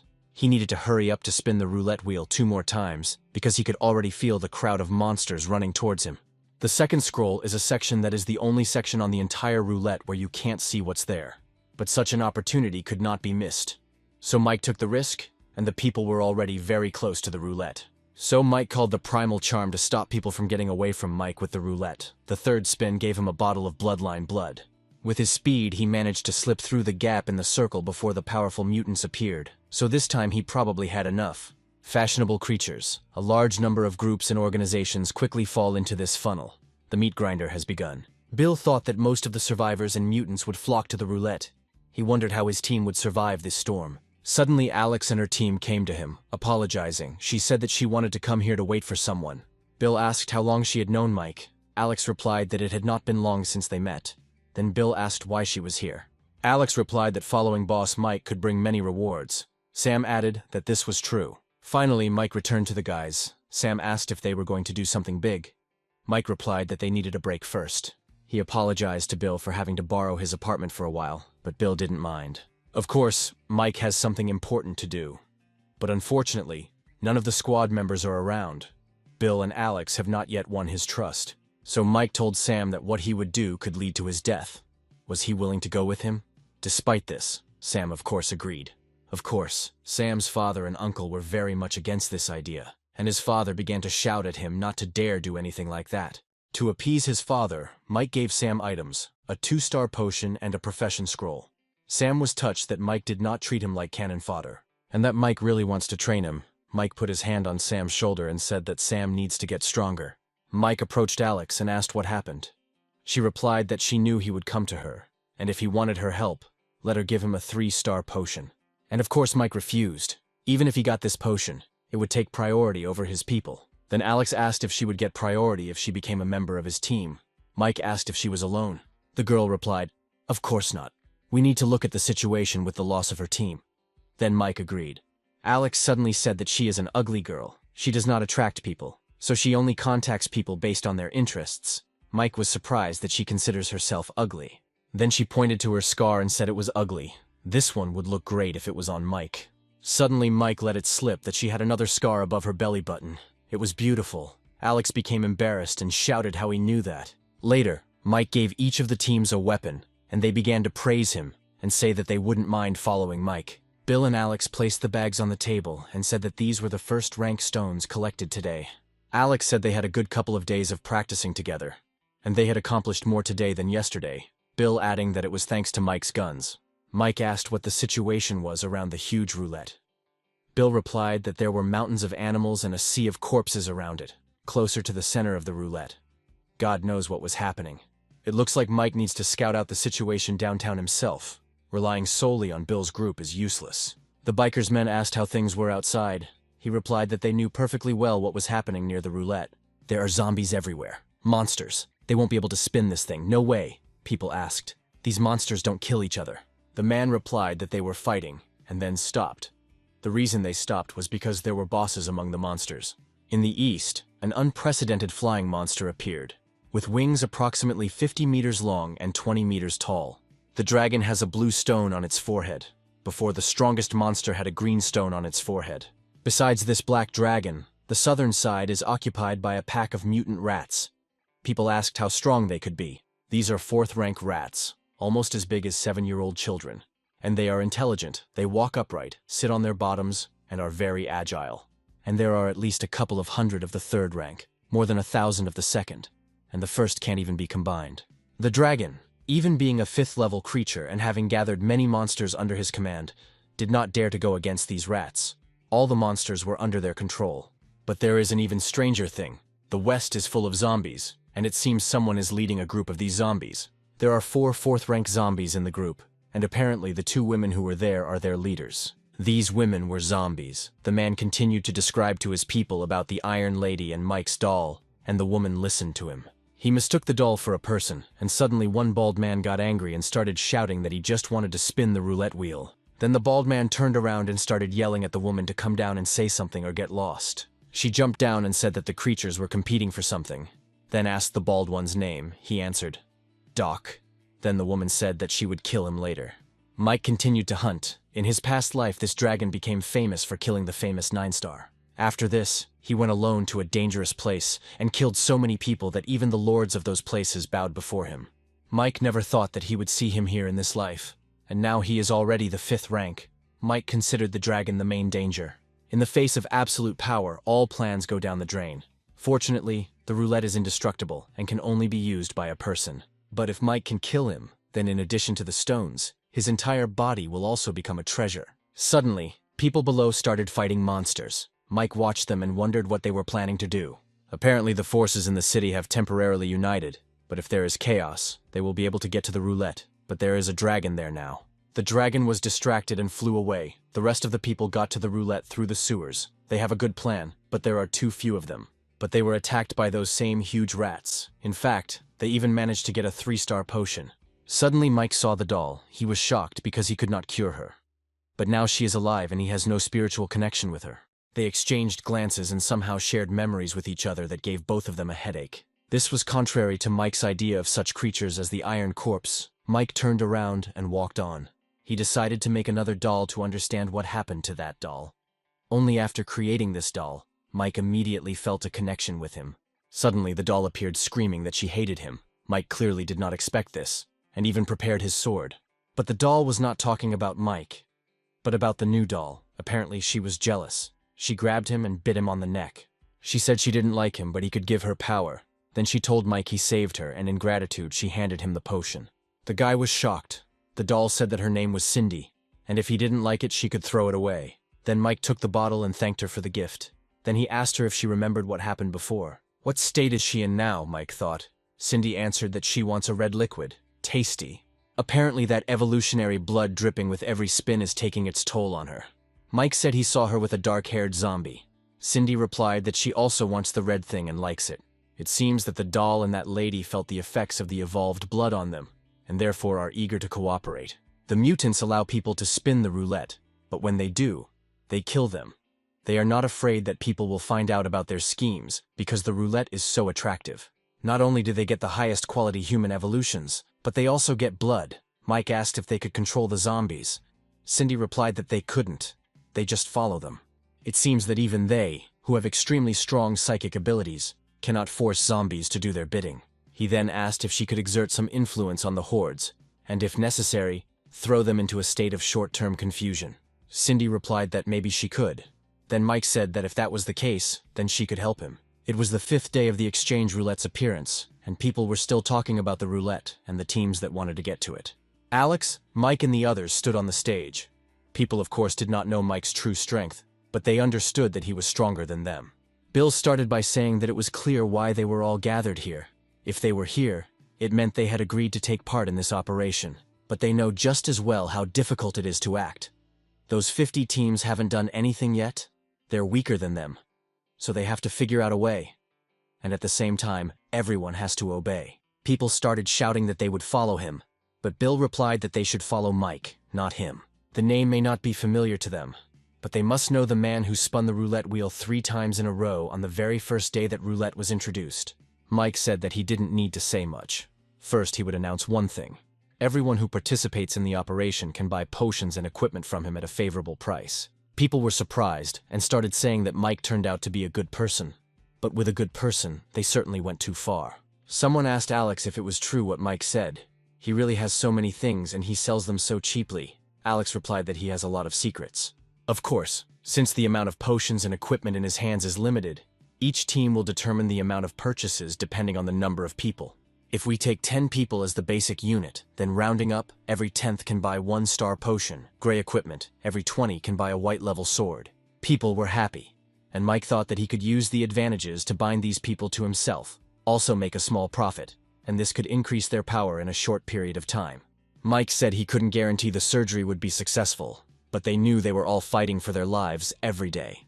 But he, Mike, guarantees with his life that anyone who takes part in today's operation, who helps him, will henceforth be his friend. From now on, potions, equipment, and supplies can be purchased from him at the same low prices, and they can turn to him for help.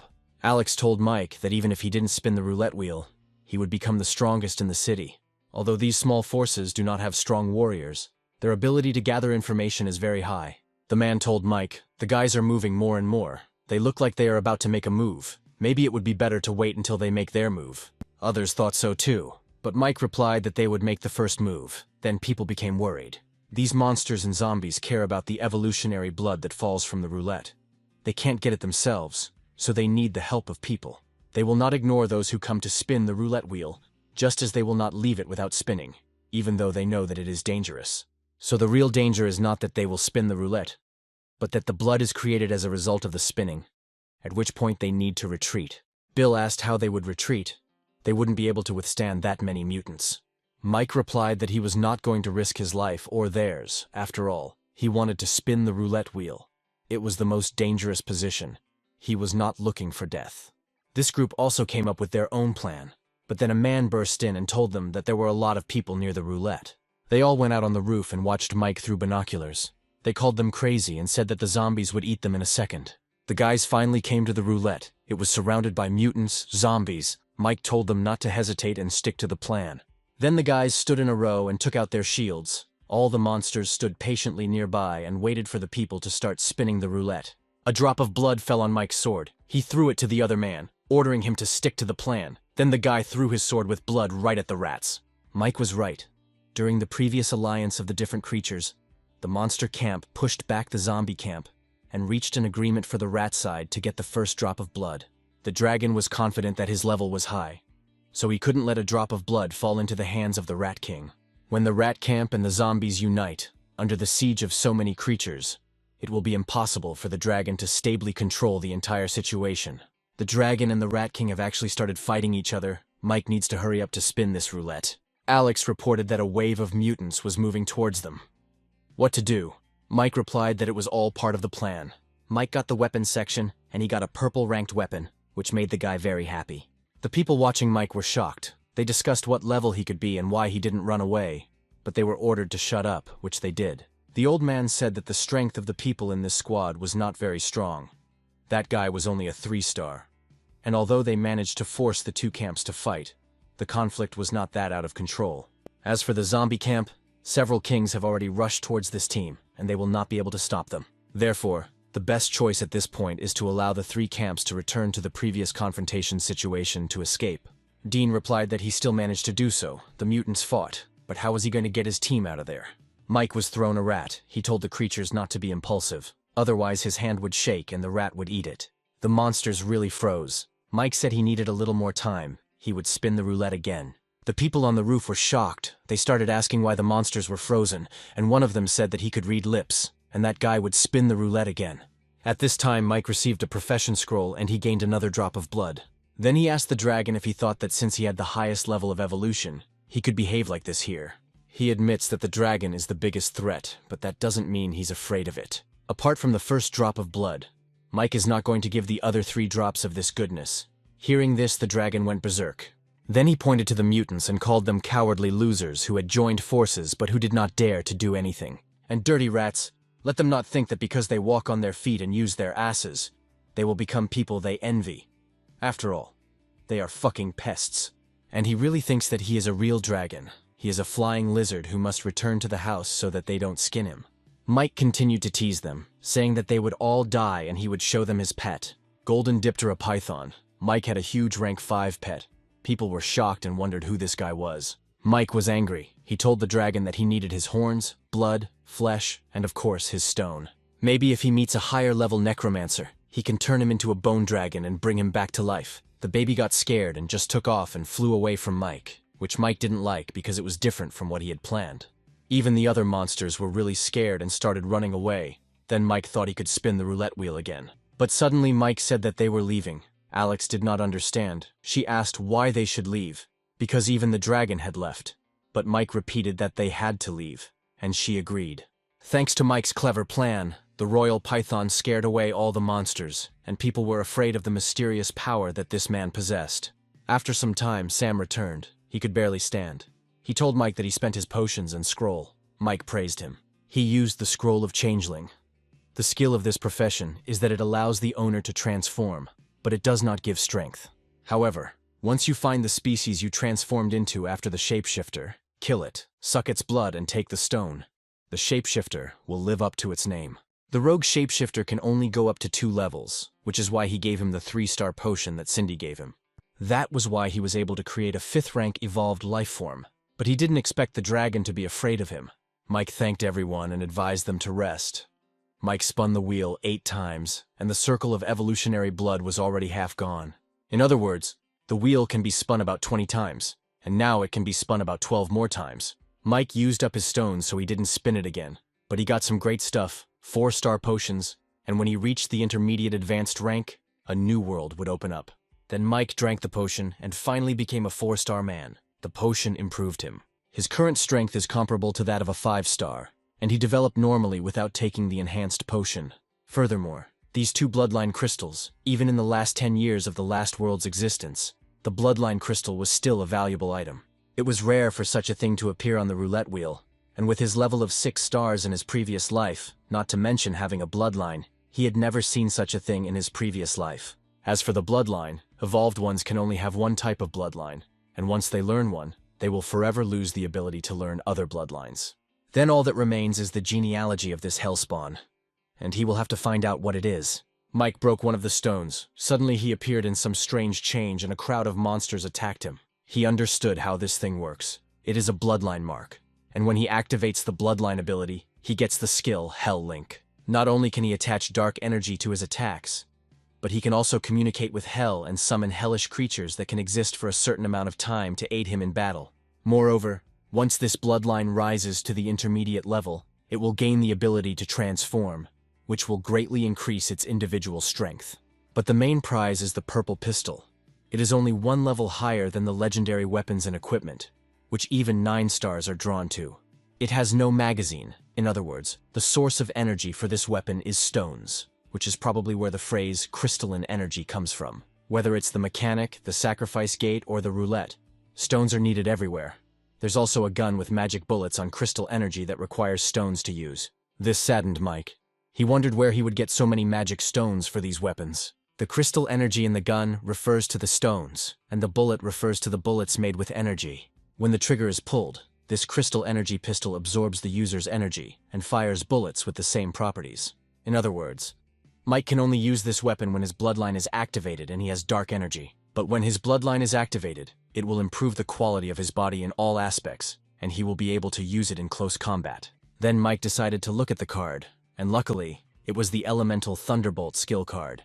This way, Mike will not only be able to summon lightning from a distance, like one character we will not name, he will be able to create magic bullets using lightning energy. Next is the profession scroll. Mike got the profession, Junior Deadly Gunsmith, another profession with a prefix. This is a great success. 2 skills from now on. No matter what weapon Mike uses, he will receive a corresponding increase in rate of fire, power, firing range. The cannon eats first and second rank stones. Mike tried 5 first and second rank stones, but there was no reaction. If 5 third rank stones don't help, then this thing will be sawed until it becomes 6 star. One shot killed more than 100 zombies, and among them there are several third rank zombies. After using this skill, the bullet is no longer limited to the barrel of the gun, but is fired from a folded position in space. It's no surprise that Bob was willing to use this scroll for trading. He's a melee specialist, and that profession requires green tier weapons. Unfortunately, it takes 5 rank 3 stones to pull the trigger once. There was a real commotion in the hall, and all because Mike's former doll came to see him. Mike asked her to follow him. Then he took out the blood. The doll was unhappy with 1 drop. Then Mike asked how much she wanted and added that the lady should get out. Otherwise, he would do it himself. The lady came in and said that they helped him. And for this they demand blood. Mike asked what they did. He got out of this situation alone, without their help. They agreed that if they helped him leave, he would give them blood, but they didn't. So why should he give it to them? He gives this drop for a 3-star potion. The lady tried to prove that they helped prevent him from attacking, but somehow, uncertainly. If they have any wisdom, Mike said, they should know that in the big picture it doesn't matter much. Suddenly, the lady said that Mike's pet was a fake and she could feel it. This surprised Mike a lot, because she was only at rank 3, but she still understood his trick. She did develop a high level of intelligence, but her understanding of people was only superficial, and the lady was really only pretending to be confident. Then Mike said that actually, it wasn't that they couldn't work together, and there were still a lot of spins on the central wheel, but coincidentally, he just doesn't have that many stones to scroll through, Mike quietly hinted to the girls. The guys were sitting in ambush. They complained that they had been sitting there for half an hour and had not seen a single zombie. But the man ordered them to shut their mouths, and not to say anything that should not be said, and not even to think anything that should not be thought. They must simply wait. And at that moment the lady appeared. She was leading a crowd of zombies. Then people jumped out of the ambush and started killing them. The others watched this on the roof. Alex said that this was the 5th time this morning. Almost 1,000 zombies at once. Sam started praising Mike because he managed to cooperate with the zombies and get that lady to lure the zombies here. Alex said that unfortunately most of them were 1st rank and only a small number were 2nd rank. Mike just said that they needed to speed up. Since the lady was able to figure out that the battle pet was a fake, it meant that the dragon would soon come to its senses, so they should hurry to spin the roulette. Dean was angry at this time. He hit the table and shouted that they were all dead. What kind of plan was this? The old man replied that he wanted to follow that guy's example and use a drop of blood to create chaos. But in the end, the Rat King got it first. They were broken into, and the man said that the woman was taking her people away. This made Dean angry, and the bald man said that he could handle it himself. In front of the roulette stood 3 strangers. In a cloak said that having heard the news, he began to return, and in a hurry got there. The man with glasses said that the grandfather went to dangerous places when there was something good there, and now he has returned. Grandfather replied that the fighting on the side of the dangerous territories was brutal. It was hard to imagine that those of them who were informed in advance had such a hard time. The guy said, Grandpa wants to find out the secrets of the end of the world. This is not a 2-day thing. Naturally, you need to learn little by little from all these things. It's better to forget and not think about it. Then the guy asked why they were joining forces this time. Mike taught his people to leave a message for the next person behind them. You shouldn't get into a fight and you shouldn't give up if someone gets bitten, Mike added, then told them to follow him. The men ran and killed every zombie in their path. One of them stopped to get some stones, but was shouted at that it was not his job and he had to run on. He replied that he was used to collecting stones after a wave of zombies. The man asked when their group had been so good at killing monsters. The man gestured to the left front, and they all ran, following the directions. Mike was already at the roulette wheel. No matter how well and bravely the groups of survivors fought, and no matter how well they showed themselves in battle, there were still too few of them. He needs to do everything he can to hold off the Rat King and his main mutant army so that the stone-hunting frontline alliance can benefit. The rat evolved and started to attack Mike. But he didn't just stand there doing nothing. Mike took out a fire sword and attacked him. It wasn't easy, but Mike managed to kill a few rats. It was almost night. Unfortunately, the Rat King was still too cunning. No matter how much Mike provokes him and shows him weakness, the king will not retreat far from his army. Given a chance, he was 70% sure he could kill him. But at least they had achieved their strategic goal. Mike came back and Bill said the results of today's battle were very good. They collected more than 6,000 first-rank stones. 500 second-rank stones. In fact, they killed many more. But in order to avoid being surrounded by monsters, they did not collect all the stones. And they lost only 60 men. Before in a similar battle they lost half. Mike praised them and asked them to prepare for tomorrow's battle. We need to take about 20% of today's stone harvest, distribute it among everyone, and another 10% to compensate for the loss of labor. And the third-rank stones should be given to Mike, the guys agreed. Mike thanked them for the work they had done and left to prepare for battle. The girls finally got their bottles of evolutionary blood and drank it. Mike wondered what would happen to them next. Cindy has evolved. Mike can already feel her power. He feels the spiritual connection he lost with her has been restored. Mike clearly feels the joy in her heart. It's just that this spiritual connection is much more even. There is no sense of master and servant in it. Lady also evolved, just like her pet. The cat saw Cindy and immediately ran towards her. But the lady managed to drag the kitten to her in time. Mike ordered her to make sure that his animal was under control and did not cause trouble. Mike doesn't want it to happen a second time. He reminded her that she is irreplaceable. The next day came. The girls came out to the mutants. They noticed that the girls had developed. Suddenly an explosion occurred in the crowd of zombies. It was Mike. The mutants ran at him, but a surprise awaited them. The girls attacked them as soon as they ran. Mike decided to test his bloodline. He used the flame seal, and his entire aura changed in an instant. He ran at the mutant and attacked him. The monster growled, and Mike asked what he was proud of. Now he couldn't escape. The mutant opened his shield, and Mike pulled out a purple rank pistol and fired. A purple rank weapon, a pistol with crystal bullets. Mike can shoot wherever he wants. The monster decided to run away from him, but the girls blocked his way. Then Mike caught up with him and cut off his head. Then Mike said that she was now the zombie queen, the one and only queen. Mike's boys cut apart every monster in their path, shouting that with the boss's golden python protecting them, there was no risk. After the death of the 4 zombie kings, chaos reigned in the camp. Although the mutant rat had almost reached the 5th rank, it was very timid. Noticing that the zombie kings were dead, she forced her camp of mutant animals to retreat almost 1,000 meters. Bill reported that many people outside their team had come to take advantage of the situation, and he asked if it was worth sending someone to them. Mike replied that there was no need for that. They couldn't kill them all. There were only 1,000 of them. Unfortunately, Cindy was not a zombie, and although she could mentally influence zombies, she did not have the stone, and the zombies would not recognize her. When Mike activates his bloodline, he can almost reach the 5th rank. But the hellish life caused by this connection can only be lower than his actual level. In other words, he can only reach rank 4. Mike told the guys to retreat. It's a pity, but the guy's spiritual strength is almost at the bottom. If you don't use the power of Sam's pretend beast and the change intervention in working with zombies, you can lose the stones. Suddenly, a fairly strong group of people began to approach the roulette wheel. They had gray-level equipment. The number of developed 1-stars has reached 100, and the remaining 200 are 2-stars, and there are also 7 3-stars. The end of the world has been going on for over 3 months now. And to obtain that amount of evolution potion, at least 15,000 second-tier stones are needed. Besides the Zero Chamber of Commerce feeding people to zombies, there are other forces that can do this. The zombies ran towards them. The man killed these monsters with just one look. Even Mike was scared. This person is a 4-star.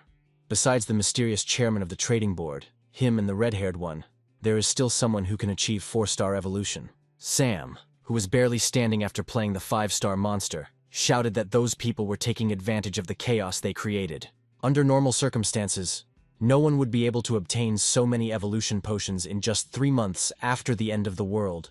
There must be some kind of secret within this group of people. Mike asked Sam not to hurry for now and just watch them, and he himself thought that these people had obviously come to the battlefield a long time ago, but were hiding in the shadows. They watched as Mike's powerful battle pet disappeared, and he used his bloodline to kill the Zombie King. Watch as Mike creates chaos among the zombies to push back the Rat King, as his team becomes exhausted and forced to disengage from the fight. The man said to Bart, "The faces of these people must be full of surprise and anger right now." Bart pointed at the zombie, but the man said that Peter would help him pay attention. He was here for the 4-star potion, so he would have to work hard.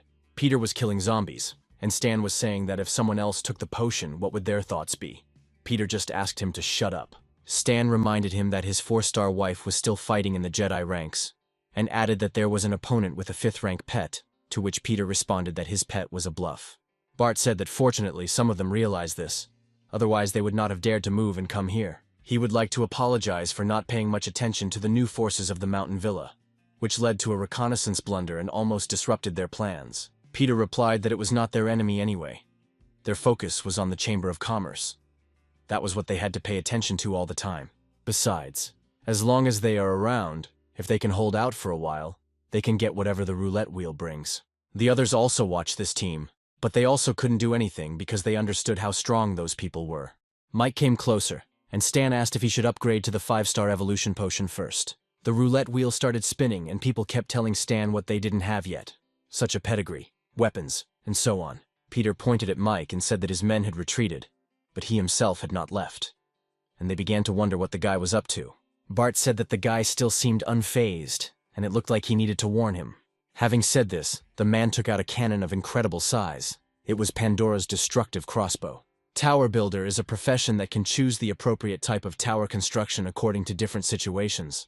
A powerful profession with almost perverted attack and defense power. He is now a mid-level tower craftsman, and this siege crossbow can fire white-class arrows, enough to pose a threat to 5th-rank mutants. Mike was aware of all the risks, and of course he did not risk his life. He managed to quickly disappear from Bart's sight. The boys continued to spin the roulette, but until they got what they wanted, Stan suddenly told Peter not to hurry. Something was wrong. He jumped on the roulette and saw a crowd of zombies running towards them. Stan shouted, "Isn't the Zombie King dead and they are alone?" And all thanks to Cindy, who lured all the zombies. She had a vial of evolutionary blood in her hand. Bart noticed Cindy and realized that she had lured these zombies with blood, so he ordered his men to retreat. But Peter replied that they couldn't retreat. There were too many zombies. Stan said that Bart should use his Pandora's crossbow. Bart said that he knew it himself. He thought that once he killed her, she would stop suppressing the surrounding zombies, and the blood would be eaten instantly. Without evolutionary blood, the zombies will again lose their purpose and retreat, the man fired. But Cindy also managed to prepare her forces. He was able to hit Cindy with an arrow, but she didn't die. Cindy took the bottle and opened it, and drank the evolutionary blood. Mike at this time found his target. He went down to the Rat King and told him to listen to him and get out of here, otherwise he would kill him. The boy advised the rat to be obedient, otherwise the same miserable fate would await him. Mike incinerated all the rats that stood behind the king, and this scared him. This Rat King is really not brave, but he is also too smart, so he thinks too much.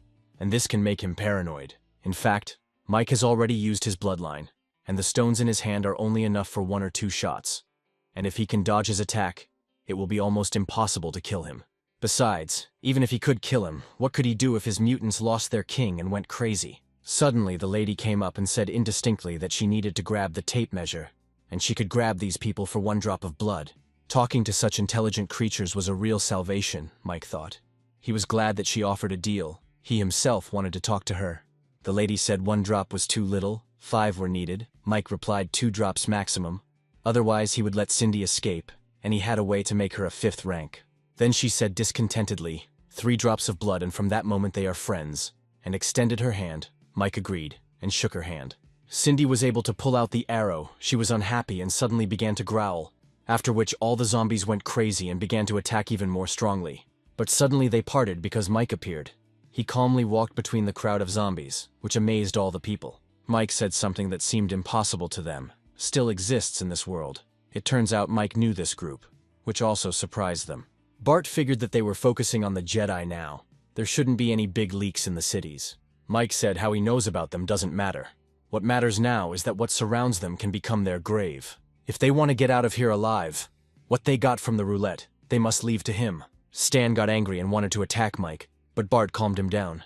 If Mike hadn't seen this Bart, he wouldn't have been able to understand for a long time who they were. The Yang army had never occupied a city in its previous life, but it had a terrifying number of troops that could bring order to any place. At that time, Bart was only an 8-star. He was strong enough to withstand individual, relatively weak 9-star powers. If he and his 7th Division were together, the 9 stars would have to retreat. These people in front of them are probably the future prototype of the 7th Division. In any case, they have already contacted the Chamber of Commerce, so it won't be that bad to make another enemy. However, the Yang army's reputation in their previous life was not bad, and as long as they knew what was good for them as people, there was no need to make things worse. Bart said he didn't want to ask how Mike knew about his army. He would only admit that they underestimated his mountain villa. But he does ensure that from now on Mike and his team will be the focus of the Yang army's attention. And since the guy knows about the Yang army, he must know how powerful it is. A friend is better than an enemy. If they become their friends, they will know how good it is to have a friend like them. And if they become their enemies, they will know how terrible it is to have such an enemy. Mike asked if he was finished. Bart added that there was no point in saying too much. The choice was his. Then Mike declared that now not only the things obtained from the roulette, but all their things must remain here. Mike's impudence greatly surprised the boys, because not only did he not back down, but he even went further than he should have, although Bart made it clear to him that making them enemies was a bad idea. Mike added, "One more piece of crap and they'll leave their weapons. If they keep talking nonsense, all their stuff will stay here." Bart got angry and asked if Mike thought he could beat them. Mike answered honestly yes. Then Bart shot up saying that no one dares underestimate them. Then he asked, "Does he know what this means? All the groups in the city will unite and be on his side. Does Mike see that he will have to deal not only with the overwhelmingly powerful Yang army, but also with 1/3 of the city's surviving troops? If they don't get out of here, Mike's people, his friends, and everyone who lives in the mountain villa will die." But Mike amazed them again. He said he knew it was just an excuse, and he knew the trick. Suddenly, Stan informed Bart that Star America, Battle Group Ren, and other forces in the city had gathered to surround their army. Mike asked if Bart could see that he wasn't the only one who was constantly on the defensive, and asked if he thought his plan would work if his army was fighting both zombies and humans. Bart replied that he didn't think they could trap them completely and threw a magical steel glider, white level. For the survivors of the past life, it was nothing. Just a piece of flying equipment, depending on the level and size of the function. The effect is also different. It can only be useful at a certain time. Bart and Stan hurried to get on the plane, but Peter was not going to run away. He told the soldiers that he would stay with them. As long as brother is free, even if they die, he will avenge them. Moreover, they will not have to die. Because the army of Yang is invincible, Peter shouted. Mike just said that the guys were very good at making things difficult for him. Bart wondered if Mike had something up his sleeve. Mike then admitted that he didn't know they had this flying thing. The defense was highly effective and stable, and even if long-range weapons could penetrate it, it wouldn't have much of an impact on the flight. And Mike added that he was a little offended that they were forcing him to use it. He took out a grenade. He added that the one in the white coat reacted quickly. Mike praised him and offered to test his boss. There was an explosion. Peter could not immediately understand what happened. Peter began to look for the team and his comrades.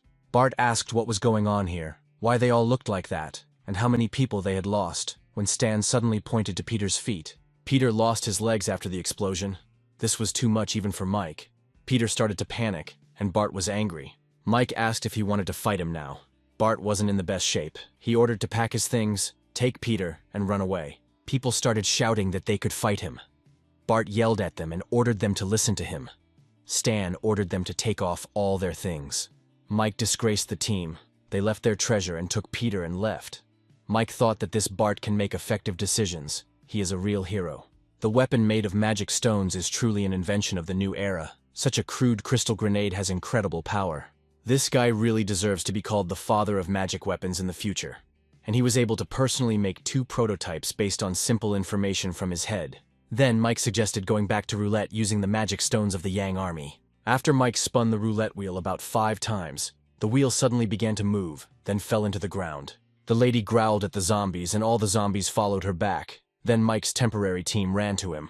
Alex asked if he really got everything on that wheel. Bill added that the wheel that started the carnage was finally gone. Mike replied that one day she would appear again and once again provoke the most direct mortal battle between humans and mutants. Sam asked what to do with these things. Mike replied, as usual, they would sell it for cheap. Although they had a great harvest this time. They also encountered problems with many forces, especially the Chamber of Commerce and the Yang Army. The Chamber of Commerce doesn't matter. He has no conflicts with these animals. It's probably just a matter of time before they start to consume everyone. The Yang Army is good at attracting other forces. But now that the various forces in the city have obtained this equipment, will they still cooperate with them so easily? Moreover, Mike is a craftsman, so if he has enough materials, he will be able to mass-produce very interesting and strong armor. This gray-level equipment should be used to strengthen the city's residents. After all, they still need to work together to fight the mutants. The woman from the other group approached Mike and asked if he had time to talk. Mike replied, of course, they should discuss their cooperation in detail. The lady came to Mike with the monsters and immediately asked him to give her blood. Mike replied that she should not worry. He is a man of his word when it comes to his people. Mike threw her a bottle, but it turns out Cindy also got as many drops of blood as Lady. Then the lady said that she would take all the remaining blood that Mike had and give him whatever he wanted. Mike replied, unless she had a lot of third-rank stones in her hands, and hinted that those monsters were third rank, but Lady refused to kill them. The lady got angry and left. From that day on, the city will welcome its zombie queen, a super-intelligent queen of the 5th rank. It was just a pity that this queen was not destined to be too reliable, Mike thought. Suddenly, we are shown the man from the Chamber of Commerce, who was roasting meat over a fire, and 2 strange people were standing in front of him. The girl asked if the man had brought them here so that they could watch him eat. The man replied that before starting work, one must eat one's fill. The strange man said he knew a little about this golden throne, and asked if they could just wait. But the boss replied that Mike had already become a 4-star. Although the 3 of them are not afraid of him, it is better to be on the safe side, because their cities are still in the process of rebuilding, and they cannot afford to make any mistakes. Then he promised that this time he would let Mike feel what it was like to be attacked. The guy asked Mike why they didn't go with him. Mike replied that it would be better if they finished everything here, and then in half a month they could come back. Mike thought that these 2 had no ulterior motives, so it would be better not to involve them for now. Alex asked if the way back would be smooth sailing, right? And the guy suggested gathering a few people to accompany him. Mike replied that he was too poor to pay for it. Alex asked with displeasure if he was the beggar. Alex said that Mike must have a plan, or he wouldn't have done that.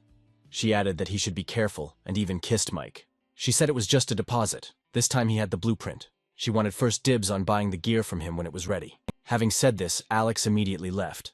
Mike thought that this woman, as in her past life, should be rewarded for everything. Brad was talking to the crowd. They might not have known what was going on, but that's okay. They don't need to know everything.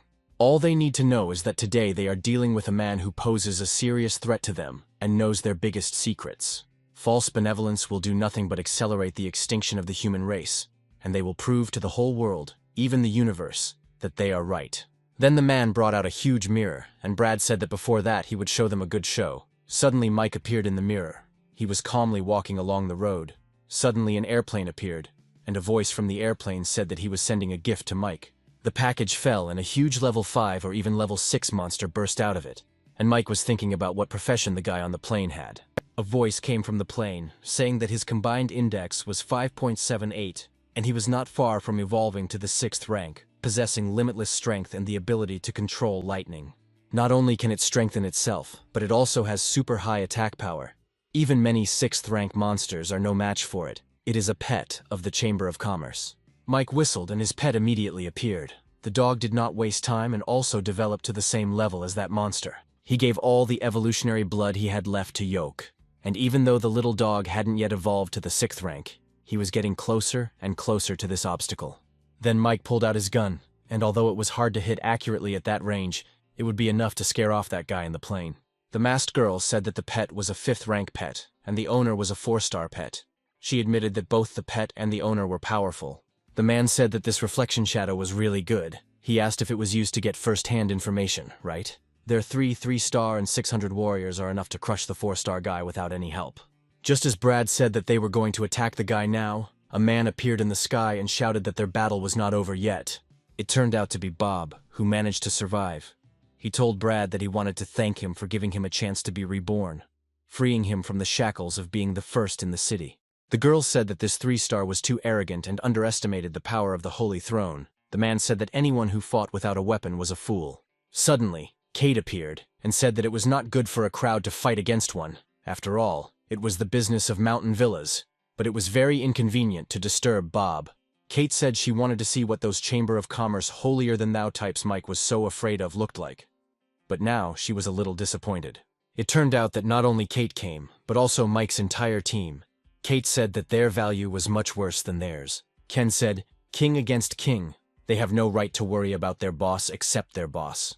The girl asked to be allowed to find out if the one who claimed to be king against the king had an army to fight against the Chamber of Commerce. Suddenly Steph appeared. On her back was a bow that belonged to Mike. She said that king against king is right, but she doesn't mind fighting with the girl. The man ran up and said that the two groups had joined forces and surrounded them. Then Brad realized that Mike had known about his plan all along. Brad then said there was no point in talking and agreed to fight Bob, to which Bob asked if he was using the human spirit transformation. Brad got angry and shouted that he should not be underestimated. His hands turned into weapons and he attacked Bob, but it seemed that he was confident in himself. Kate challenged the cold-eyed guy to a fight. She attacked him with lightning speed, but he managed to dodge. Suddenly the guy shouted, "Mother Earth!" Then some strange liquid surrounded him. He told Kate that she would become food for Mother Earth, but Kate only laughed. Steph took out her arrows and thought, this bow is a weapon that cost her group 3-3-star potions. But this was not enough for Mike. Steph also gave him 10 bottles of 2-star potion, 300 bottles of 1-star potion. You could say that Steph and her team were almost bankrupt. However, it was worth it. Because Steph has an archer's profession, she will soon be able to return what she paid. The girl said that no one has tried to kill her for several months. Steph is first. She may have an advantage against the other holy thrones, but she won't have any luck against the girl, the masked girl said. The same man who had stolen Agnes was standing nearby, and he realized that this time all of Brad's actions had been guessed. Suddenly Agnes appeared, and the man asked her why she came alone. Did she really think she could kill him alone? Agnes replied that she was alone. The guys could have set up an ambush, but she refused because she had told him earlier that she would feed his hands to the dogs. The man said that he feels like a budding professional in her. Her boss is good. He is ready to invest in her. She is even a 3-star. He continued to chatter. Then Agnes said that he was just afraid. Otherwise, why would he talk such nonsense to irritate her? Suddenly, her hair turned dark and her body turned pink. She said that Mike was the man she would serve for the rest of her life, because he pulled her out of hell. The man became angry when he saw the pedigree. Mike got 2 pedigree crystals from the roulette, one of which he gave to Agnes. Then the guy got worried, and again said that he could give her another chance to be faithful to him. But of course, Agnes sent him away. She quickly turned around and hit the guy, but he also hit her right in the fist and shouted that this was his profession, a warrior of rhythm. Agnes's fingers broke from the blow. The guy screamed that her lineage allowed her to walk through shadows, but now it was daytime. She couldn't handle him. The guy started repeating how he gave her a chance, but Agnes ordered him to shut his mouth, then called the Reaper of the Dead. At this time, Yoke was fighting with that level 6 monster. The monster was throwing lightning at the dog, and Yoke was responding with his spikes. The monsters were clearly losing. Yoke continued to attack him. A man from the plane shouted that it was impossible. The Thunder Beast could not lose. But that's what happened. Then the man said that he would tell the boss, and next time he would bring a 6th-rank beast and wait for Mike to die. However, something more frightening happened. A dragon appeared. Yoke no longer has fighting power. After the battle, he was too tired. Mike picked up the dog and ran.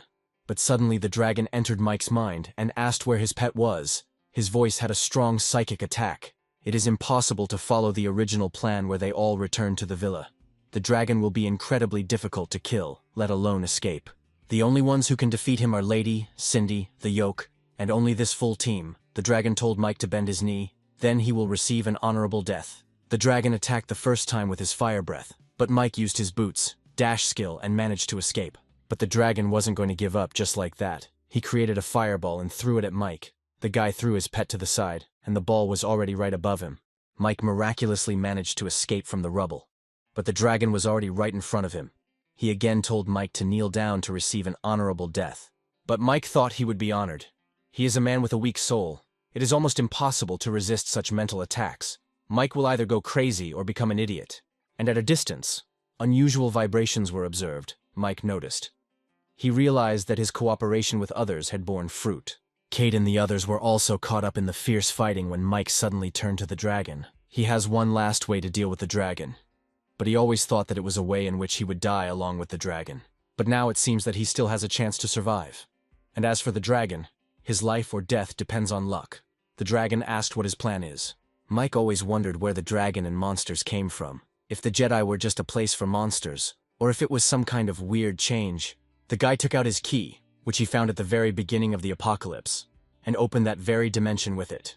Mike told the girls that each of them now faces a very difficult obstacle that they must overcome together in order to look to the future with more confidence.